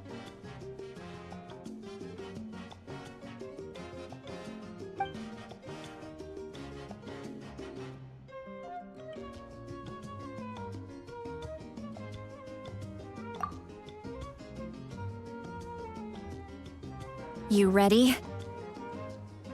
Yep. Let's go meet the Lord of the Night.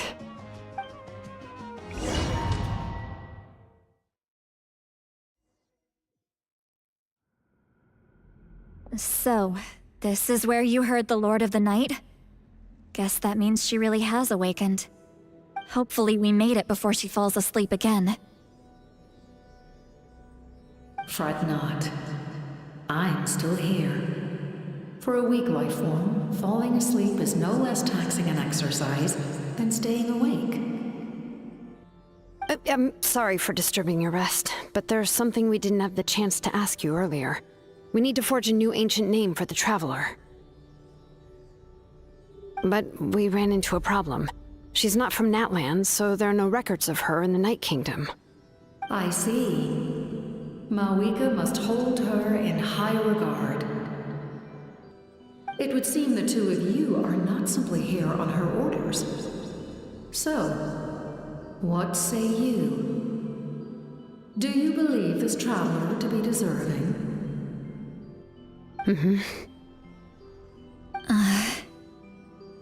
Speak your mind. There are no others here. You are both my children, both children of Natlan. I would hear your opinions on the matter. She is special. She saved Kachina and devoted herself to helping us avert this disaster. Natlan owes her a debt.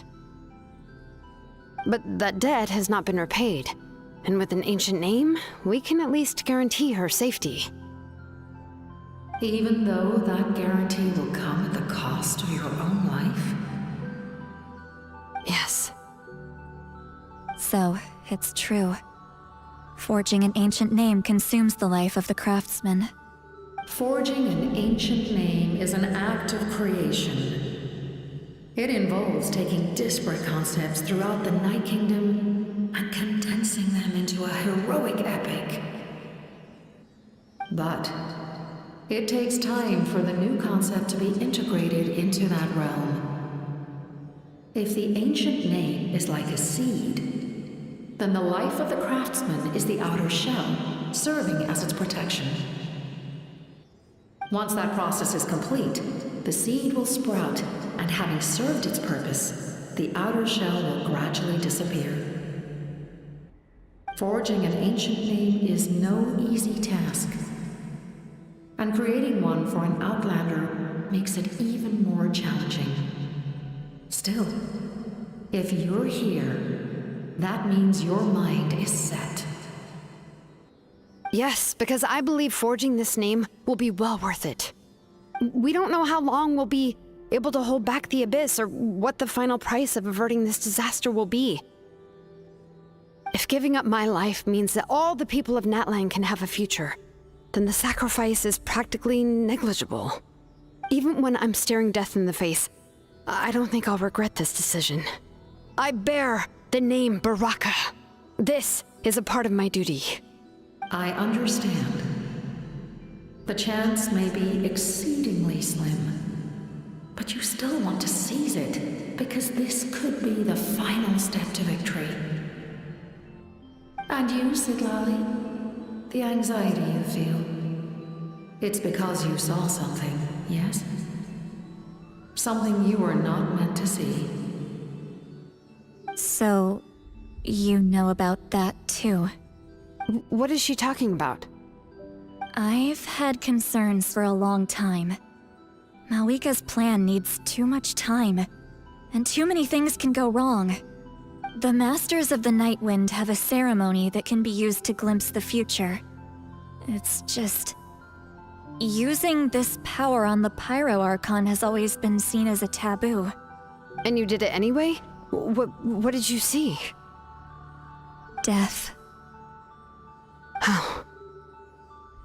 A key part of Mawika's plan is using the 6 heroes to release the power Xbalanque obtained from the Ruler of Death. Considering its origins, the price of using that power is death. You're saying Mawika is going to die in this war against the Abyss? Yes. I can't just ignore what I saw. That's why I need the Traveler's power. I need the power of a Descender. Don't forget, Sidlali. Even if it may seem like someone is fated to die, The nature of death and fate are different. Fate indicates what will happen in the future. The time, manner, and place are all predetermined. But death is different. Death is a rule.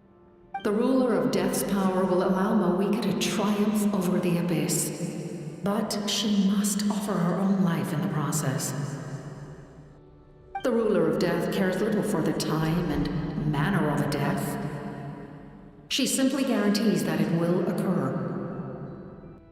Fate may be able to influence the timing, but that is all the Traveler can change. Wait, you're saying we might be able to change when she dies, but not the outcome? I cannot help you with this, I'm afraid. It's beyond my capabilities. Moika knows about all this, doesn't she? Yes. I imagine she has long accepted this eventuality. Well, I can't. She's so strong. She never gives up, never rests until a problem is solved. She's not the type of person to just quietly accept her death. The Traveler shares that quality. That's why I think this gamble is worth it. Together, I know they can overcome the impossible. Be it fate or death. We shall have to wait and see, but I will curb my expectations. My time is running out. It is my honor to witness humanity in this moment of absolute determination. We won't forget your contributions. Once we deal with the Abyss, we'll find a way to keep you alive. Thank you for saying that, but there is nothing you can do. How many years of life are enough? 10? 100? 1,000? 10,000? The Night Kingdom will disappear. The humans will continue to fight against the Abyss, and in the end, all will cease to exist. When you consider all of that, extending my life is meaningless. That's what makes us different. Even if our end comes tomorrow, humanity will still do whatever it takes to survive today. Exactly. Times like these always fill me with admiration and reinforce my commitment to the mandate I shoulder. My Creator was right in esteeming you as special above others. Here. This is my gift to you and an extension of my will. It can record the Traveler's experiences in this land, whether from the past or the future. With it, you can forge the ancient name you desire, and the Traveler will also become a hero forever recorded in the memory of Natlan. Thank you.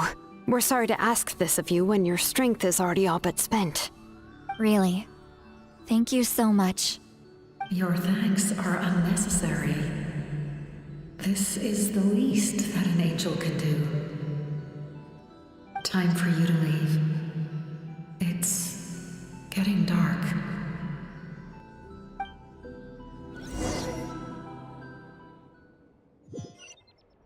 I can't sleep with all the noise outside! Forget it, let's go check it out.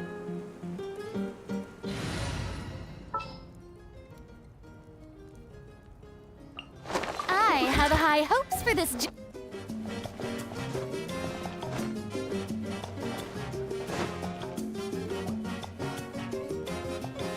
Shilon and Lolly, is there a reason you're up so early? We went to see the Lord of the Night, and she gave us this. Like I said before, I couldn't forge your ancient name because there was no record of you in the Night Kingdom. But with this, we can finally record your deeds. Just keep it with you during your time in Natlan. And eventually, it'll be full of your adventures. Really? Let Paimon see!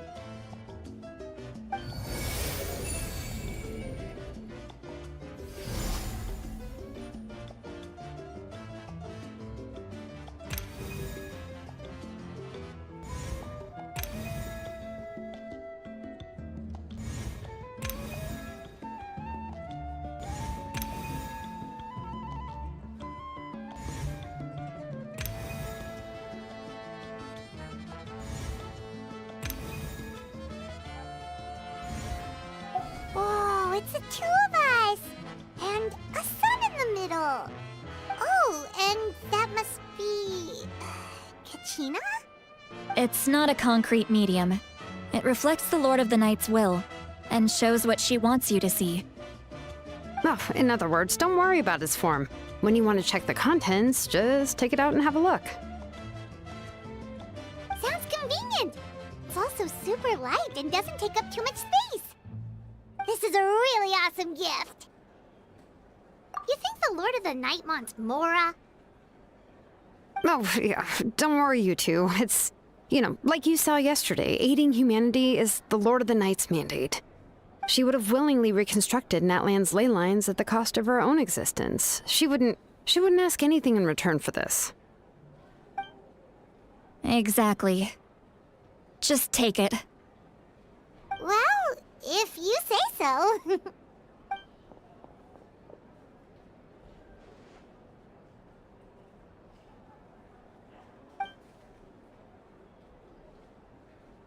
So soon? We just fought them off. We can figure that out later. Let's go!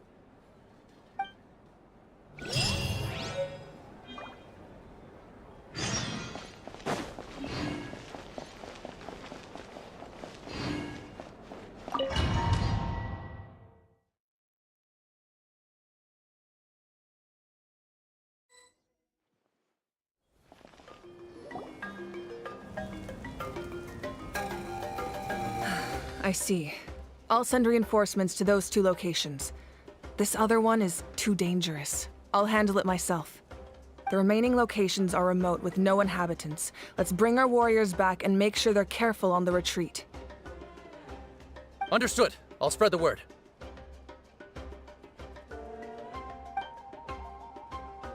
We're here. What's going on? Kachina said the Abyss attacked again? Yes, it's not looking good. Our forces have always been able to handle the sporadic attacks, but now, there are more monsters than ever, and the attacks are more frequent. What about the scale? What areas are they targeting? All of Natlan. Not just around the stadium, but even the remote areas of the Collective of Plenty are reporting attacks. Could this also be some kind of omen? If things continue like this, then... We won't last much longer, I know.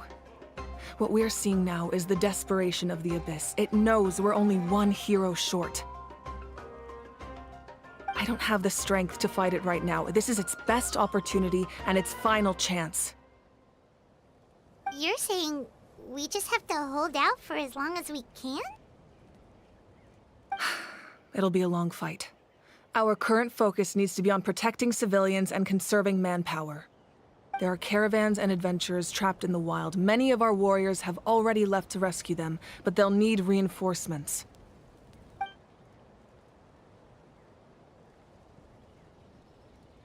All right. Shilonen, Kachina, head to the camp near the Children of Echoes. Citlali, you're needed in the Masters of the Nightwind. As an important figure in the plan, Auroron will stay here. Your tribe is too far from the stadium. Understood. I'll leave right away. I prepared a hot air balloon to take you where you're needed. Messengers from the Scions of the Canopy are traveling all around Natlan. Update them once you've completed your mission, and they'll compile the information into a battle report. As I receive intel from the various regions, I'll plan your next move. All right, no time to lose. Let's go!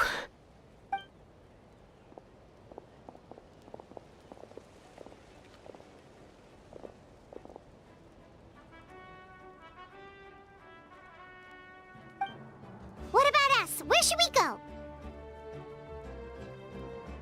I received word that a small team escorting civilians back to the stadium was attacked. They won't be able to hold out for long. Can I leave them to you? Thank you. The hot air balloon is over there.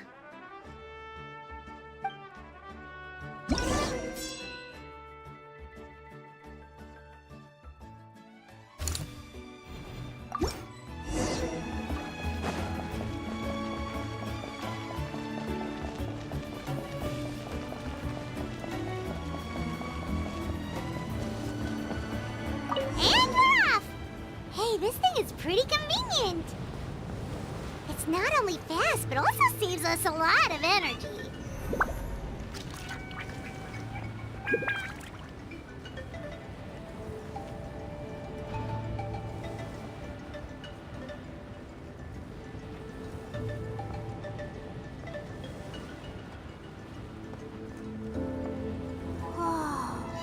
There are warriors fighting everywhere. Seems like chaos in the making. Good thing for those battle reports.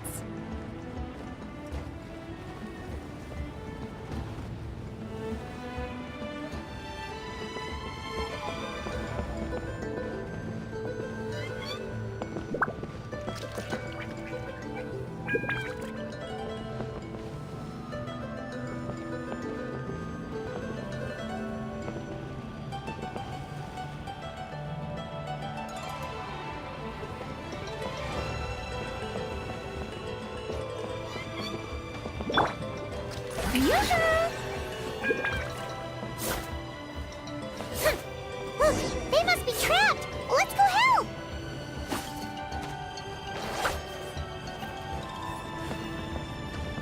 Reinforcements! Thank goodness!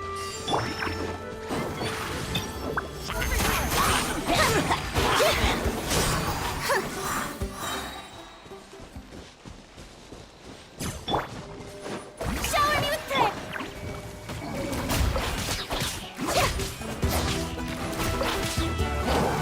Step on us!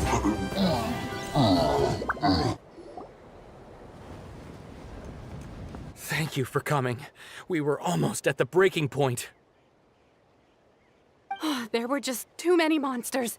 They just kept coming, wave after wave. I've never seen it this bad. At least we got here in time. You all should get going. I know, but it's not that easy. A lot of people were hurt in the battle just now. Our cart was also attacked, and now our supplies are scattered everywhere. That's not important right now. We need to focus on getting out of here alive. I know, but these were medical supplies. What if they need them back at the stadium? It's them! Over here!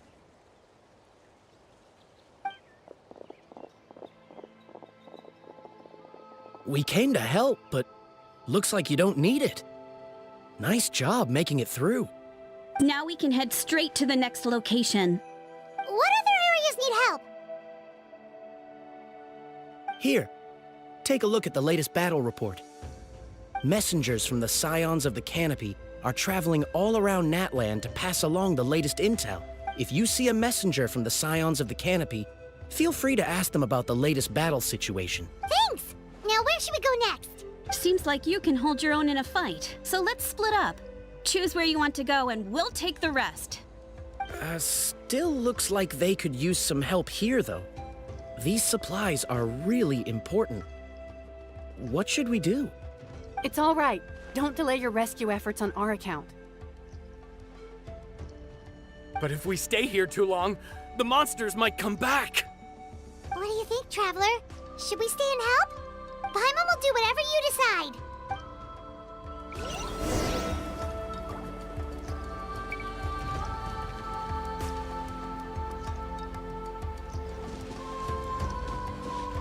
Traveler, can I ask you a favor? My mother's a doctor.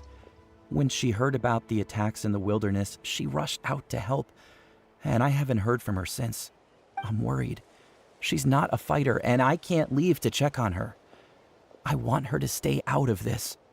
So if you see her, can you please tell her to take shelter? Of course, we've got this. Thank you. Oh, that makes it easier to focus on the current battle.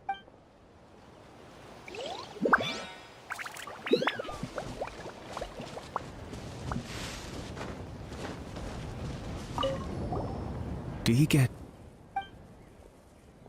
normal? You mean, I'm not being a coward? Not at all. You're here, aren't you? Ready to fight even despite your fear. That's impressive. Oh, yeah. You're right. Thanks, you two.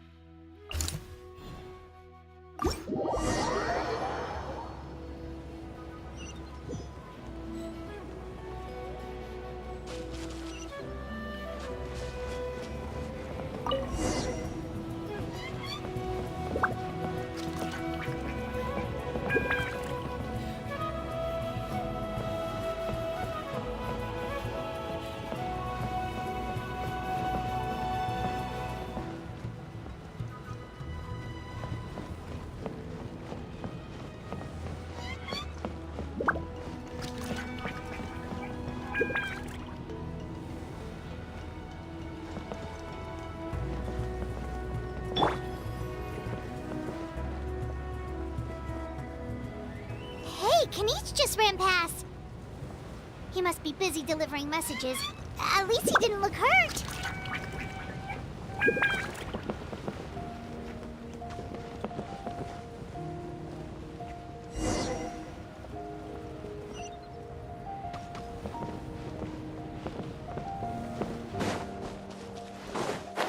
This is it!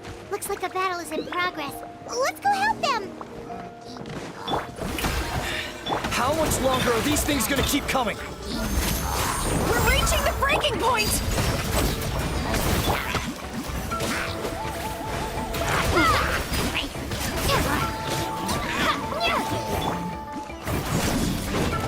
Everlasting as the moon!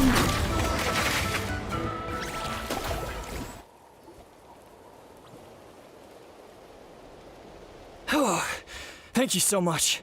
You came just in time. What's going on? Were other places hit? Yeah, seems like it. The Pyro Archon told us to be ready to evacuate. She warned us something like this could happen. But I never thought there would be this many monsters. You got here just in time. But what should we do about the wounded? The wounded? This area was hit bad. We're housing the wounded in this house for now, but we're short on medicine. It's not easy for them to get around either. We don't know what to do next. We're sitting ducks if we stay here, but we can't just leave them behind. Thank goodness you're here, though. You saved us all. You're right. The monsters are gone, so should be safe for now. Some of my men can escort them. That will take time, though. And some of the wounded can't walk. They might have to stay here. Don't worry. Once we escort the first group, I'll call for reinforcements. That way, everyone can evacuate. Let's help them out here for now. Then we can head to the next area. Oh, there's a messenger over there. Don't forget, we can get the latest intel from them.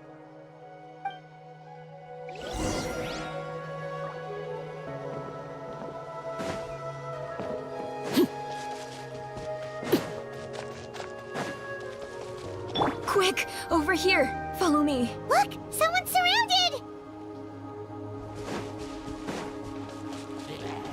Bombs away! Surprise! Let the magic begin!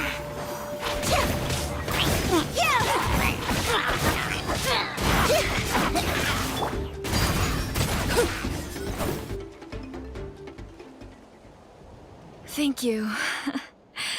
They really came out of nowhere. Yeah, that was close. Thank you for coming all this way to help us, Doctor. Just doing my part. Doctor? Wait, do you know Tapos? He's my son. Why? Did something happen to him? No, he's fine. He's just worried about you. He asked us to tell you to seek shelter. Ah, I see. I know it's dangerous to be out and about like this, but I just can't sit back and do nothing. How about this? I'll write to him and promise to team up with the next group of warriors I come across. I'll be safer that way. Sounds good. Paimon sure he'll be relieved you're okay. Thank you for passing along his message.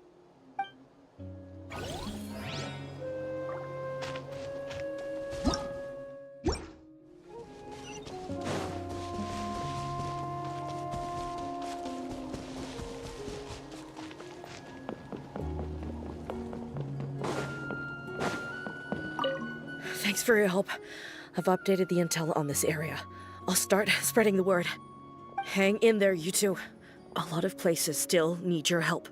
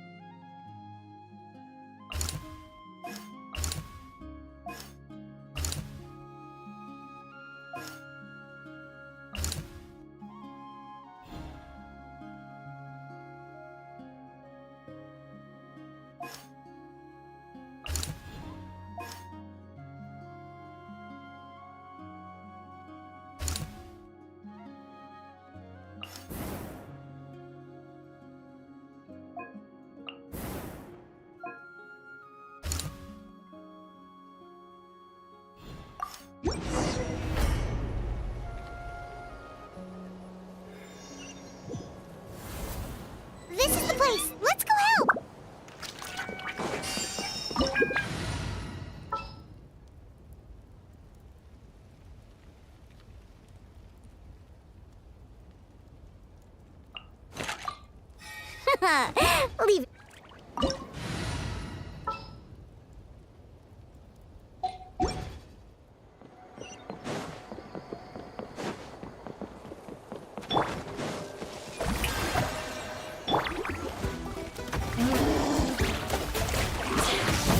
Think you can bully me? Special! Transfixed!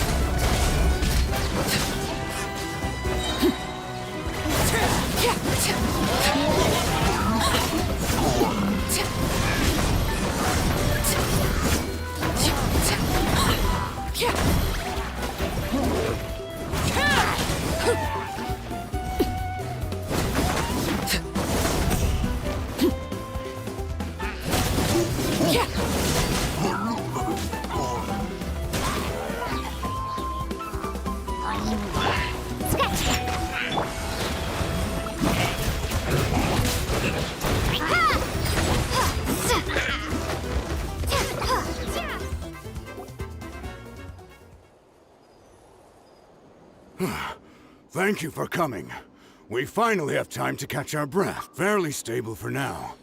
We've stationed ourselves here to act as a buffer. What about the monsters that suddenly appeared? Based on my experience, the monsters are attracted to two things: the presence of living beings and combat. That's why we set up our front line of defense so far from the tribe. The civilians are more isolated from combat that way. Ah, the messenger's here. Perfect! We were just waiting for the latest battle report. We'll stay here and continue to guard the tribe. There's so much that needs to be done after that last battle, but we're short on manpower. If you're not in a hurry to leave, would you be willing to help out? That's a decision for the Traveler.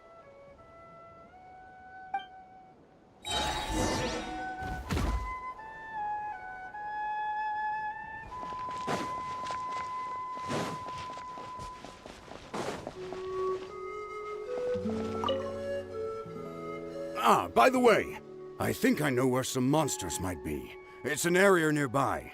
If you've got some time, I'd appreciate the backup. All right, let's move on.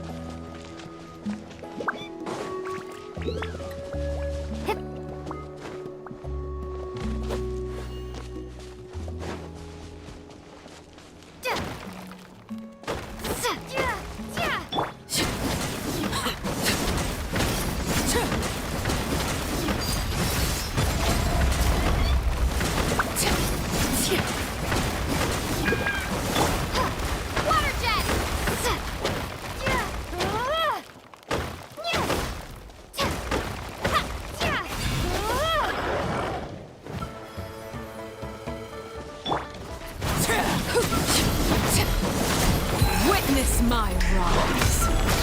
Overruled.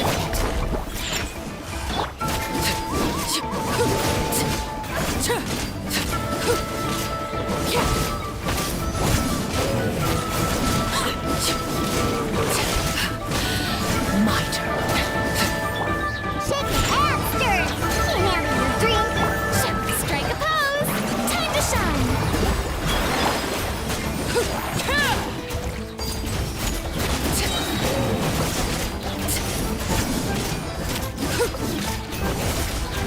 Everlasting as the moon. Look at you, Boozehound. Think you can bully me?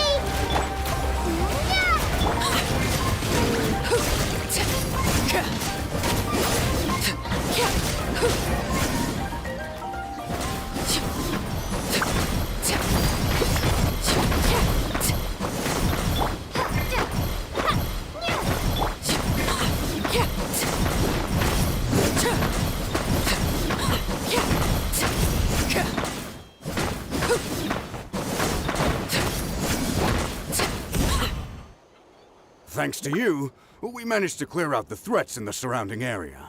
Let's head back.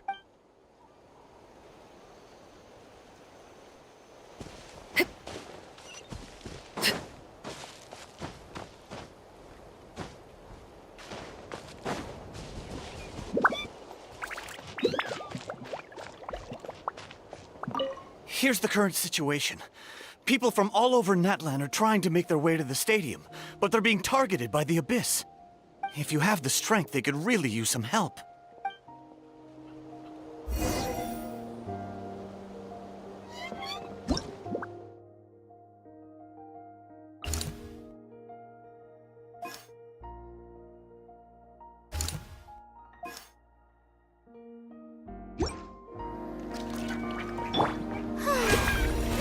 Present!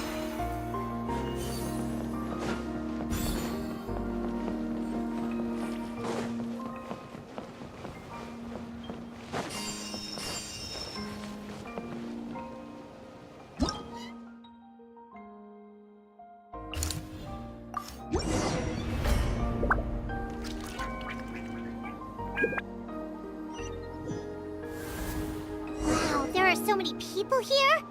Looks like it really is getting too dangerous for people to stay out in the wild. Guess that means the situation isn't getting any better. Well, we'll just have to keep fighting.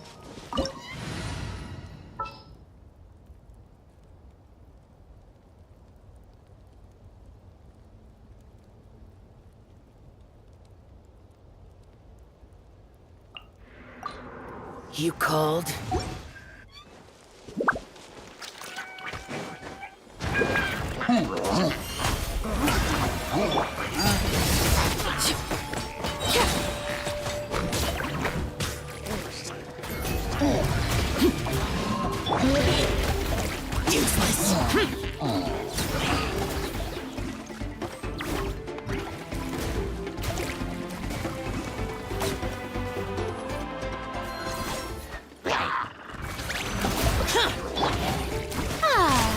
The show begins! Lament!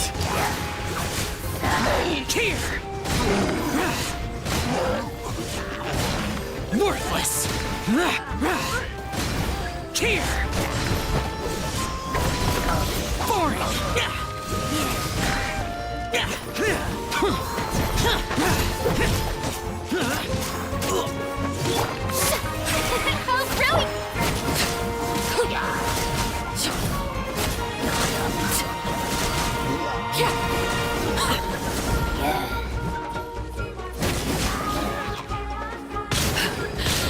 My turn.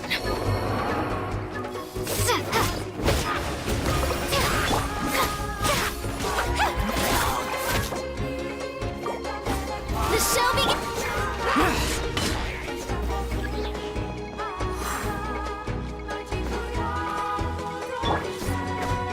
Lay to bear. Wipe out!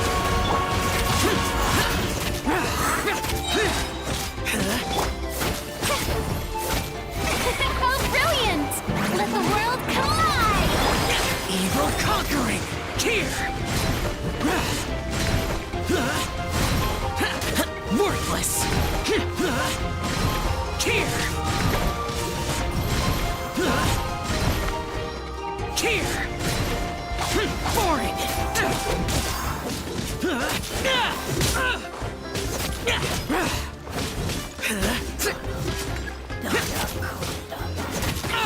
Get out of my... May I Transfixed! This shall not be my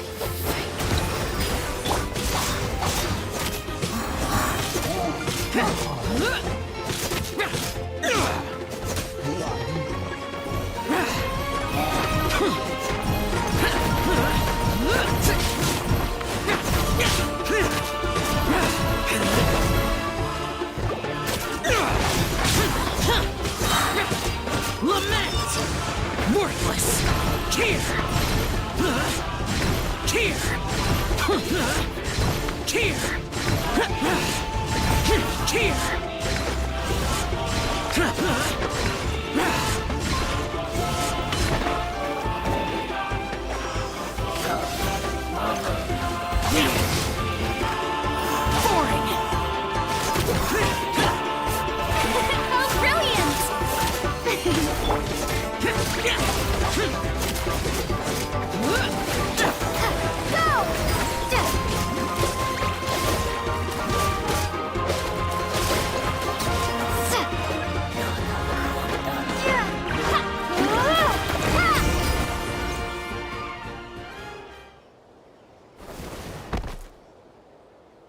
Oh, Kanichi, you're back!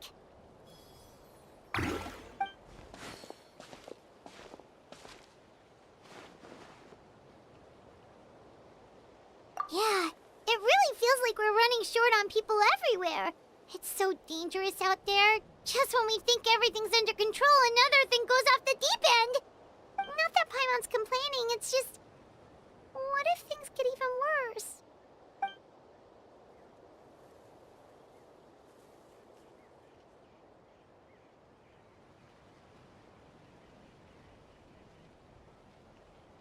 Okay, that's enough out of you!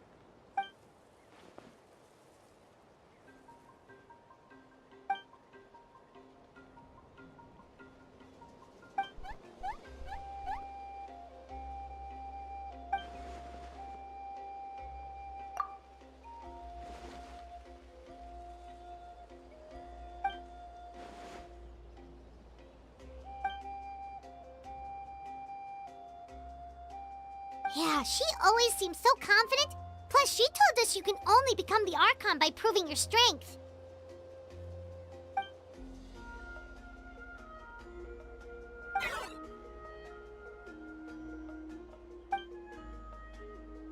Good idea! Maybe we can see if the people around here need anything in the meantime. Looks like we're on the same page. There are a lot of people in here. Could they all be refugees? The show begins!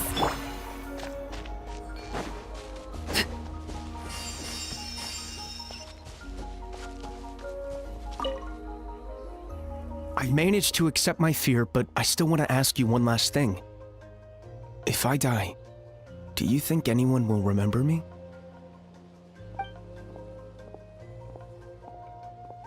Yeah, please do whatever you can to stay alive. Your life is super important. My life is super important. Got it. Thank you again for leading me to the answer.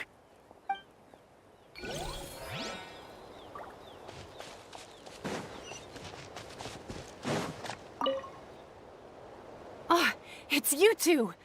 Oh, I'm so glad you're all right. Hey, you made it back! Sure did. Dargo made sure we got back safely before rushing out again. Plus, we managed to deliver the medical supplies to the stadium. I really can't thank you enough for your help.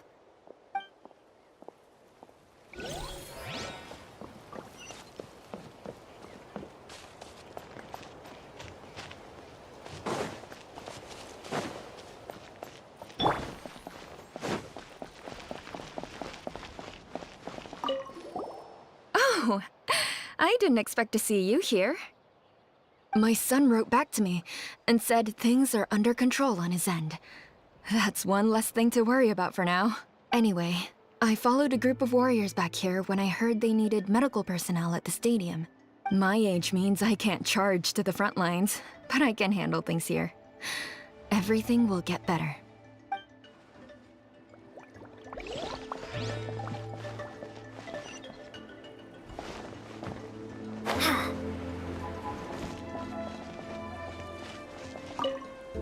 The commissions just keep coming one after another. Normally I'd be happy, but given the circumstances... It's only a commission if you get paid. This is something else entirely.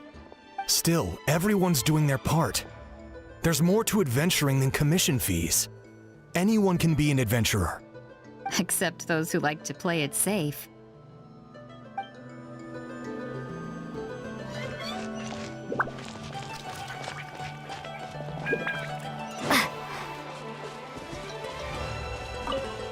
The protection of this location is critical. Our current forces won't be enough. We need reinforcements. I'm sure other areas are thinking the exact same thing.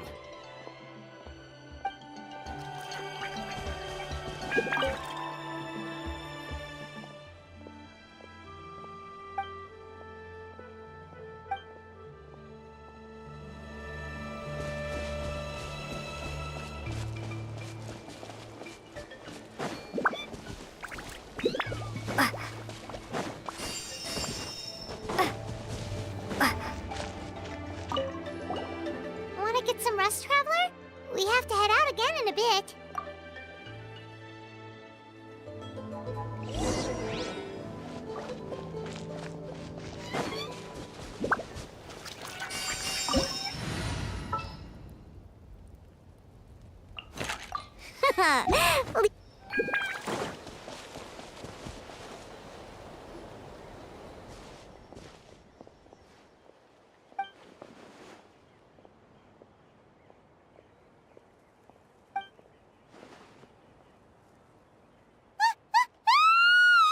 going on?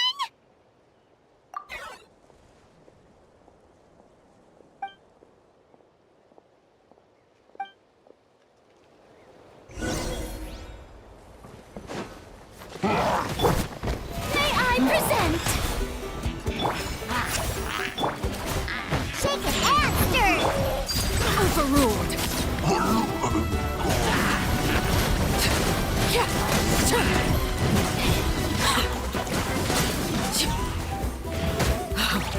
Wanted my full attention, did you? This is where you fall. Transfixed. Diana special. Scratch. Locked up.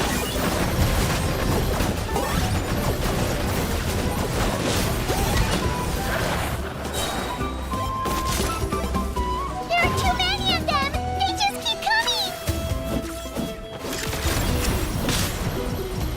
For the Lord of the Night! Tark now! My mistake!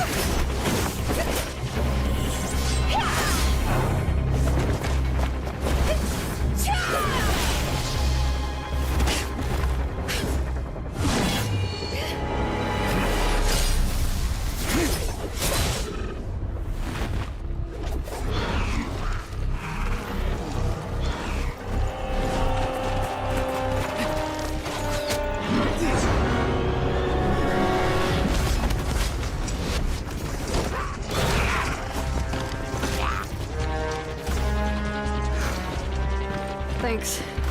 The situation is grave. Hold this position. Keep the people safe.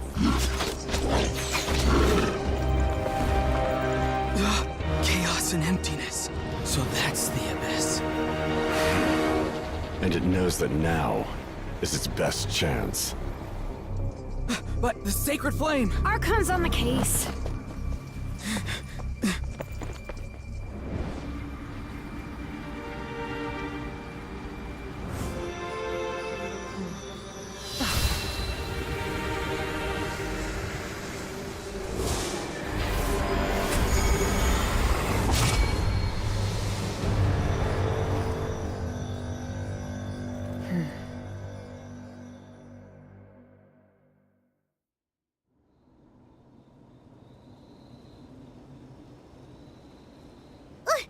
What was that?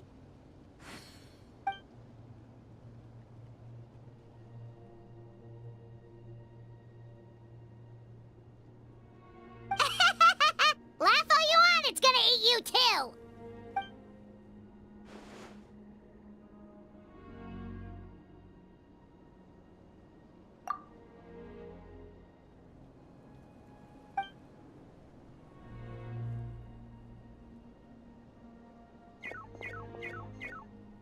The fact that Deadpan Kaniche is this nervous just goes to show how serious this really is. Oh, let's go. The disaster's really happening.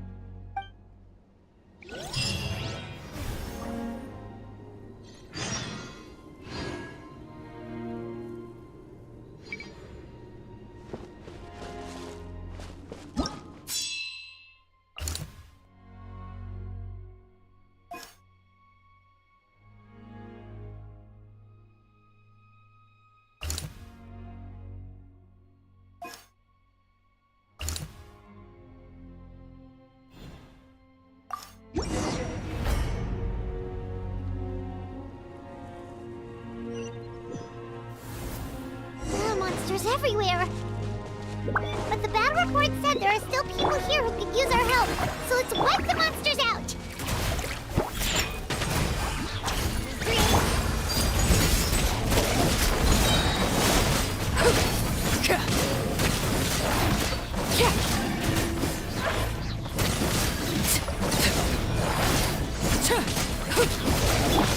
Bombs away!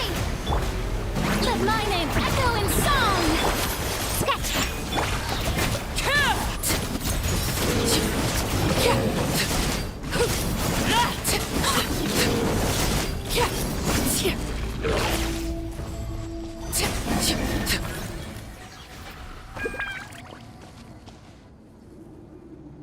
Over here! Come on, quick! Wake up! You gotta wake up!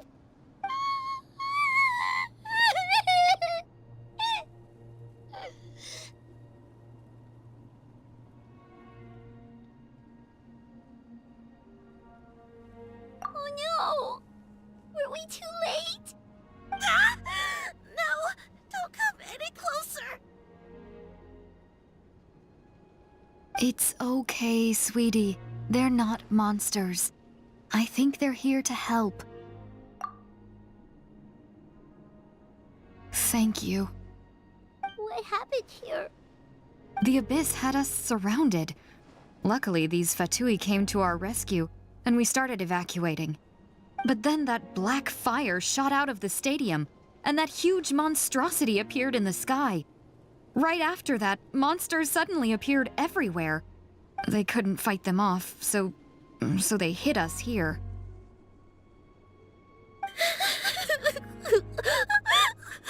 Right. You need to get to the stadium. Thank you. You saved our lives. We're forever indebted to you.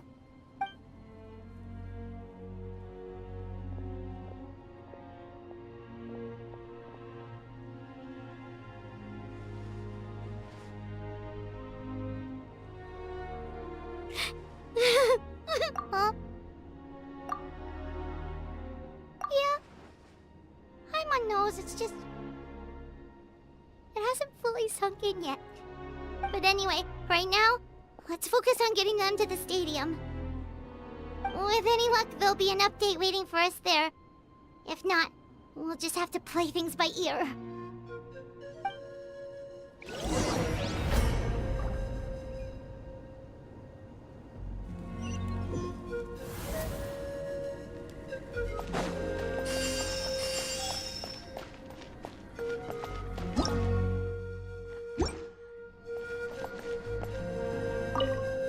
Need the latest battle report?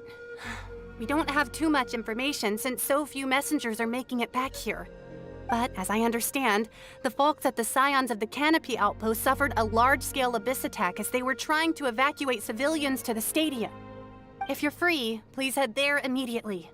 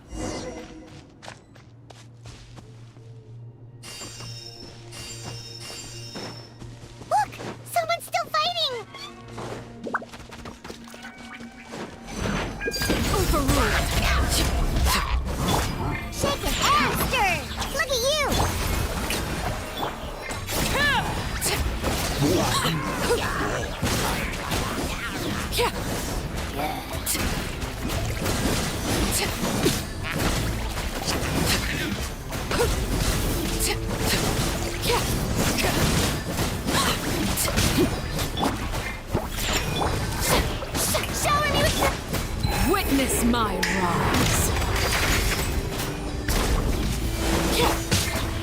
Can't handle your drink.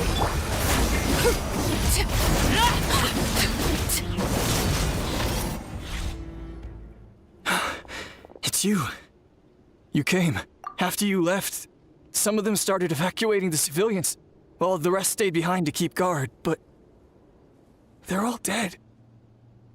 I'm the only survivor. We're done for now. The Abyss will attack again any minute. And then I'll be a dead man too. The last few civilians holed up indoors won't stand a chance. Hang in there. We'll think of something. There's gotta be a way out of this. Like what? None of the civilians have any combat experience. There are old people, children, wounded. They can't defend themselves. The monsters are gone for now, right? Get back inside. It's too dangerous out here.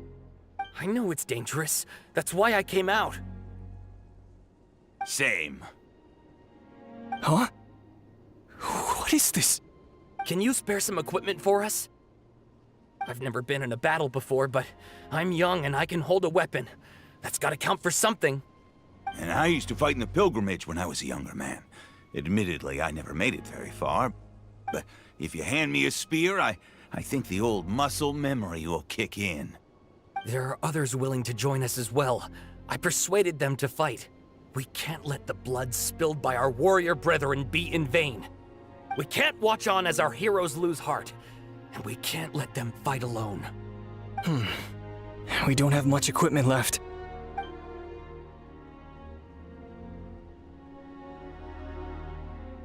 Okay, take these. With a few extra fighters, we should just about be able to hold our own. It'll be a slow advance, but that's better than being stuck here. Everyone who's fighting, be prepared to follow my orders to the letter. Yes, sir! Got it. Take our hot air balloon. You can use it to get to the stadium. No need. You'll have other people to save. We're taking up arms so that you can focus on more important things. You're the heroes, after all. Okay, well, try going that way. That's the route we came from, and there weren't too many monsters. Thank you, both. You've been a huge help. I am devastated by the deaths of my brothers in arms. But if their sacrifice means anything, I have to live on. We're not going down without a fight. Thanks. We will. Now, go. There are other people to save out there.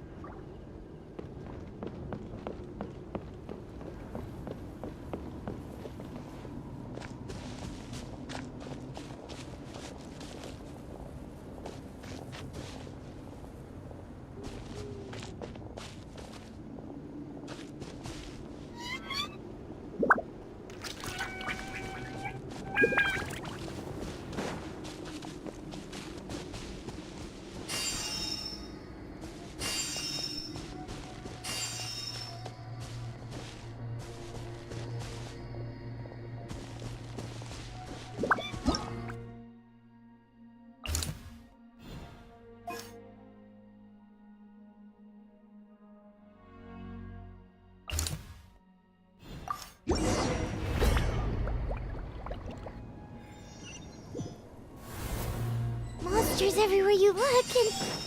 oh no! Looks like there's a Saurian corpse! Like that.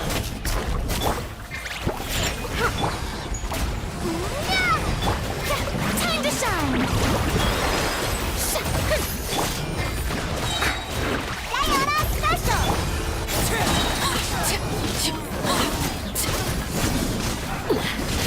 Commendable. This is where you fall. Transfixed. Shower me with praise! Water jet!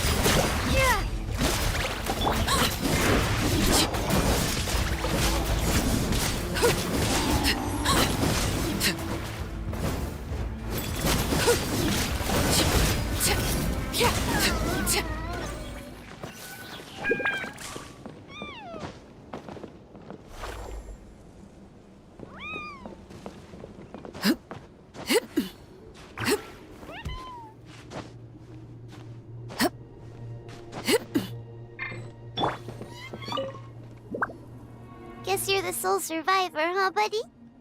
There. Don't be scared. Head to the stadium, you'll be safe there. It's that way. You're upset, and nothing Paimon says can make it better. But you have to go right away, okay?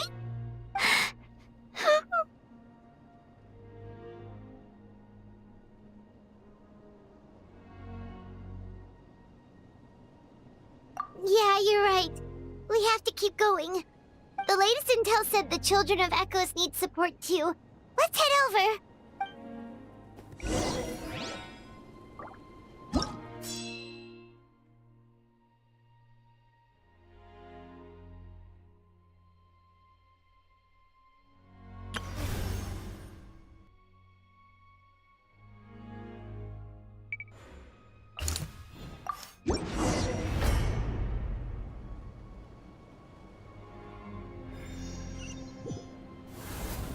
These warriors are struggling! Quick, let's help them!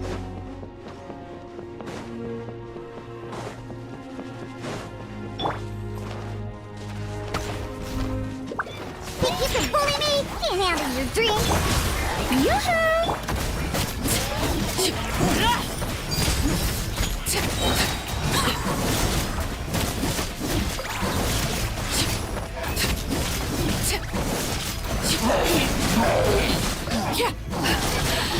Might, everlasting as the moon, overruled. Diana Special! Wipe out! Let the world collide!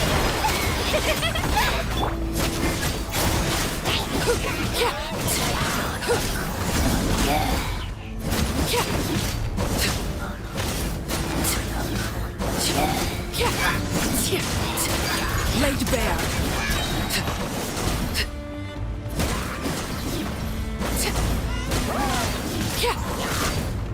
Witness my rise.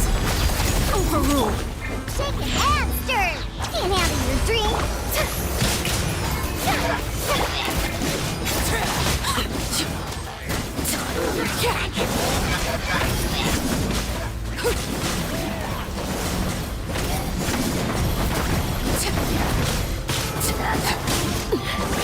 Commendable. Think you can bully me?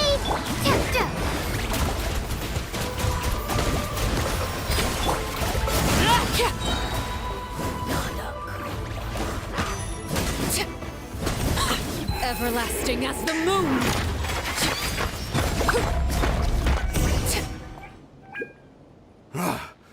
This is the second time you've had to come to our rescue. I'm a little ashamed. Thanks to your efforts last time, we managed to fend off the abyss here, even after whatever that was appeared in the sky. But at this point, I think we're gonna have to cut our losses.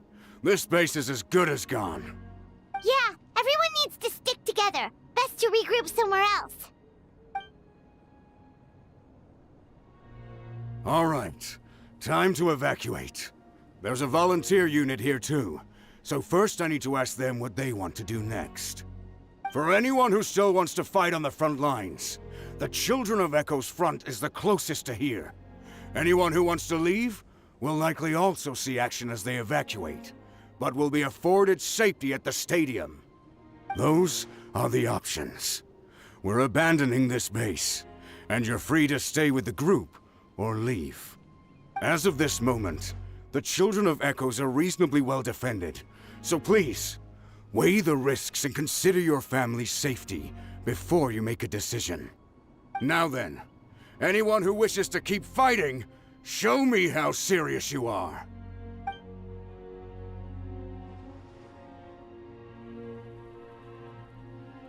Did I not make myself clear? But if Natlan is destroyed, will there still be a home for us to return to? If anyone wants a future, it's on them to go out there and grab it. Period. No one wants to be that person who sat back and hoped for the best while other people were giving their blood for our nation. Very well. For Natlan. For Natlan. You heard them. This means we'll all be going to support the Children of Echo's garrison. Great! Well, You all seem in good spirits, so that's encouraging. But still, please be careful. Don't worry. It'll be just like another Night Warden war. We'll force the Abyss back if it's the last thing we do. Huh?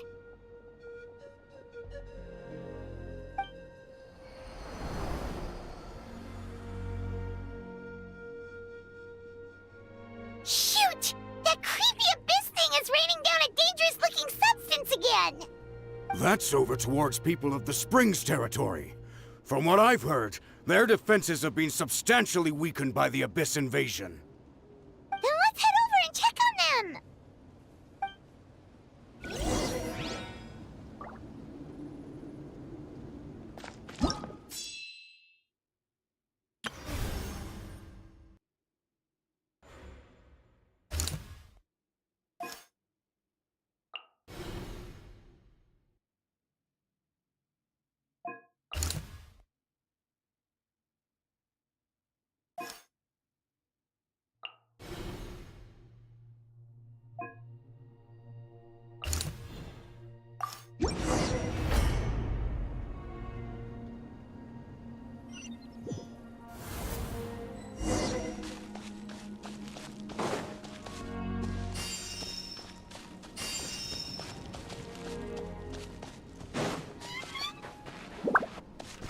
What the? Paimon can't believe it!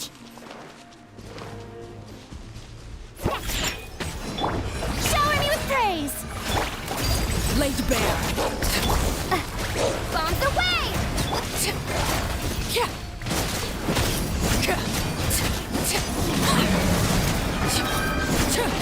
darts strong, our attacks are useless!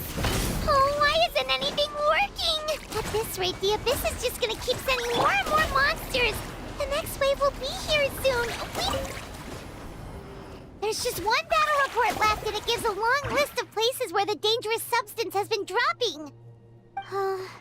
This is the first report we've had in ages, which means the messenger's job has become all but impossible. But there's nothing we can do about that. Our priority is to, even if we don't find any survivors, maybe that strange substance over there won't be as rock solid as here. There's a chance at least.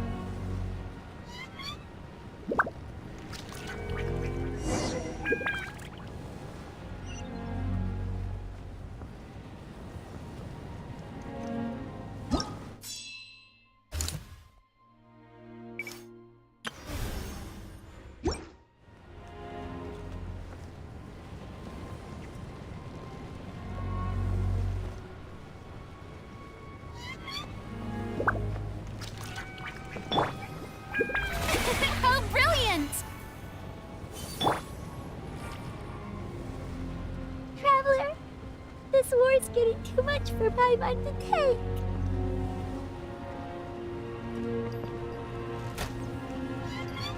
Okay, let's do this!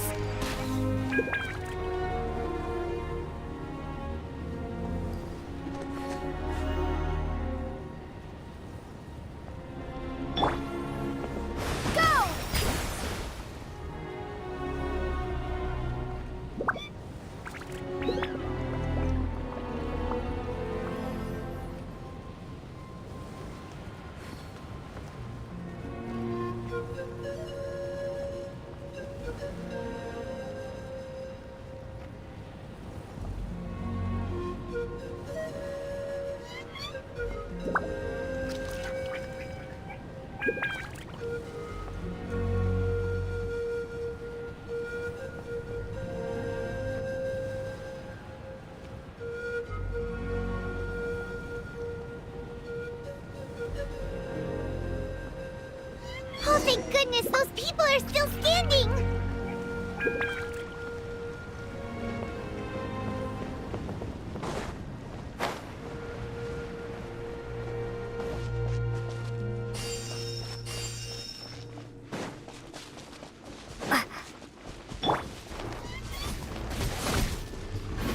Think you can bully me? Overruled.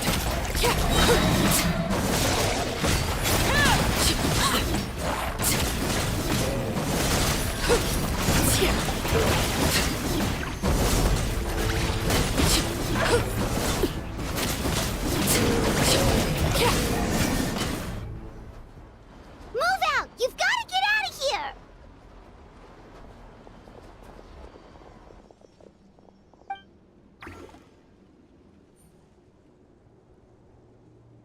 Still no luck, huh? What on earth are these things? How are they invulnerable to attack? Yeah, at least with regular abyssal pylons, anyone with a vision can destroy them. But this thing, no one's seen anything like it before. It's like a part of that sky demon's body or something. Whatever it is, it seems like it can spawn abyssal pylons, and with them, a never-ending stream of abyss monsters. We're just no match for it. At this point, retreat looks like our best option. We're fighting a losing battle here. The stadium is our only hope. That's where the sacred flame is, which seems to be the one thing that well of abyssal energy is afraid of. The Pyro Archon is guarding the flame. As long as that continues, we still have hope. What's this? Water, and some snacks. You look like you need it. I'm guessing you've been supporting the fight all over the map? Sounds like you need a breather. We got enough people to hold our own here, and it's high time you took a break. Why don't you sit down and gather your strength for a minute? It's true. We've been fighting pretty much non-stop. Traveler, you must be exhausted. What do you think? What is it?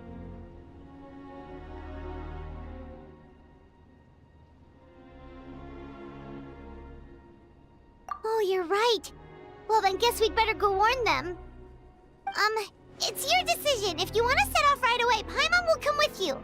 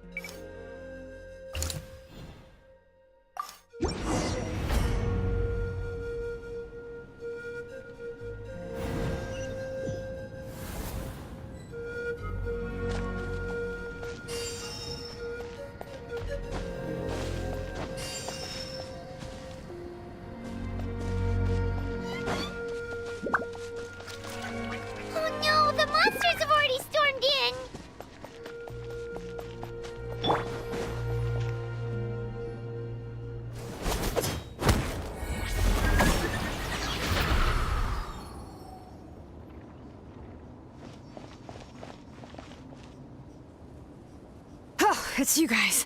Things are bad here. Something fell out of the sky that's impervious to our attacks.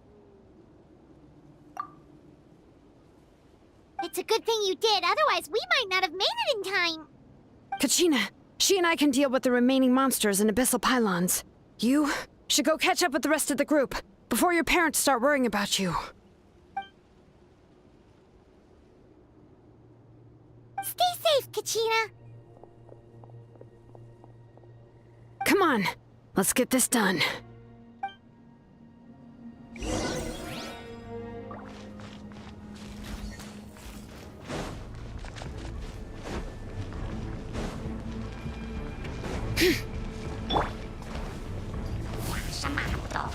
Shaken and stirred. Shower me with praise!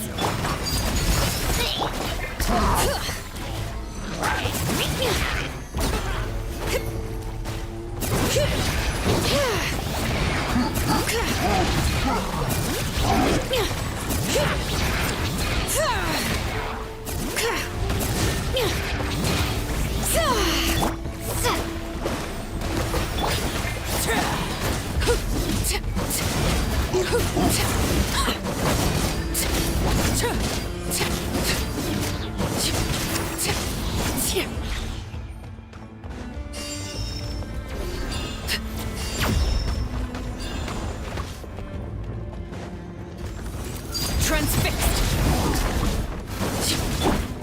Strike a pose! Look at you, bring down!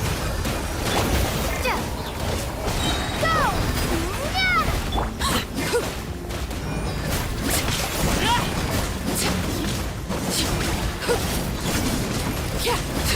Laid bare.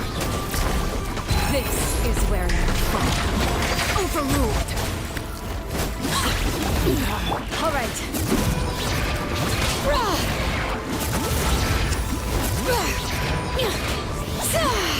Hear the echoes of the valley.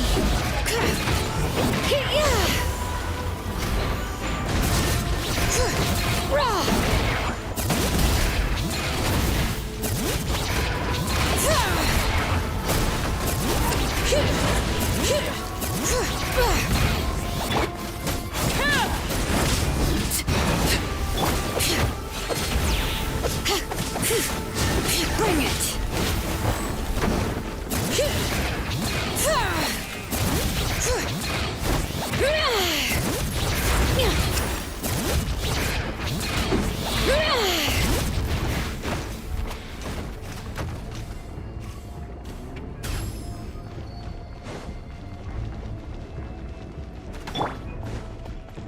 Transfixed!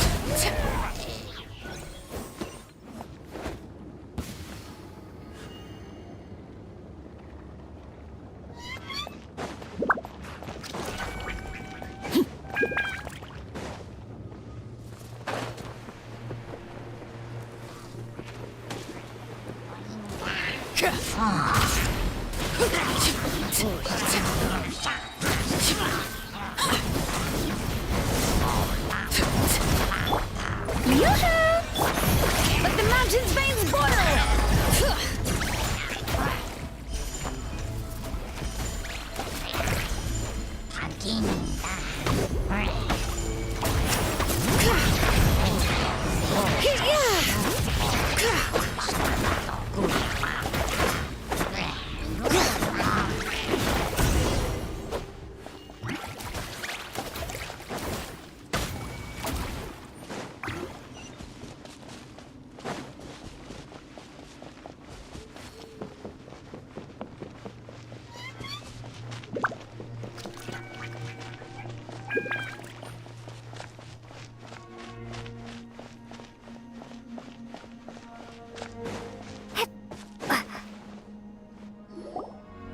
Yep, that's everyone.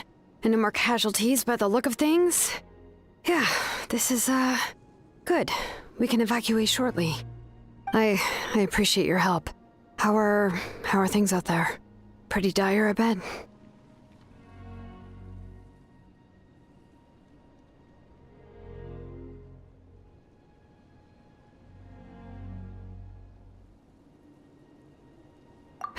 Some of the things I've seen, I don't know if I'll ever be able to get them out of my mind. Are we in Natlan doomed to this fate? I've never witnessed a full-scale abyss invasion before. I mean, I'd heard stories about the sky being painted black, but I always thought that was an exaggeration. Malika has witnessed this all before, so she knew better than anyone the terror and despair an abyss of Asian would bring. Yeah, and despite that, she's still facing it head-on. We've had to abandon our homes and chase the dying light of day, and maybe the only time we'll see the dawn again is in our dreams. But as long as there's even a sliver of hope, I am not gonna give up. We should catch up with the group. Let's go!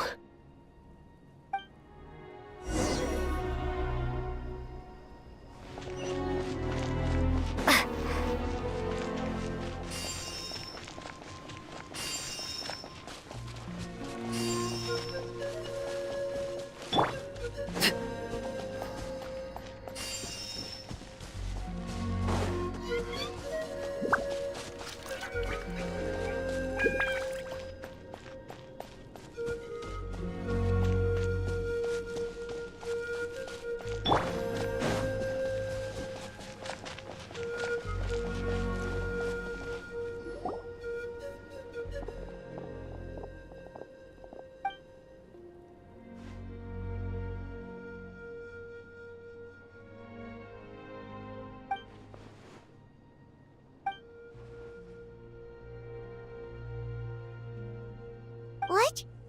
Isn't that Chaska's tribe? She said she was gonna take Koichi home to rest for a while.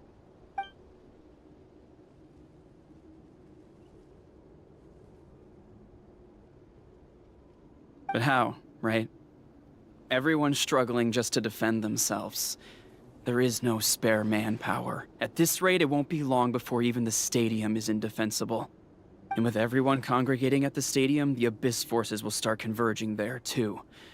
Then there'll be a battle on a scale much larger than anything we've seen so far. On the bright side, at least my old injuries aren't playing up at the moment. It means I can actually join in with the fighting.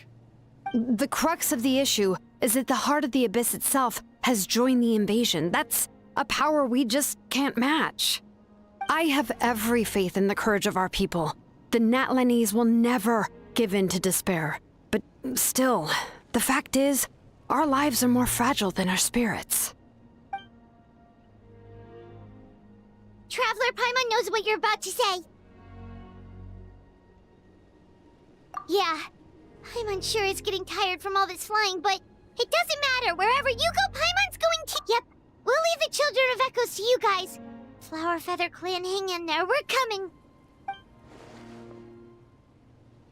If there was ever a time to push ourselves to the limit, that time is now!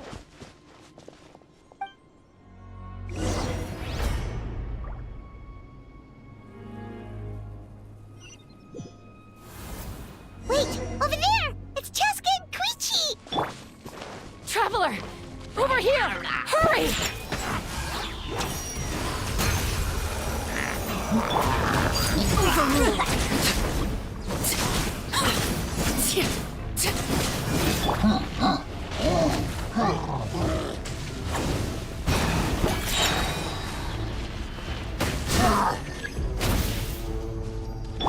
Shower me with the Diana Special!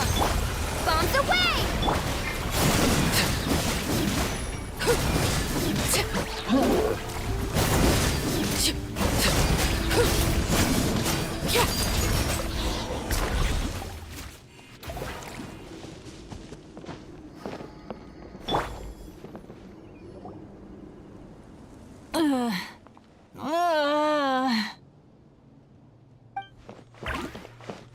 What happened to her? She's covered in abyssal energy!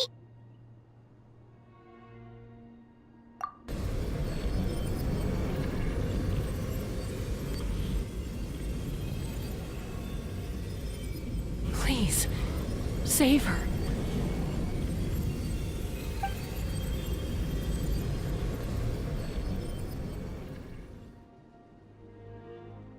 How's that, Koichi? Any better now? Koichi! Koichi! Chaska, I used to think Mom and Dad were crazy for adopting you. I was the younger sibling, but I always felt like it was my job to help Mom and Dad take care of you. I thought I could set you free from the abyssal energy you struggled with. I guess I was pretty full of myself, huh? Thinking I could fix you when... well, we were always the same. Hush, Koichi. Put those thoughts right out of your mind. We'll be at the stadium in no time, okay? I'll carry you there. The abyssal contamination is gone now. Just rest, and you'll get better. I was always nagging you to slow down. Stop rushing headlong into things. I just didn't want anything to happen to you, or to anyone else because of you. I worried about you so much. But now, I realize I never really understood what it's like for you. The fact that you survived an abyssal contamination was a miracle.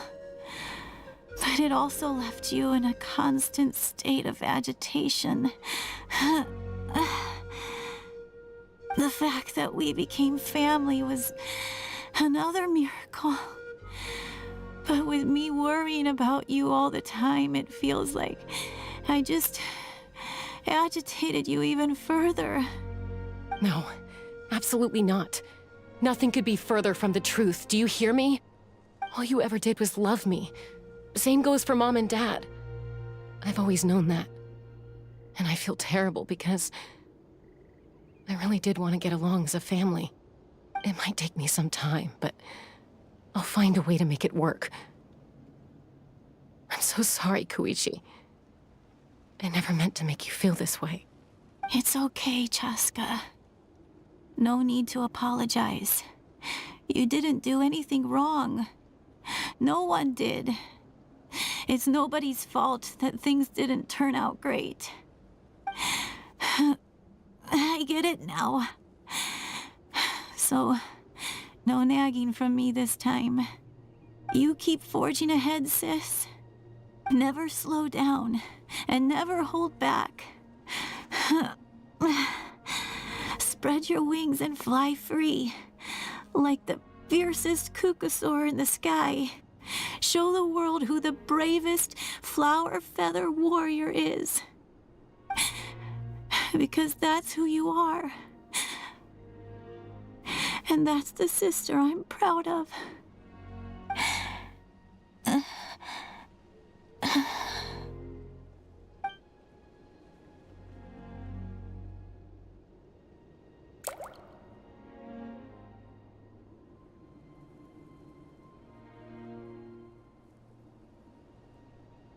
Koichi! Koichi!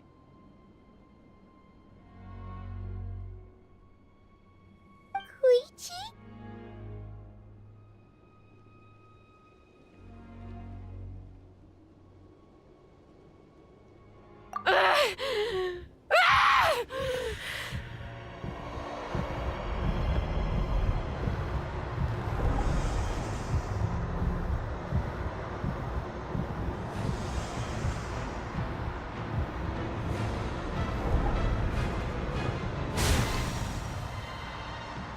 Chaska!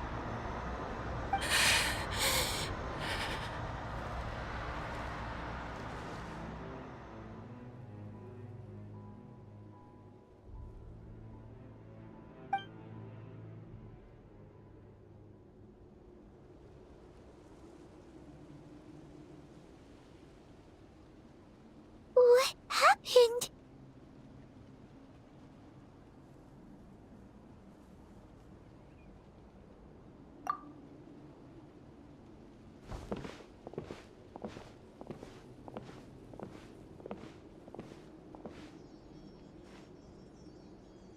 What was that just now? It looked like abyssal energy was flowing out of her, but then a split second later, it disappeared. Koichi did say that Chaska needs to let off steam now and then. If only we were faster! Dealing with we could have gotten to her early!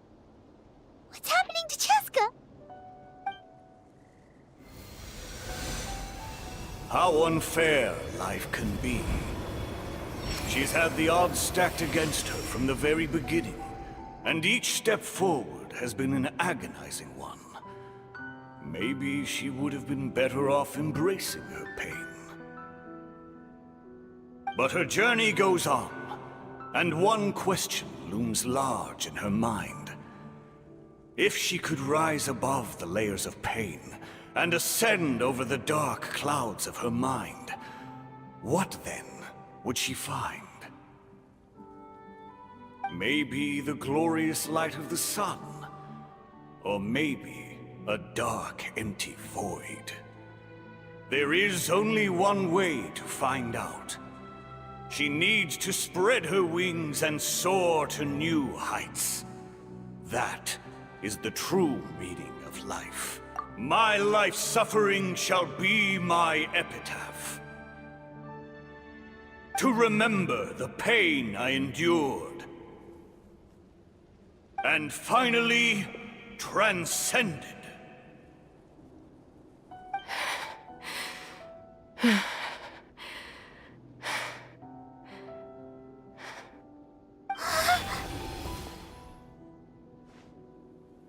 Let's take Koichi somewhere safer.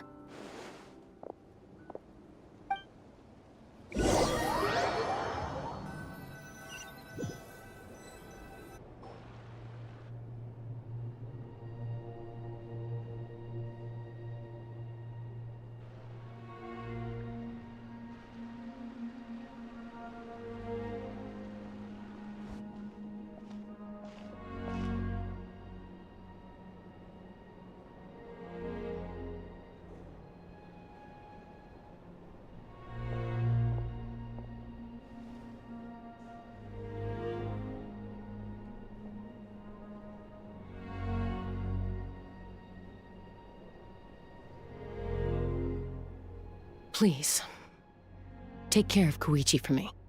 I still have more important things to do. Of course. We are grateful for her service. Yes. She served selflessly. I'm sorry, Chaska.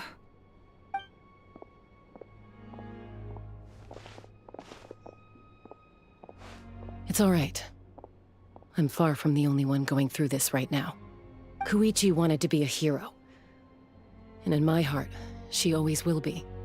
If we want to honor what she stood for, not to mention her sacrifice. Archon, we need to hurry.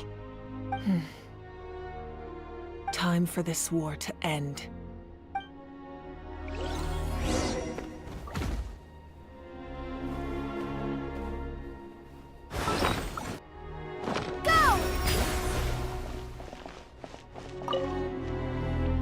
What's the status? Do we have enough medical supplies left? We're almost out. There are still the emergency supplies, but they're reserved for the doctors and soldiers. We can't touch those. I know. All right, well, give me my share at least. Ah, it's you. Glad to see you're both all right. No idea. Communications have dried up, and there are too many wounded people to attend to. Right now, my focus is on them. But I trust him. I know he'll make the right call even when the going gets tough. He's my son, and I'll always be proud of him.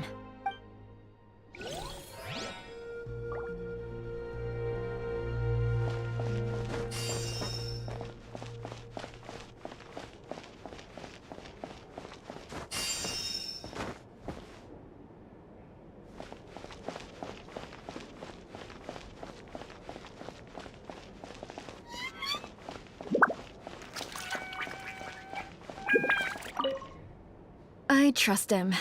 I know he'll...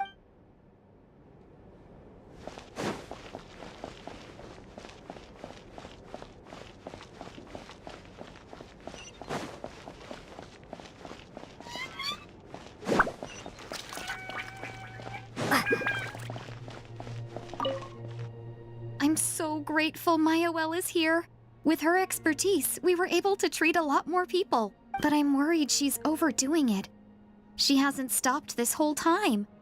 I need to get someone else to step in so I can persuade her to take a break.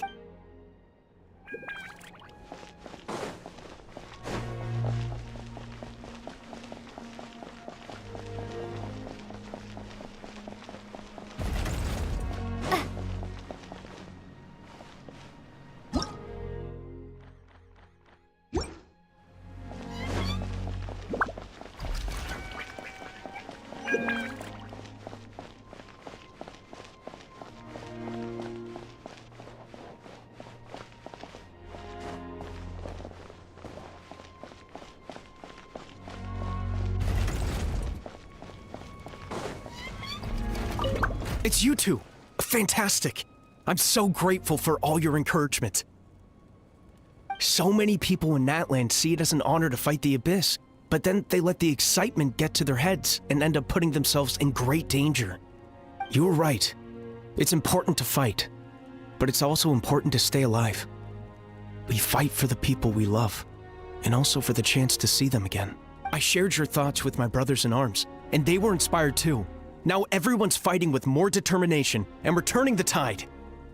So once again, thank you from the bottom of my heart.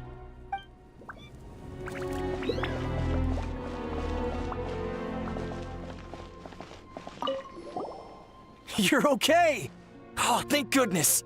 We were worried sick about you guys. So you made it to safety, huh? Was it a smooth journey? Not exactly. We ran into a bunch of abyss monsters and had to fight for our lives. But I gotta hand it to these folks. They really rose to the occasion. They fought every bit as well as trained warriors. Guess the old muscle memory's still intact. I feel very lucky to be alive. We have to keep surviving, so we can start to take back what we've lost. You guys better make sure you keep surviving too.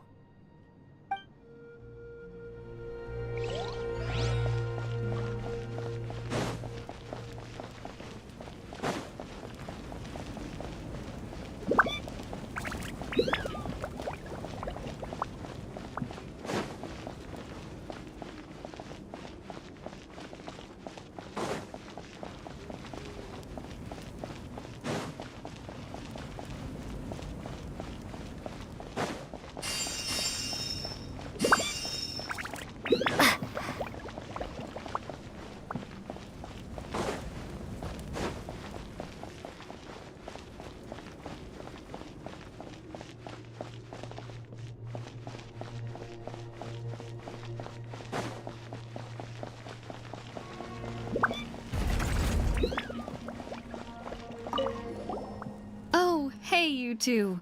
Thanks again for rescuing us. Osawe, look who it is. Say thank you to these heroes. Thank you. Oh, don't mention it. Just glad you're okay. I also gotta say thank you to the other people who helped us. What were they called? Fat? Chewy? Fatui. Yeah, that's it. The Fatui. They were also amazing.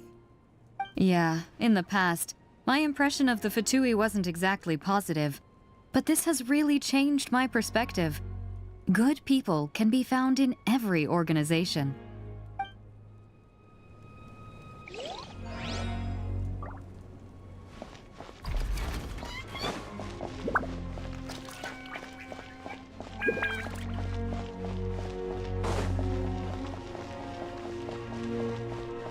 May the Wayub grant you peace, and may songs be sung of your life's journey. We give thanks for the gift of your life and ours, and we look forward to meeting you again one day in a world of wonder and beauty.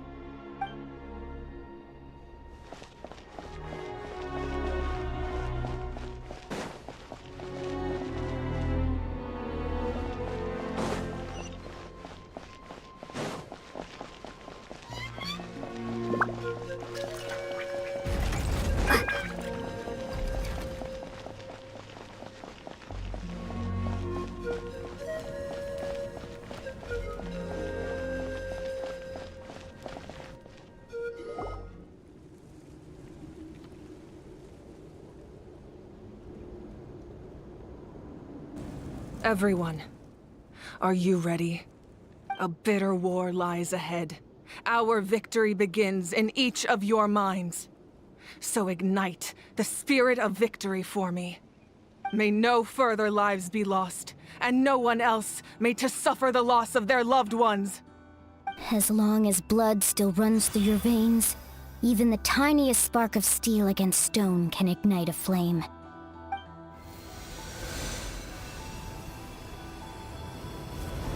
Its blaze will become one with the gaze of all Natlan. Even amid everlasting darkness, our bonds remain eternal.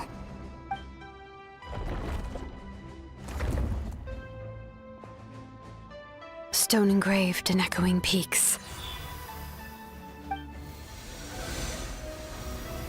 Converge, disperse, in ashes be reborn. For flames born anew, and the blazing dawn. A hero scaled the volcano to seize the sun. Anointed with flames, she shone with the light of 1,000 stars. Now, guide me in my first step. Having foretold his own death, the omniscient man holds a feast in celebration. Let us raise our cups in honor of his heroism and send him off with this final tribute. For at last, his wish is now fulfilled.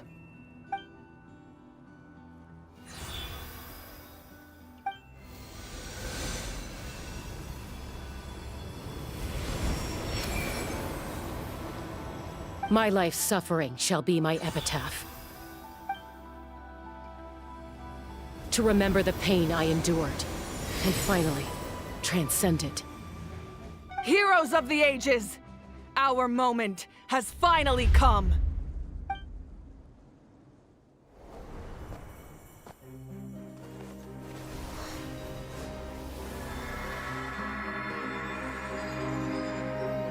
We unite as one!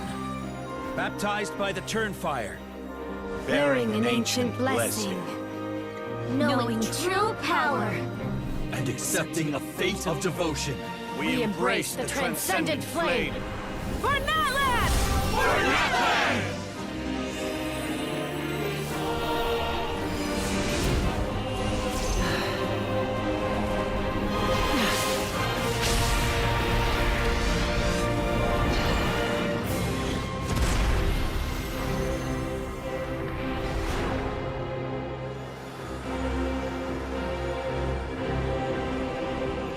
In the name of the Pyro Archon Halloran, I declare the Night Wars underway! The Ode of Resurrection will guard all life till the war is over!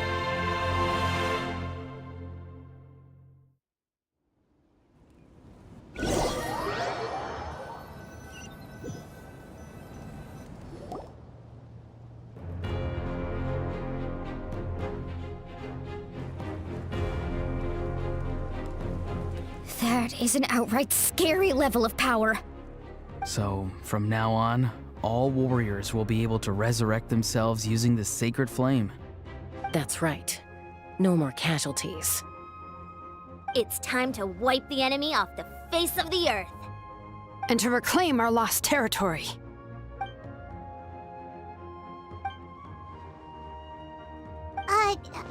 We'll come with you. Paimon, Traveler. I'm so grateful you got to us when you did. You gave Koichi the chance to say those words to me before the end.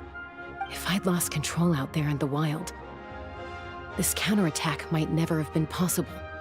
Probably best not to think about that. More importantly, how are you feeling now? Any better? Not really. But now's not the time to deal with it. In the spirit of VUCA, I have to rise above it. The conflict and suffering in me are there to test my character.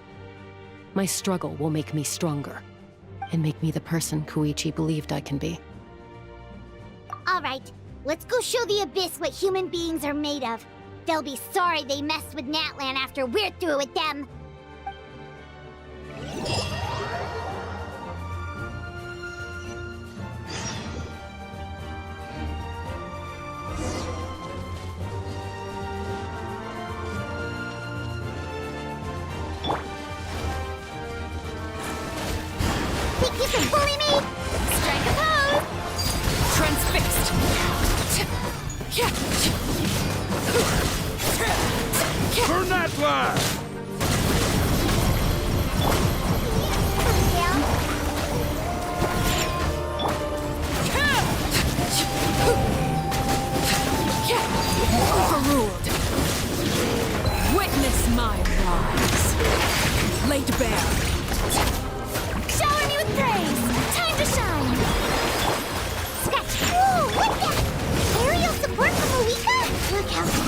she is now, it's borderline unfair.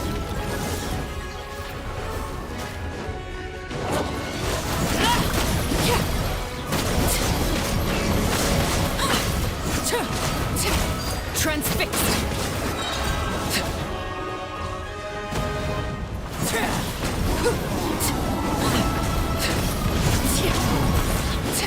Use my power to destroy the abyss tumors. Got it! Thanks for the backup!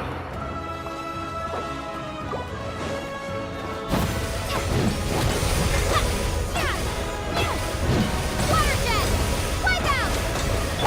Ain't having a dream!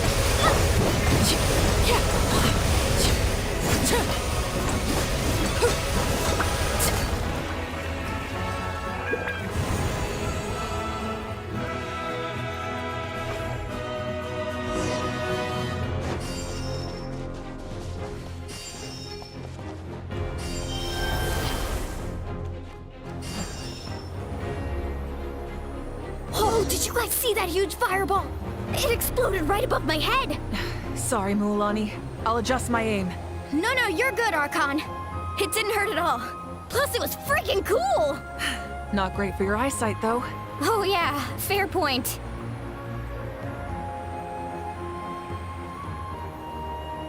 Ugh, a Hal's coming in way too hot. Is it possible to mute him? Done. Thank you, Malika.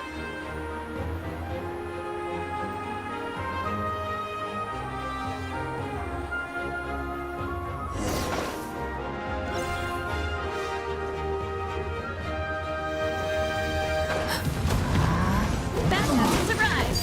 All right, give him hell. Vengeance for Koichi.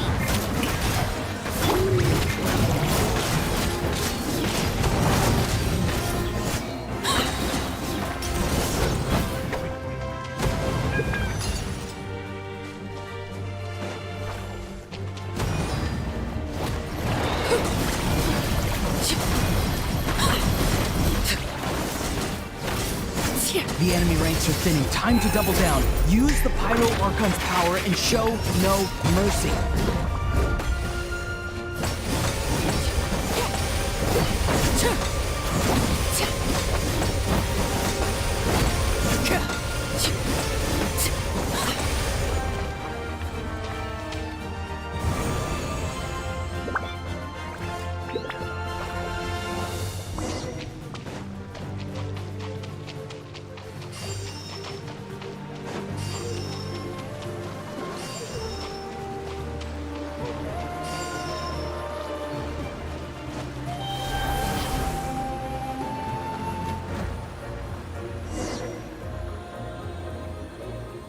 Kachina, over here! I'll send you up, it'll be quicker!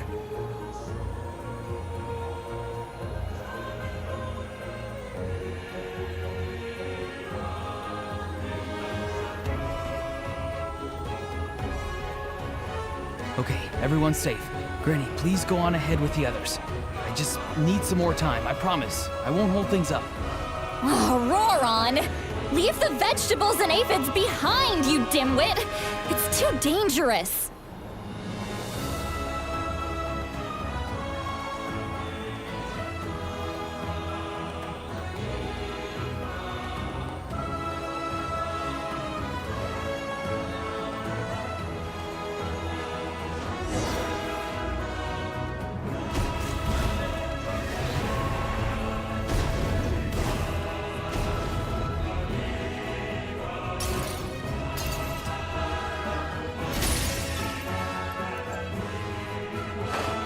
Hey, you're back! That sacred flame has got me pretty fired up! I'm ready to butcher a whole army of monsters! Everyone! Shut this now off the table! So charge! Let's give them everything we've got!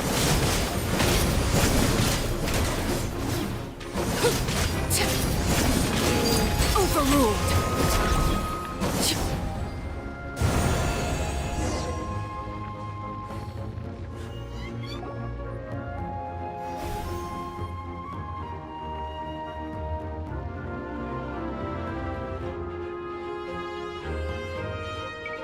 The Children of Echo's territory is secure. All monsters down.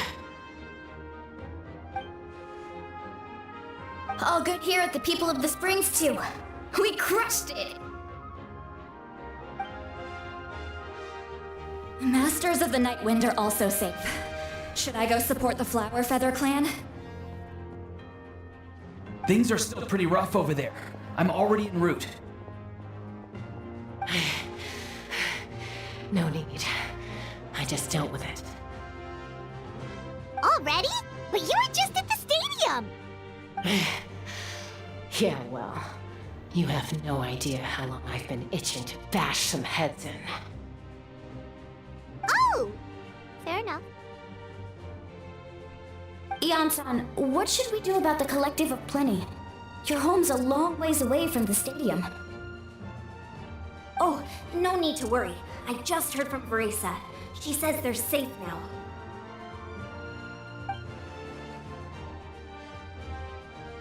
Yeah! Their only game plan was to outnumber us, and that ain't gonna work now that we have the Ode of Resurrection on our side!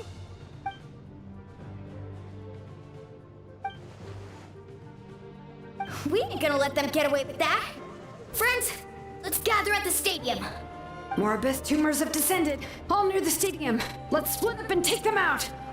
Oh, we need someone to guard the main entrance. All right, this is the final battle!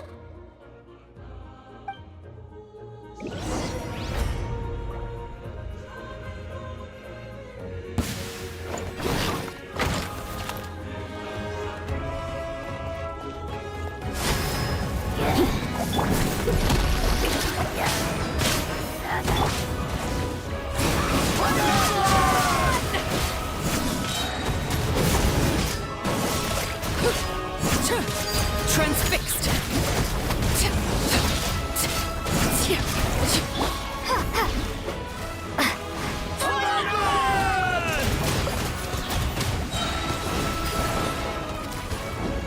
Bombs away! Can't handle your drink, huh?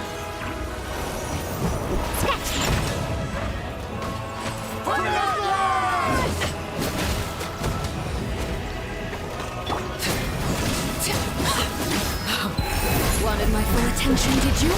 Witness my rise.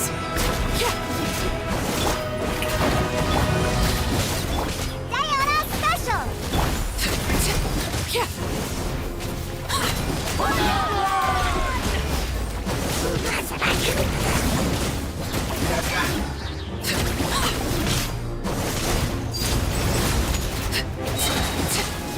Everlasting as the moon. Laid bare. Can't handle your drink, huh?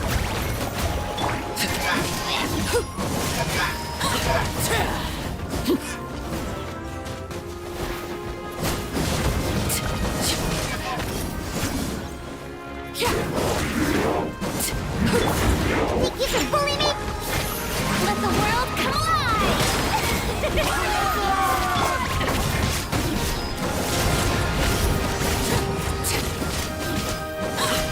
Diana Special!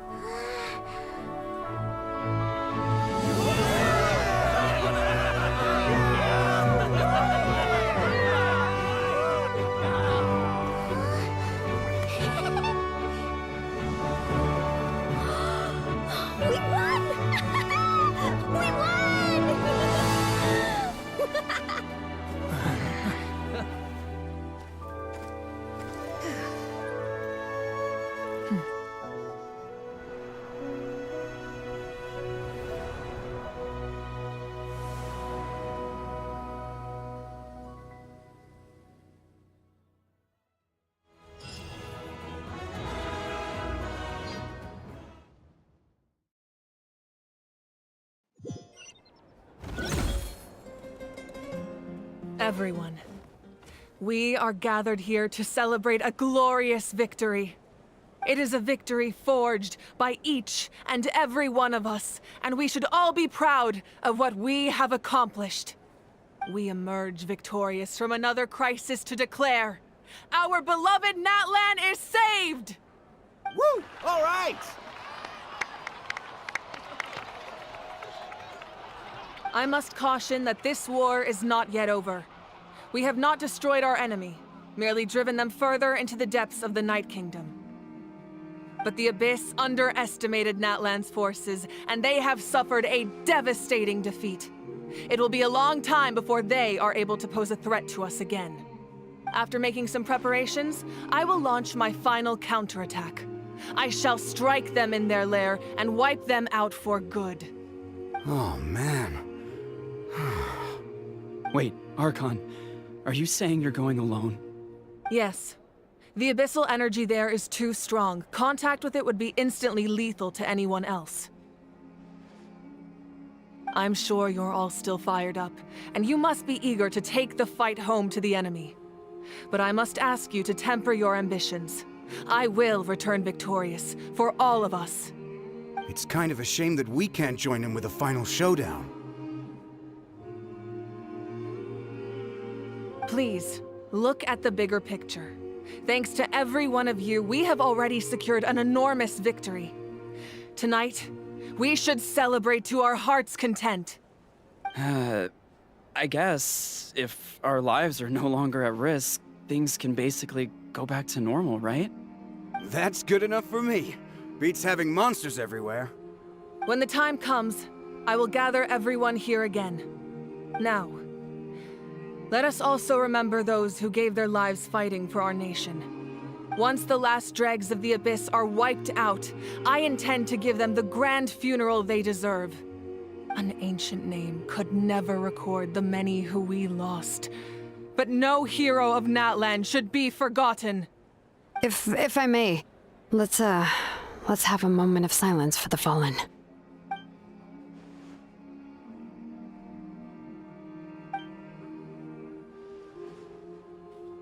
Lastly, there is one more person I must thank for his extraordinary support in our time of need, and that is the Captain.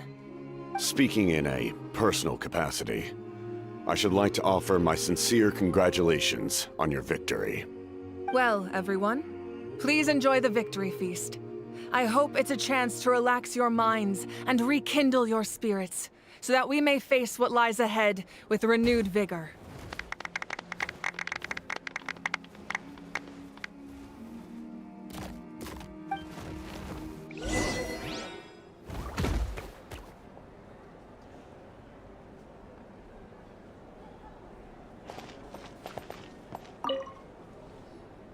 You did a great job, Kachina. Oh, you're much more confident now. Seems like winning the pilgrimage gave you a real boost.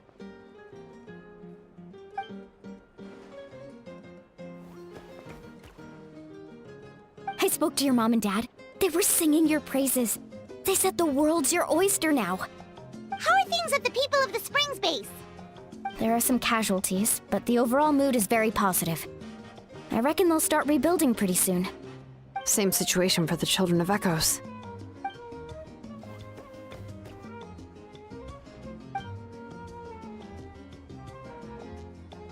Oh, that's a great idea. Let's do it together. Let's hope that their sacrifice marks the beginning of a new age for Natlan. An age of unprecedented peace.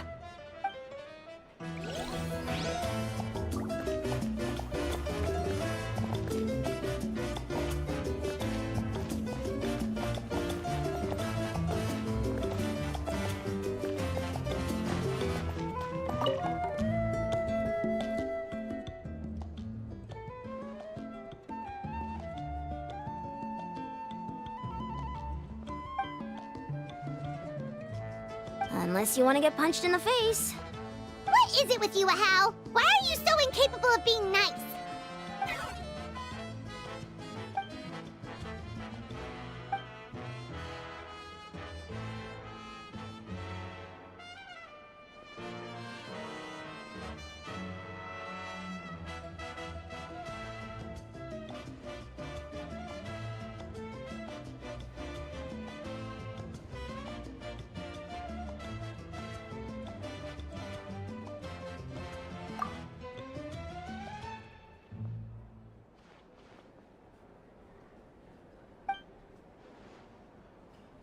The Collective of Plenty was the furthest from the Abyss's entry point, so they didn't have as many monsters to deal with. From what I hear, they got off relatively unscathed. But it might have been a different story if Chaska hadn't gotten there when she did. That's good to hear. All's well that ends well.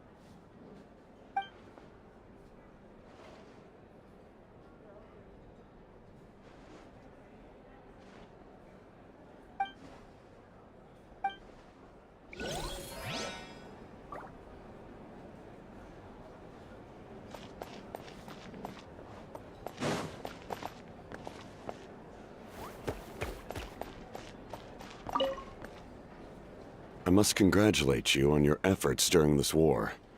I'm told you have proven yourself to be an outstanding adventurer and warrior. You remind me of the Prince. The similarities in your approach are striking, especially when you told me you wanted to win. I hope you will see him soon. Hey, Auroron! How are the Masters of the Nightwind doing? Granny Sealolly's been there the whole time, and she's a tough one. I think we should be fine. I'm sure there'll be some patching up to do, though. That's a job for the young folks. I should probably head back so I can pitch in. Do you need support from the Fatui? Probably not. There are a lot of older folks in our tribe, and I suspect they would find your comrade's presence a little distressing. Right, 'cause often they look like a bunch of intimidating thugs. Well, also in my tribe, excessive use of elemental energy is bad for your eyesight. Oh, right. Okay.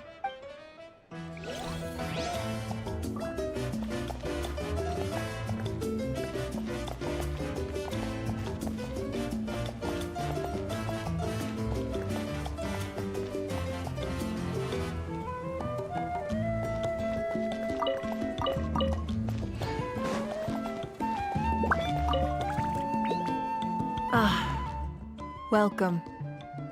You seem a little out of sorts. Are you just tired, or...? I guess I am. You know, when I was up there in the sky, I could see all of Natland stretching out below me. People everywhere, giving everything they had for a chance at victory. If only I'd been quicker. Maybe they wouldn't have... And Koichi. Maybe she'd still... I'm sorry. Now is not the time for that. Fruit juice, right? Make it a large? True. My 500-year plan has almost come to fruition. Just one last step to go. Namely, my final battle against the Abyss. But battle is second nature to me, so I'm not feeling a huge amount of pressure. It was so awesome. The way you exploded that thing in the sky with one almighty punch! Are you always gonna have that kind of power from now on? Oh, that was the Divine Throne unleashing my full potential. And it was only temporary. I can't wield that power for any length of time. My body wouldn't be able to handle it. Likewise, the amplified power of the Ode of Resurrection was also temporary. From now on, it's back to ancient name-bearers only. Correct. We dealt the Abyss a critical blow. So for the time being, it's too weak to sustain regular invasions. I hope the people will be able to enjoy this period of peace. Or rather, assuming all goes to plan, eternal peace. We've had centuries of war with the Abyss, and it's high time we brought that chapter to a close. Anyway, there's something I've been wondering about. I know you've been at the center of some major events in other nations too, and fought many powerful foes. In this war, you were in the thick of it once again, dashing around tirelessly, supporting the fighting on all fronts. So tell me, what drives you to do this as a mere traveler passing through? Why risk life and limb for a cause that's not your own?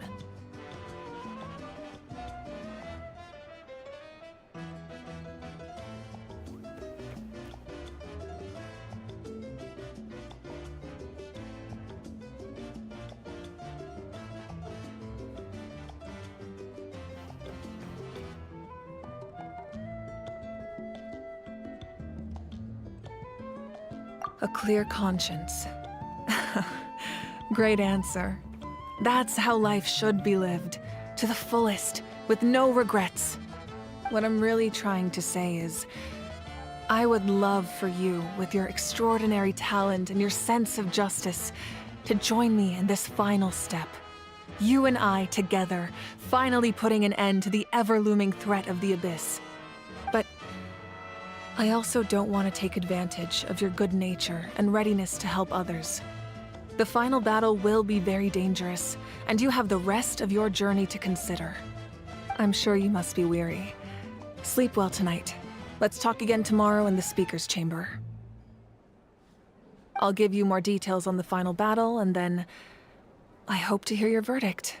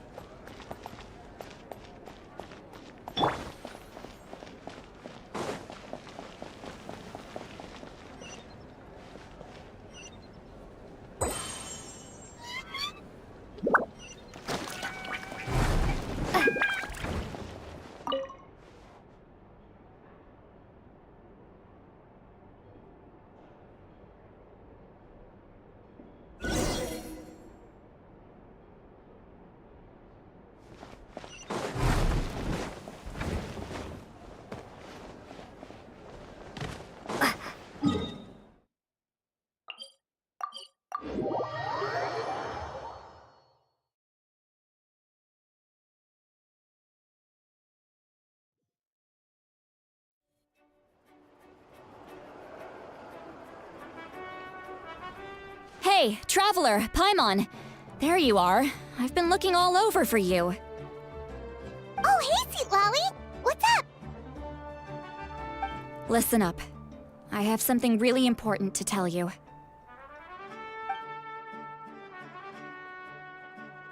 What? Are you serious?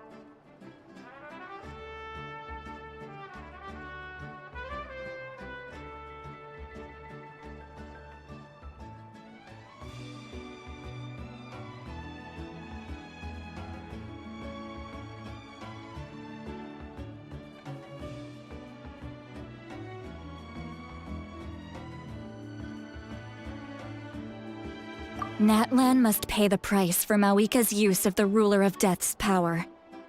That price is death. And only Mawika's death can clear the debt.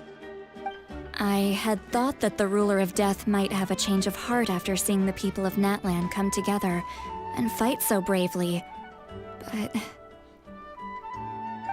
even now that the war's over and the threat to Natlan is gone, it looks like that death is still set in stone.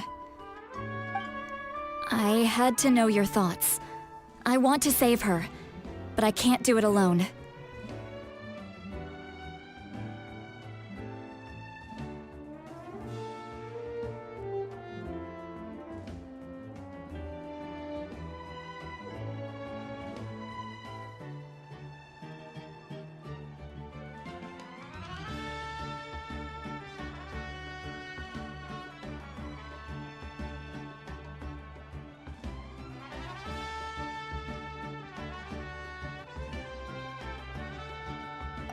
Okay, good.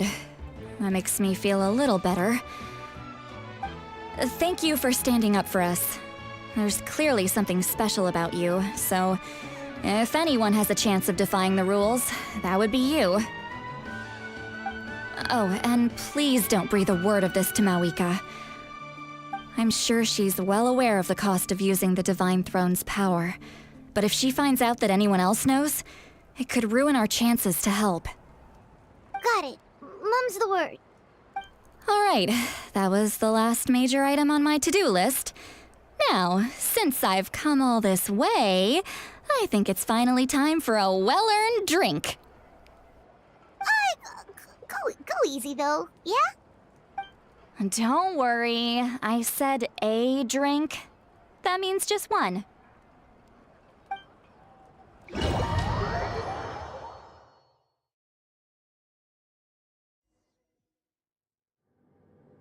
All right, you little munchkin. If you keep pestering me, I'm gonna have to get serious. I get 100 kids a day telling me they want to be the next Pyro Archon. Why should I train you? Nagging isn't going to accomplish anything. No one can predict the future, and unless you have some exceptional jaw-dropping talent I'm unaware of.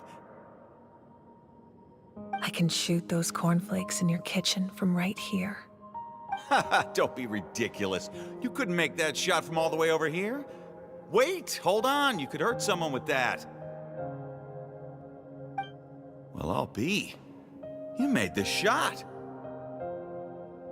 The science of the canopy raised him tough. That's some real skill you got there, little lady. Maybe you really will be Pyro Archon one day.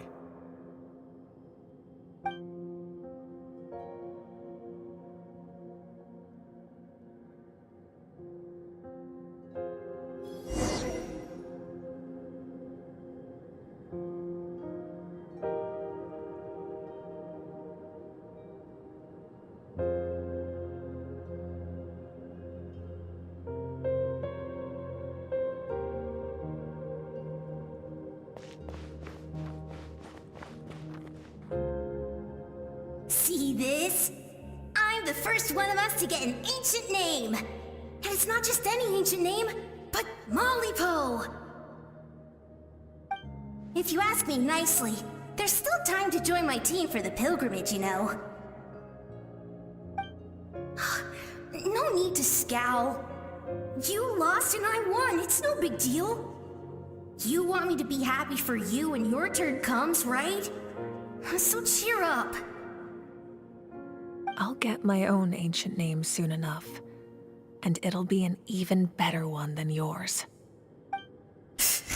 Oh, really? Well, good luck with that. What ancient name could beat Mollypo in our tribe?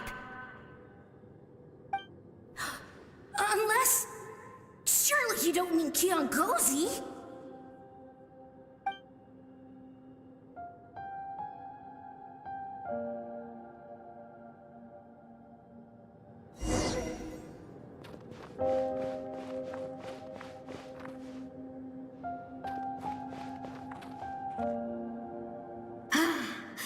That was fantastic. Can't believe I beat you in a wrestling match for once. Can't be more than a few days now until you're officially made the Pyro Archon. Imagine me trying to schedule a wrestling session with you after that. Excuse me, Pyro Archon, but would you be able to take a day off from running the nation to wrestle with me? I heard that the Pyro Archon inherits the knowledge stored in the sacred flame. And apparently it can change your personality. I can't help but feel a little worried. Worried that you won't be able to beat me in a wrestling match anymore? Why would I be worried about that? Never mind. Clearly I'm just overthinking things. Why would you forget about me just because of some new job? Even if that job happens to be Archon. Come on, one more round.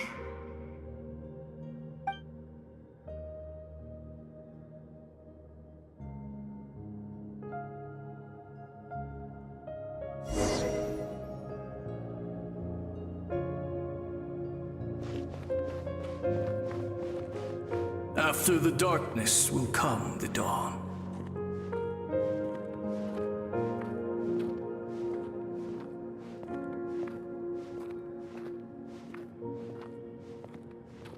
No one fights alone.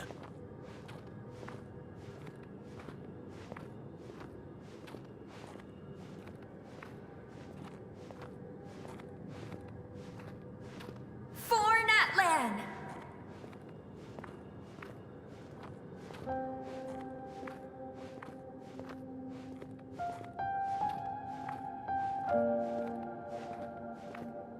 Look at the sky! It's getting brighter at last!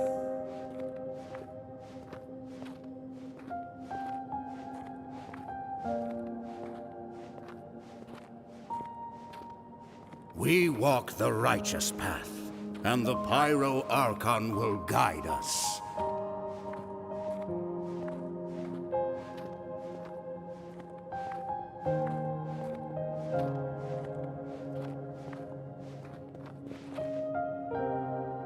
The victors shall burn bright, while the losers must turn to ash. I have done what is required of me. The rules are now written into the Night Kingdom, and this will help you to stand against the Abyss. It is still not enough. All this can do is give my people courage. It will not see us through a true catastrophe. If you are to make the Natlanese alone bear the consequences of a broken world, you will have to bring more to the bargaining table. You are the greediest human I have ever met, and the fiercest negotiator. No other would seriously ask to borrow my power. My domain is death, and its power comes at a great price. The question is, are you prepared to pay? I need that power. Only a hero can truly wield it, and heroes are not afraid of dying. No. A fear of death is ingrained in all living things. If the wielder of this power cannot conquer their fear, countless innocent lives will be claimed in their stead. For only then can the price be paid. Those are the rules. Mine is a nation that will not yield to the Abyss, and it will certainly not yield to your rules. As their culture and civilization is transmitted through the generations and their faith grows, the people will go from strength to strength and reach heights that even I cannot dream of. Very well. I shall agree to help you. But I am merely a shade, and I do not have as much freedom to do as I please as you might think. Then what do you propose? Keep this a secret. If I am questioned about it, I will deny all involvement and claim that treacherous Xbalanque stole my power. That will not be a problem. Thank you. I am glad we could reach an agreement.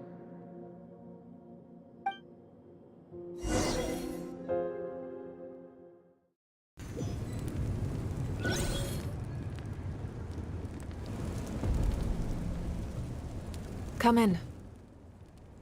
As you know, I've asked you to come here to discuss the task of wiping out the Abyss. Oh, but first, any progress on the ancient name? I'm surprised she was willing to help you, and by extension, me. I'm very grateful to her. Wait, hold on. Wasn't the whole point of the ancient names for winning that huge battle? Why would the Travelers still need one by this point? That's right. The Abyss has retreated to the depths of the Night Kingdom, a place that has long since been corrupted by abyssal energy. If we don't finish them off and restore the ley lines, the threat they pose to Natlan will remain. The battle we fought yesterday, we may one day have to fight again. This is the fate Natlan has always been resigned to. For thousands of years, we have struggled on the brink of a looming darkness and never known true peace. But this time, I want to break the cycle and free us from this fate for good. With the sacred flame, I can protect myself from the abyssal corruption, but beyond that, you are the only other person who can resist it.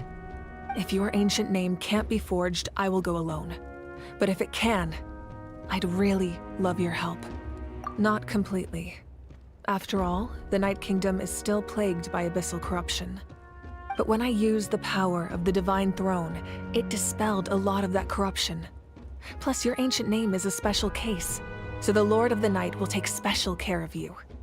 In short, the Ode of Resurrection still has a number of limitations, but I can promise that it will work reliably on you. Whoa, whoa, whoa! Are we forgetting something here? What about Paimon? What's her... what? You mean we'll be separated? The Abyss is extremely devious. If you two go there together, you can bet they'll make Paimon their primary target just to put us in an impossible position. Paimon wasn't that worried, but now she's petrified.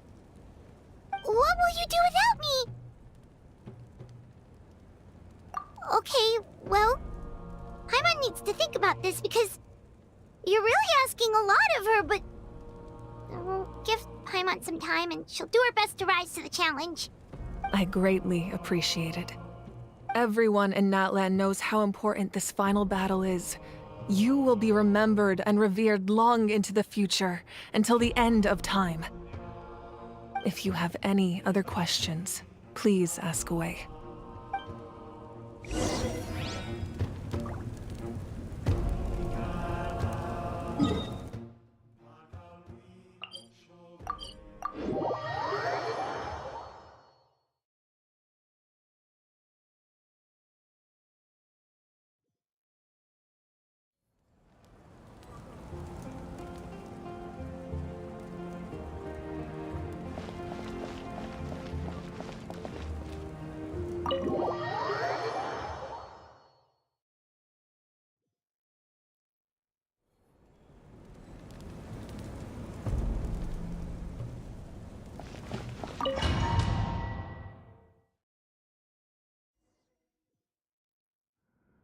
The Outlander with deep ties to this land returns.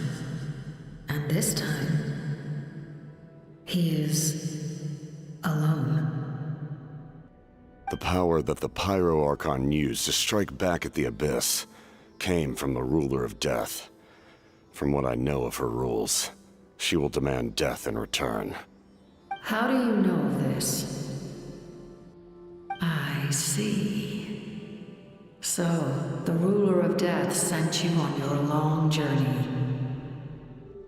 Natlan still has a final battle to fight, and I too have a final foe to face.